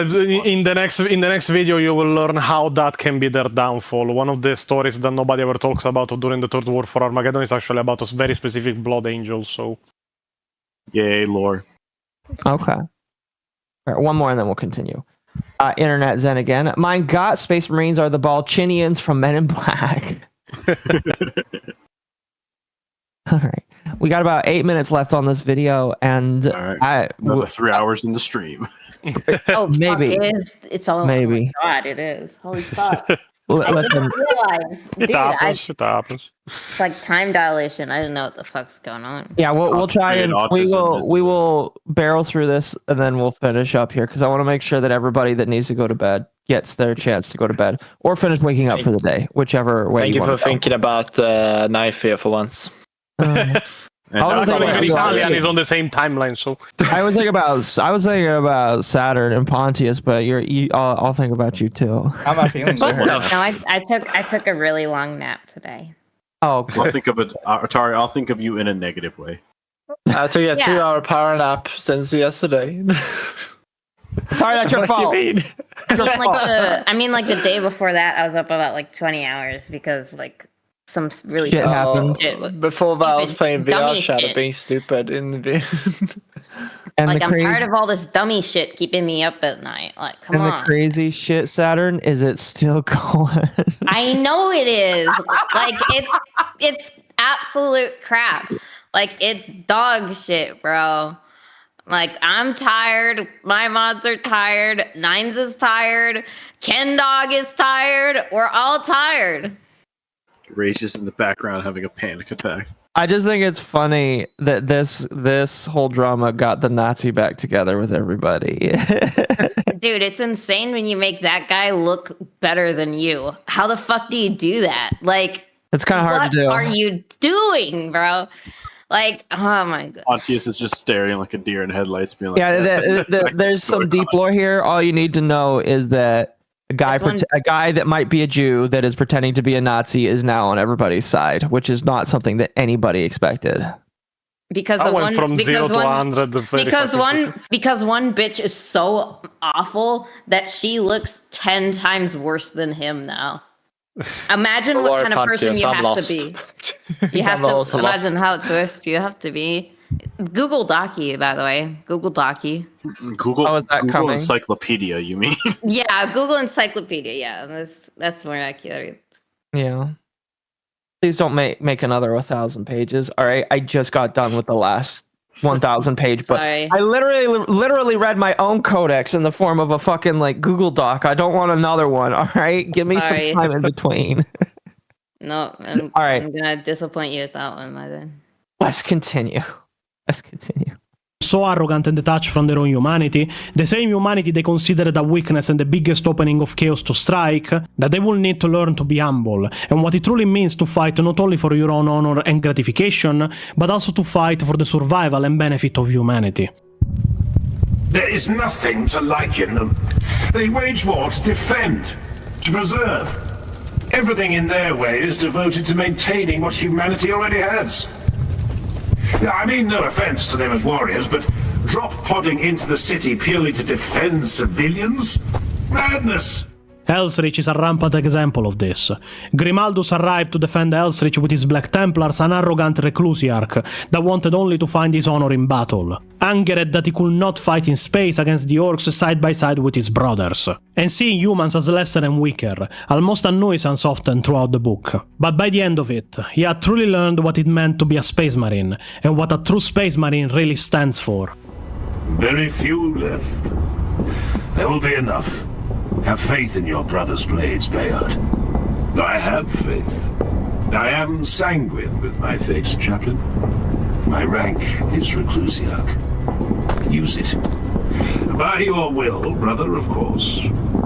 But we stand vigil over the city's death, with a handful of bleeding humans, Reclusiarch. I am sanguine, but I am also a realist. Have faith in the people of this city, Champion. Such condescension is beneath you. These people are fighting for more than their homes and lives. They are fighting for their ancestors' honor, on the holiest ground in the entire world. The survivors of this war across the globe will take heart from sacrifice. I think if I didn't spend 2 years as a missionary, I would have a hard time understanding how they're talking, because I've read the Bible enough that I feel like I can translate what they're saying. It's not the subtitles, they're all subtitles, so... Oh, that's not a bad idea. I mean, but it's just like meant like their vocabulary. the vocabulary itself. I'm just like, okay, I can only understand this because I've read the Bible multiple times. Yeah. I hate to inform you, Akko, but it's not actually that complicated. I like it because I was an addict to Shakespeare, so I would just like read stuff like that all the time. And it's like, oh, I love that language. It's flat. Mizu, you know I'm special. I know, I just feel like we're kind of in a Rick and Morty situation here where you're like, I am just very smart. It takes a very high IQ to understand this dialogue. No, I'm not saying that. I'm just saying that I think, listen, as somebody who is definitely not that smart in some cases, I think I would be confused if I didn't have done some previous reading.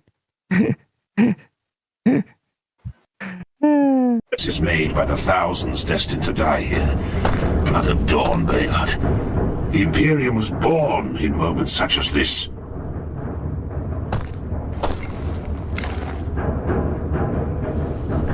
My voice was one of the few that spoke against your ascension to Mordred's rank. I would have said the same in your place.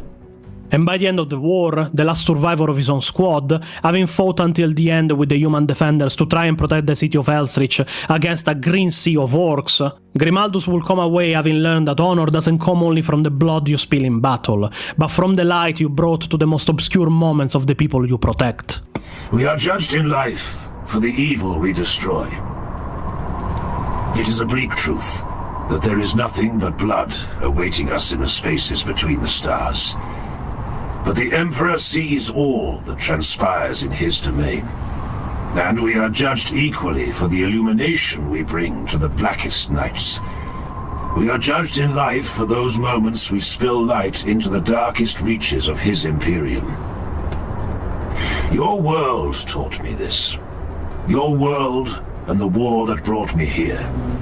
And to show you to what level being an Astarte truly is a sacrifice, and not the giant honor and great destiny that many think it is, I want to focus more on the character of Chapter Master Dante for a moment longer, to show you the perspective he has for the life he lives as a marine. Dante, with his more than 1,500 years of service, is by this point an old man, that has fought in every corner of the galaxy in countless wars. So many in fact he doesn't remember all of them. Dante is depressed. Dante also wants to die. He's not seeking death, don't get me wrong. He will not charge against an enemy gun just to end his own life. He wants to fall in battle honorably, being bested by an enemy. The amount of wars he has seen, endless. The amount of people he saw die in battle, even more endless. He's like One Punch Man. He's trying to find that 2-punch, but he can't ever get it. Yeah, but in this case, it is even worse than that. It is usually you are in a dreadnought because they refuse to let you die. I'm still around normally because I'm too strong to die.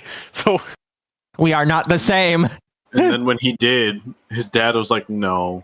Yeah, no. He technically did die during the devastation of Baal. Like, we don't know if it was actually something that happened or like an hallucination he was having. But like, he saw Sanguinius, and Sanguinius pretty much sent him back, and he woke up on the operating table of the apothecaries, thrashing around and punching his own marines in the face as he pretty much was having like a panic attack. So yeah. Yeah, he's begging. It's actually a really great like scene because he's. Yeah, it is a very sad scene. He's begging his own father to let him die so that he can rest. Like, he wakes up screaming for Sanguinius to take him so that he can finally rest. So yeah. Yeah. Woke up because God sent you back. Unironically, that's basically what happened. Oh man. More proof of Blood Angels rock. more proof as to why the display of Sanguinius in Memoriam is actually extremely cool, and I have it, so suck on it. Pontius, you're gonna have to sleep with one eye open if you keep talking like that. At this rate, we're never gonna see the release of the Armageddon videos because you're gonna die before you upload them. No, it will be fine. I will work on the audio editing in these days, and then finally we go in the editing. I was tired of fucking. I narrated for an entire fucking week straight. I was tired. He's been ordering PO to gather up the mines to lay around his house. Listen, I get it. Editing can burn you out sometimes, and you got to recover. So I get it. Yeah, but the problem in this case was research and writing. It took almost a month to write the script out of the material I needed to cover. Yep, I understand that too. I should add that too. That's not easy editing either.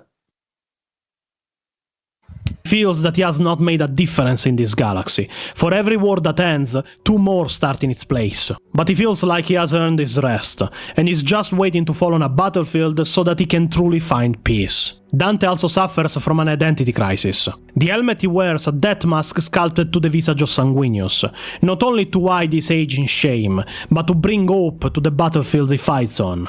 But this, over time, started making him question his own identity. Is he Dante, or is he Sanguinius? Is he, as a space marine, enough to bring hope to the hopeless? Or he needs to be a facsimile of his Primarch, so that the poor people in the wars of the Imperium have a sliver of hope that they will live to see another day. This conflict will be resolved when he will face death during the Book of Devastation of Baal.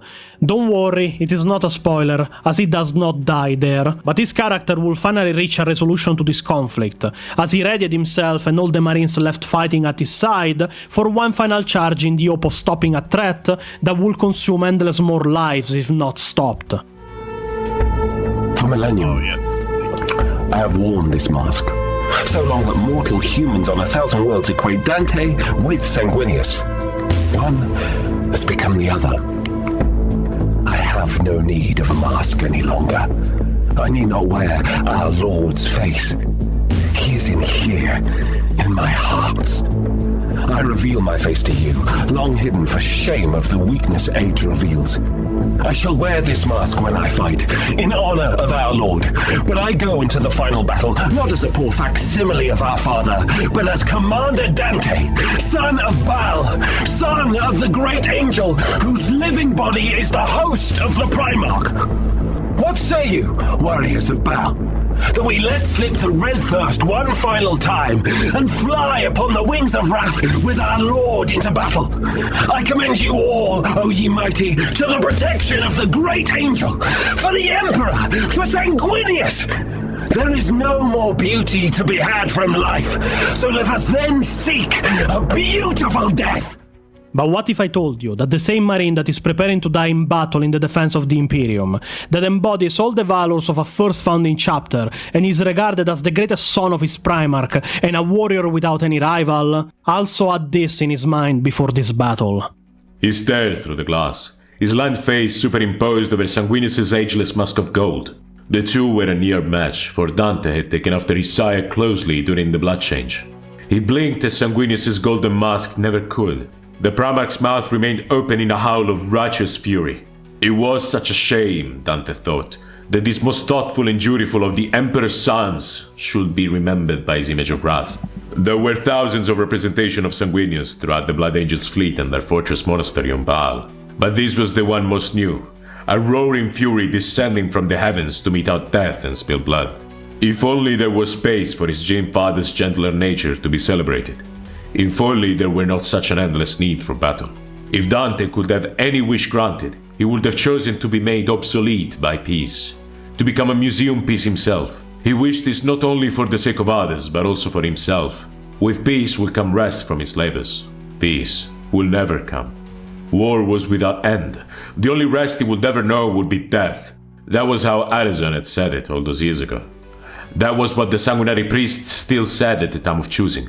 How bitter it was that he should come to know this better than any other. His fingers caressed the touchpad. The case opened, and his servants emerged from the shadows. He must become his Lord Sanguinius once again. Being a space marine is a curse.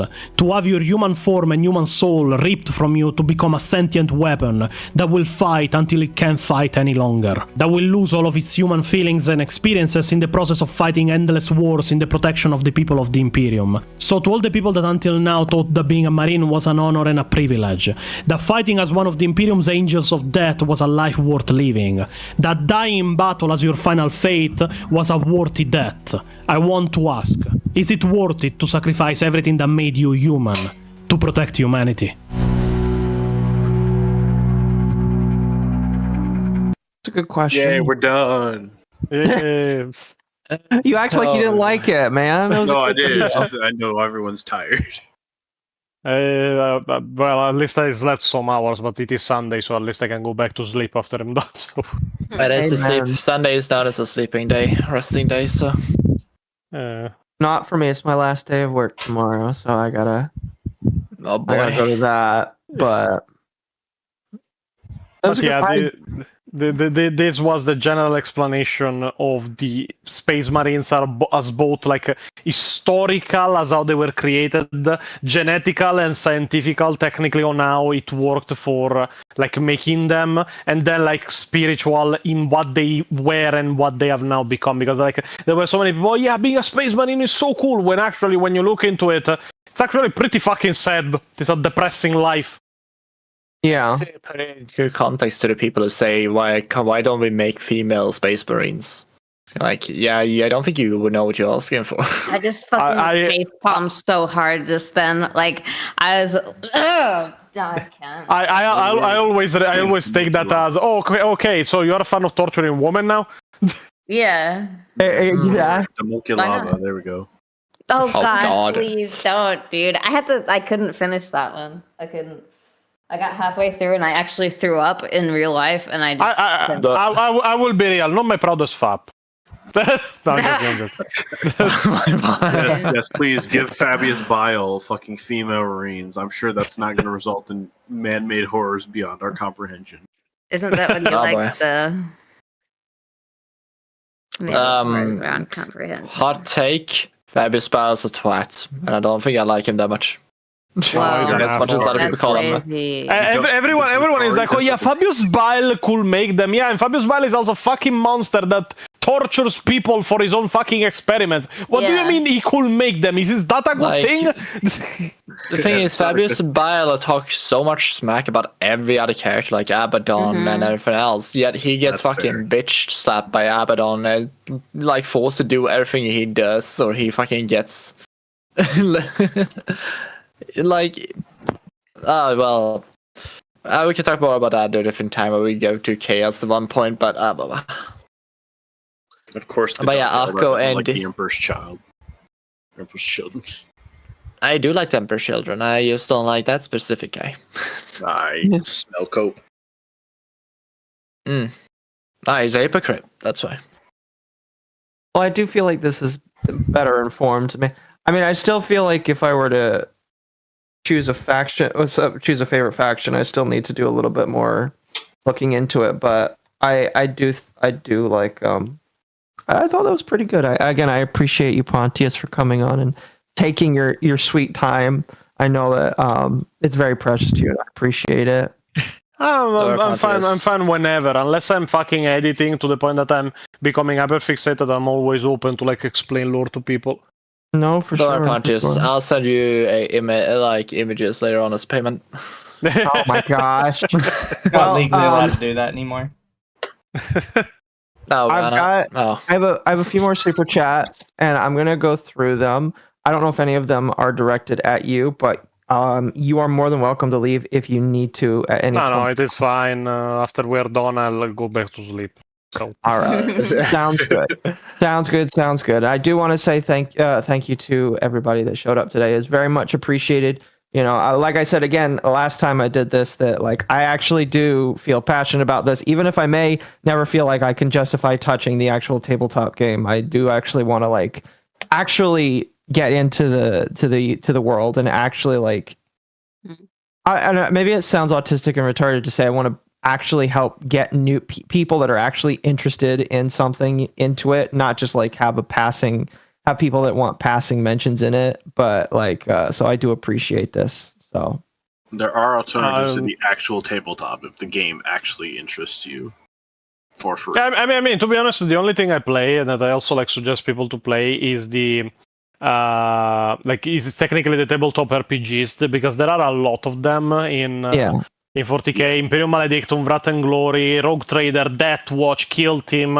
And like generally, you can choose whatever you want and just make a story on that. But the narrative stories, to be honest, at least to me, are a lot more interesting than just using a fucking ruler to measure the distance of the table and then having fucking discussions as if seeing the top of my gun actually counts as being able to shoot me. That is a lot more boring than just a narrative campaign. that is actually a conversation. Have you actually had that happen to you before? No, I actually never fucking played, but I followed like Reddit for a while on the problems of this kind of stuff. There was a Reddit that was open to this kind of problems, and like, oh yeah, I could see the top of a dreadnought, but because the cover was actually an eye wall, even if I could see the top, I could not shoot it. Why? Cover rules are really stupid. Yes, they are. Wow. Oh, Yeah, I haven't done the Sword is tabletop covered. either. I do the video games and I read and then I write and I just Yeah, it's fucking. Oh, what's that? Just Your can't Space Marine's see it. out in the open completely, but his sword is covered by the ruins. Well, I guess I get a cover save. It's like, you're retarded. yeah. I mean, I looked into it too, and it's like, you know what? I need to find I the don't. meme Yeah, from no, the I TPS don't. You know what Feel you should do? I feel like you should just look at the base and say, oh, is the base covered by the thing? No? I used to, No. and then people would complain. Well, they're those just silly little bitches. A judge, I think that his minis are 3D printed, Judge. No. Fuck you, man. They are going to be 3D printed, and nothing you can do about it. Anyway, we don't have very many here, so I'll just start. How many do you Oh, have? go ahead, Mizu. Like 5. Okay. Internet Zen, to paraphrase Fabius Bio upon confronted by a vision of Slanesh, quote, silence, you do not exist, unquote, because Fabius is that committed to being an atheist. Yeah, but the difference is that Fabius believes like chaos ghosts don't exist. They don't are like sentient manifestations of war powers.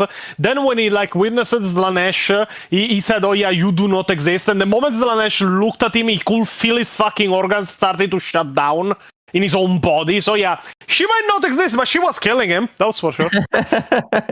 Yes, I don't exist, and your heart now doesn't exist either. I don't believe you exist. Like- You can't kill me. He's thinking. Oh, you don't exist. Skidaddle, skidoodle, your dick is now noodle. The thing is, true, but like Fabius Bard understands that gods get power through emotion, that like from the materium, and so he understands that sense. So he sense he's correct, but he's not, considering they can inflict actual thing, as Pontius mentioned. So, yeah. Here's Saturn. I posted the cover meme that everyone uses in the TTS Saw server. that. My Yell Heavy cover.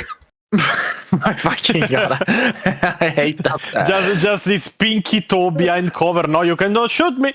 Oh no, That's it's the not rule. even that. His save is just better. You could shoot him, but it's not going to be as effective because his sword isn't covered. Don't shoot. It's so fun. It reminds me of the clip of the very old Disney cartoon where like they shot each other through like space vessels, and there was like the warning bullet that arrived and just like deployed a flag that said, "Yeah, surrender or we will blow you to pieces." And then the guy shot back the bullet, like answer bullet to ultimatum. It opened and it just blew up in the face of the guy that looked. That's pretty much what it reminds me. Okay, let's see here. Internet Zen again says, to be fair, this was Night Lords. Them being less than human toward even their own parents is par for the course. Here's another one. The ruin is too high. We can't shoot each other. I fucking hated that when I was playing it last week. Jesus Christ. Oh. Mercenary says, hey Pontius, did you ever meet someone who's a fan of 40k that basically says everything GW does is great and you should never question it and goes crazy for it? Yeah, they take your pick between Arbitorian and Goobertown Hobbies. You have a very big of a choice. So The way you know who's more like of a GW cocksucker is who gets more free stuff. I get no free stuff, so I imagine nobody here gets free stuff, so everybody here is I wish I got free stuff, and I would brag about it and be like, "Yeah, no, I got a contract." No, I think fuckers." we'll probably sooner get a cease and desist than free stuff. They can cease and desist my nuts. Oh, They might. that means they wouldn't exist. Yeah. They can't handle it. They're freaking British. Wow. Okay. Reaps for to Australian. This is gourmet level autism.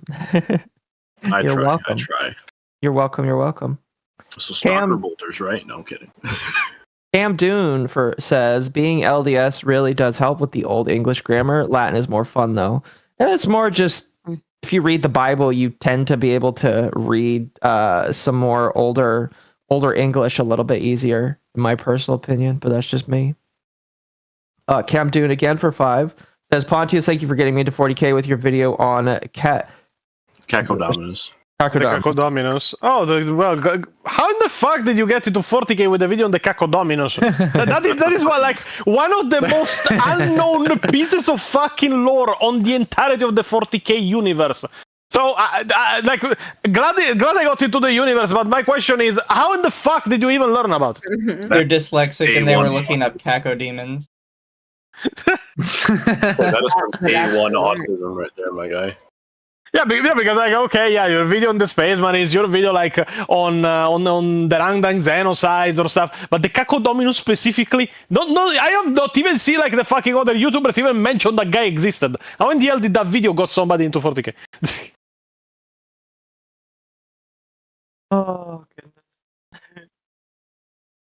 Let's see here. Mercenary again says, fell Pontius about the Custodes army. I borrowed from a friend that some buttermilk Bob destroyed because he was cheating and then blamed it on me. Oh yeah, I heard that story I think in my Discord, but Jesus fucking Christ, destroying an army because you get angry about it, that is grounds. In Italy, that would be grounds for a mafia hit. Unironically, depending on the value of the army, that may be a felony of like destruction of property.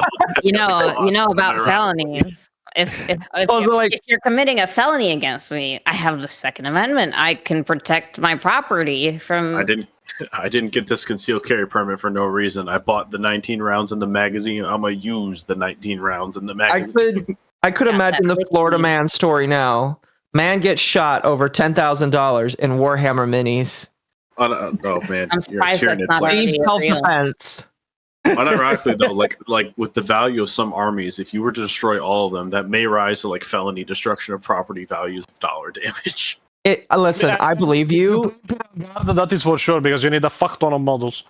You know, felony destruction of property in most states is like $500 and less sometimes. Oh yeah, you're folded. You're fucked. Like I know in some states, like felony destruction of property is closer to like $200. So, like, I mean, in California, it's like $1,000 or maybe $2,000.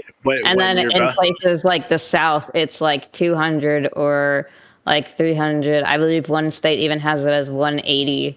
So like when your army value is so high that even in California they get charged with a felony, I think you've invested too much.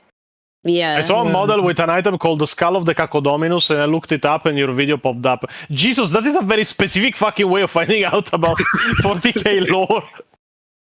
I didn't think that something like that would happen, to be honest. The Cacodominus is a very old piece of lore that nobody knows. So yeah, GTV is doing weird shit with new models. Yeah, but it is actually a very funny piece of lore, because the Cacodominus skull technically is still active and emitting like the scream of the death of the Cacodominus even after it died. So like even psykers that approach the Eternal Crusader, that is a flagship of the Black Templars where the item is stored, can feel its presence.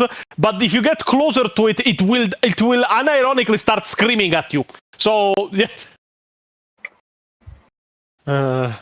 Base. All right. Chat. I appreciate chat, but I want to go to bed. Mercenary for 2. It was over a 2,000 point army 2. Oh Jesus, no, that's a I'm gonna hate crime you if you did that to me. Jesus. And Internet Zen for 5. Quote, deem self-defense, unquote, guarantee you this event would happen in Florida or Texas. Yes. Oh, absolutely. And again, they would get off scot-free, because if it was felony destruction of property and they're allowed to defend their property, yeah, they're getting off with it. All right, we're done here, chat. Thank you so much for coming tonight. It's very much appreciated. I'm not trying to push everybody out, but like, if you pays it, I hear it. You're tired. You can hear it. I'm tired. The Europeans that got up at 4 a.m. to be here, just staring in silence. Never mind. Doki Bird is Europeans aren't people. I'm sending you guys to Hypnotic, and we'll be back for Dogwave tomorrow. Bye, everybody. Have a good one. Have a good night, guys. Have a good night, everybody. Peace and love, everybody.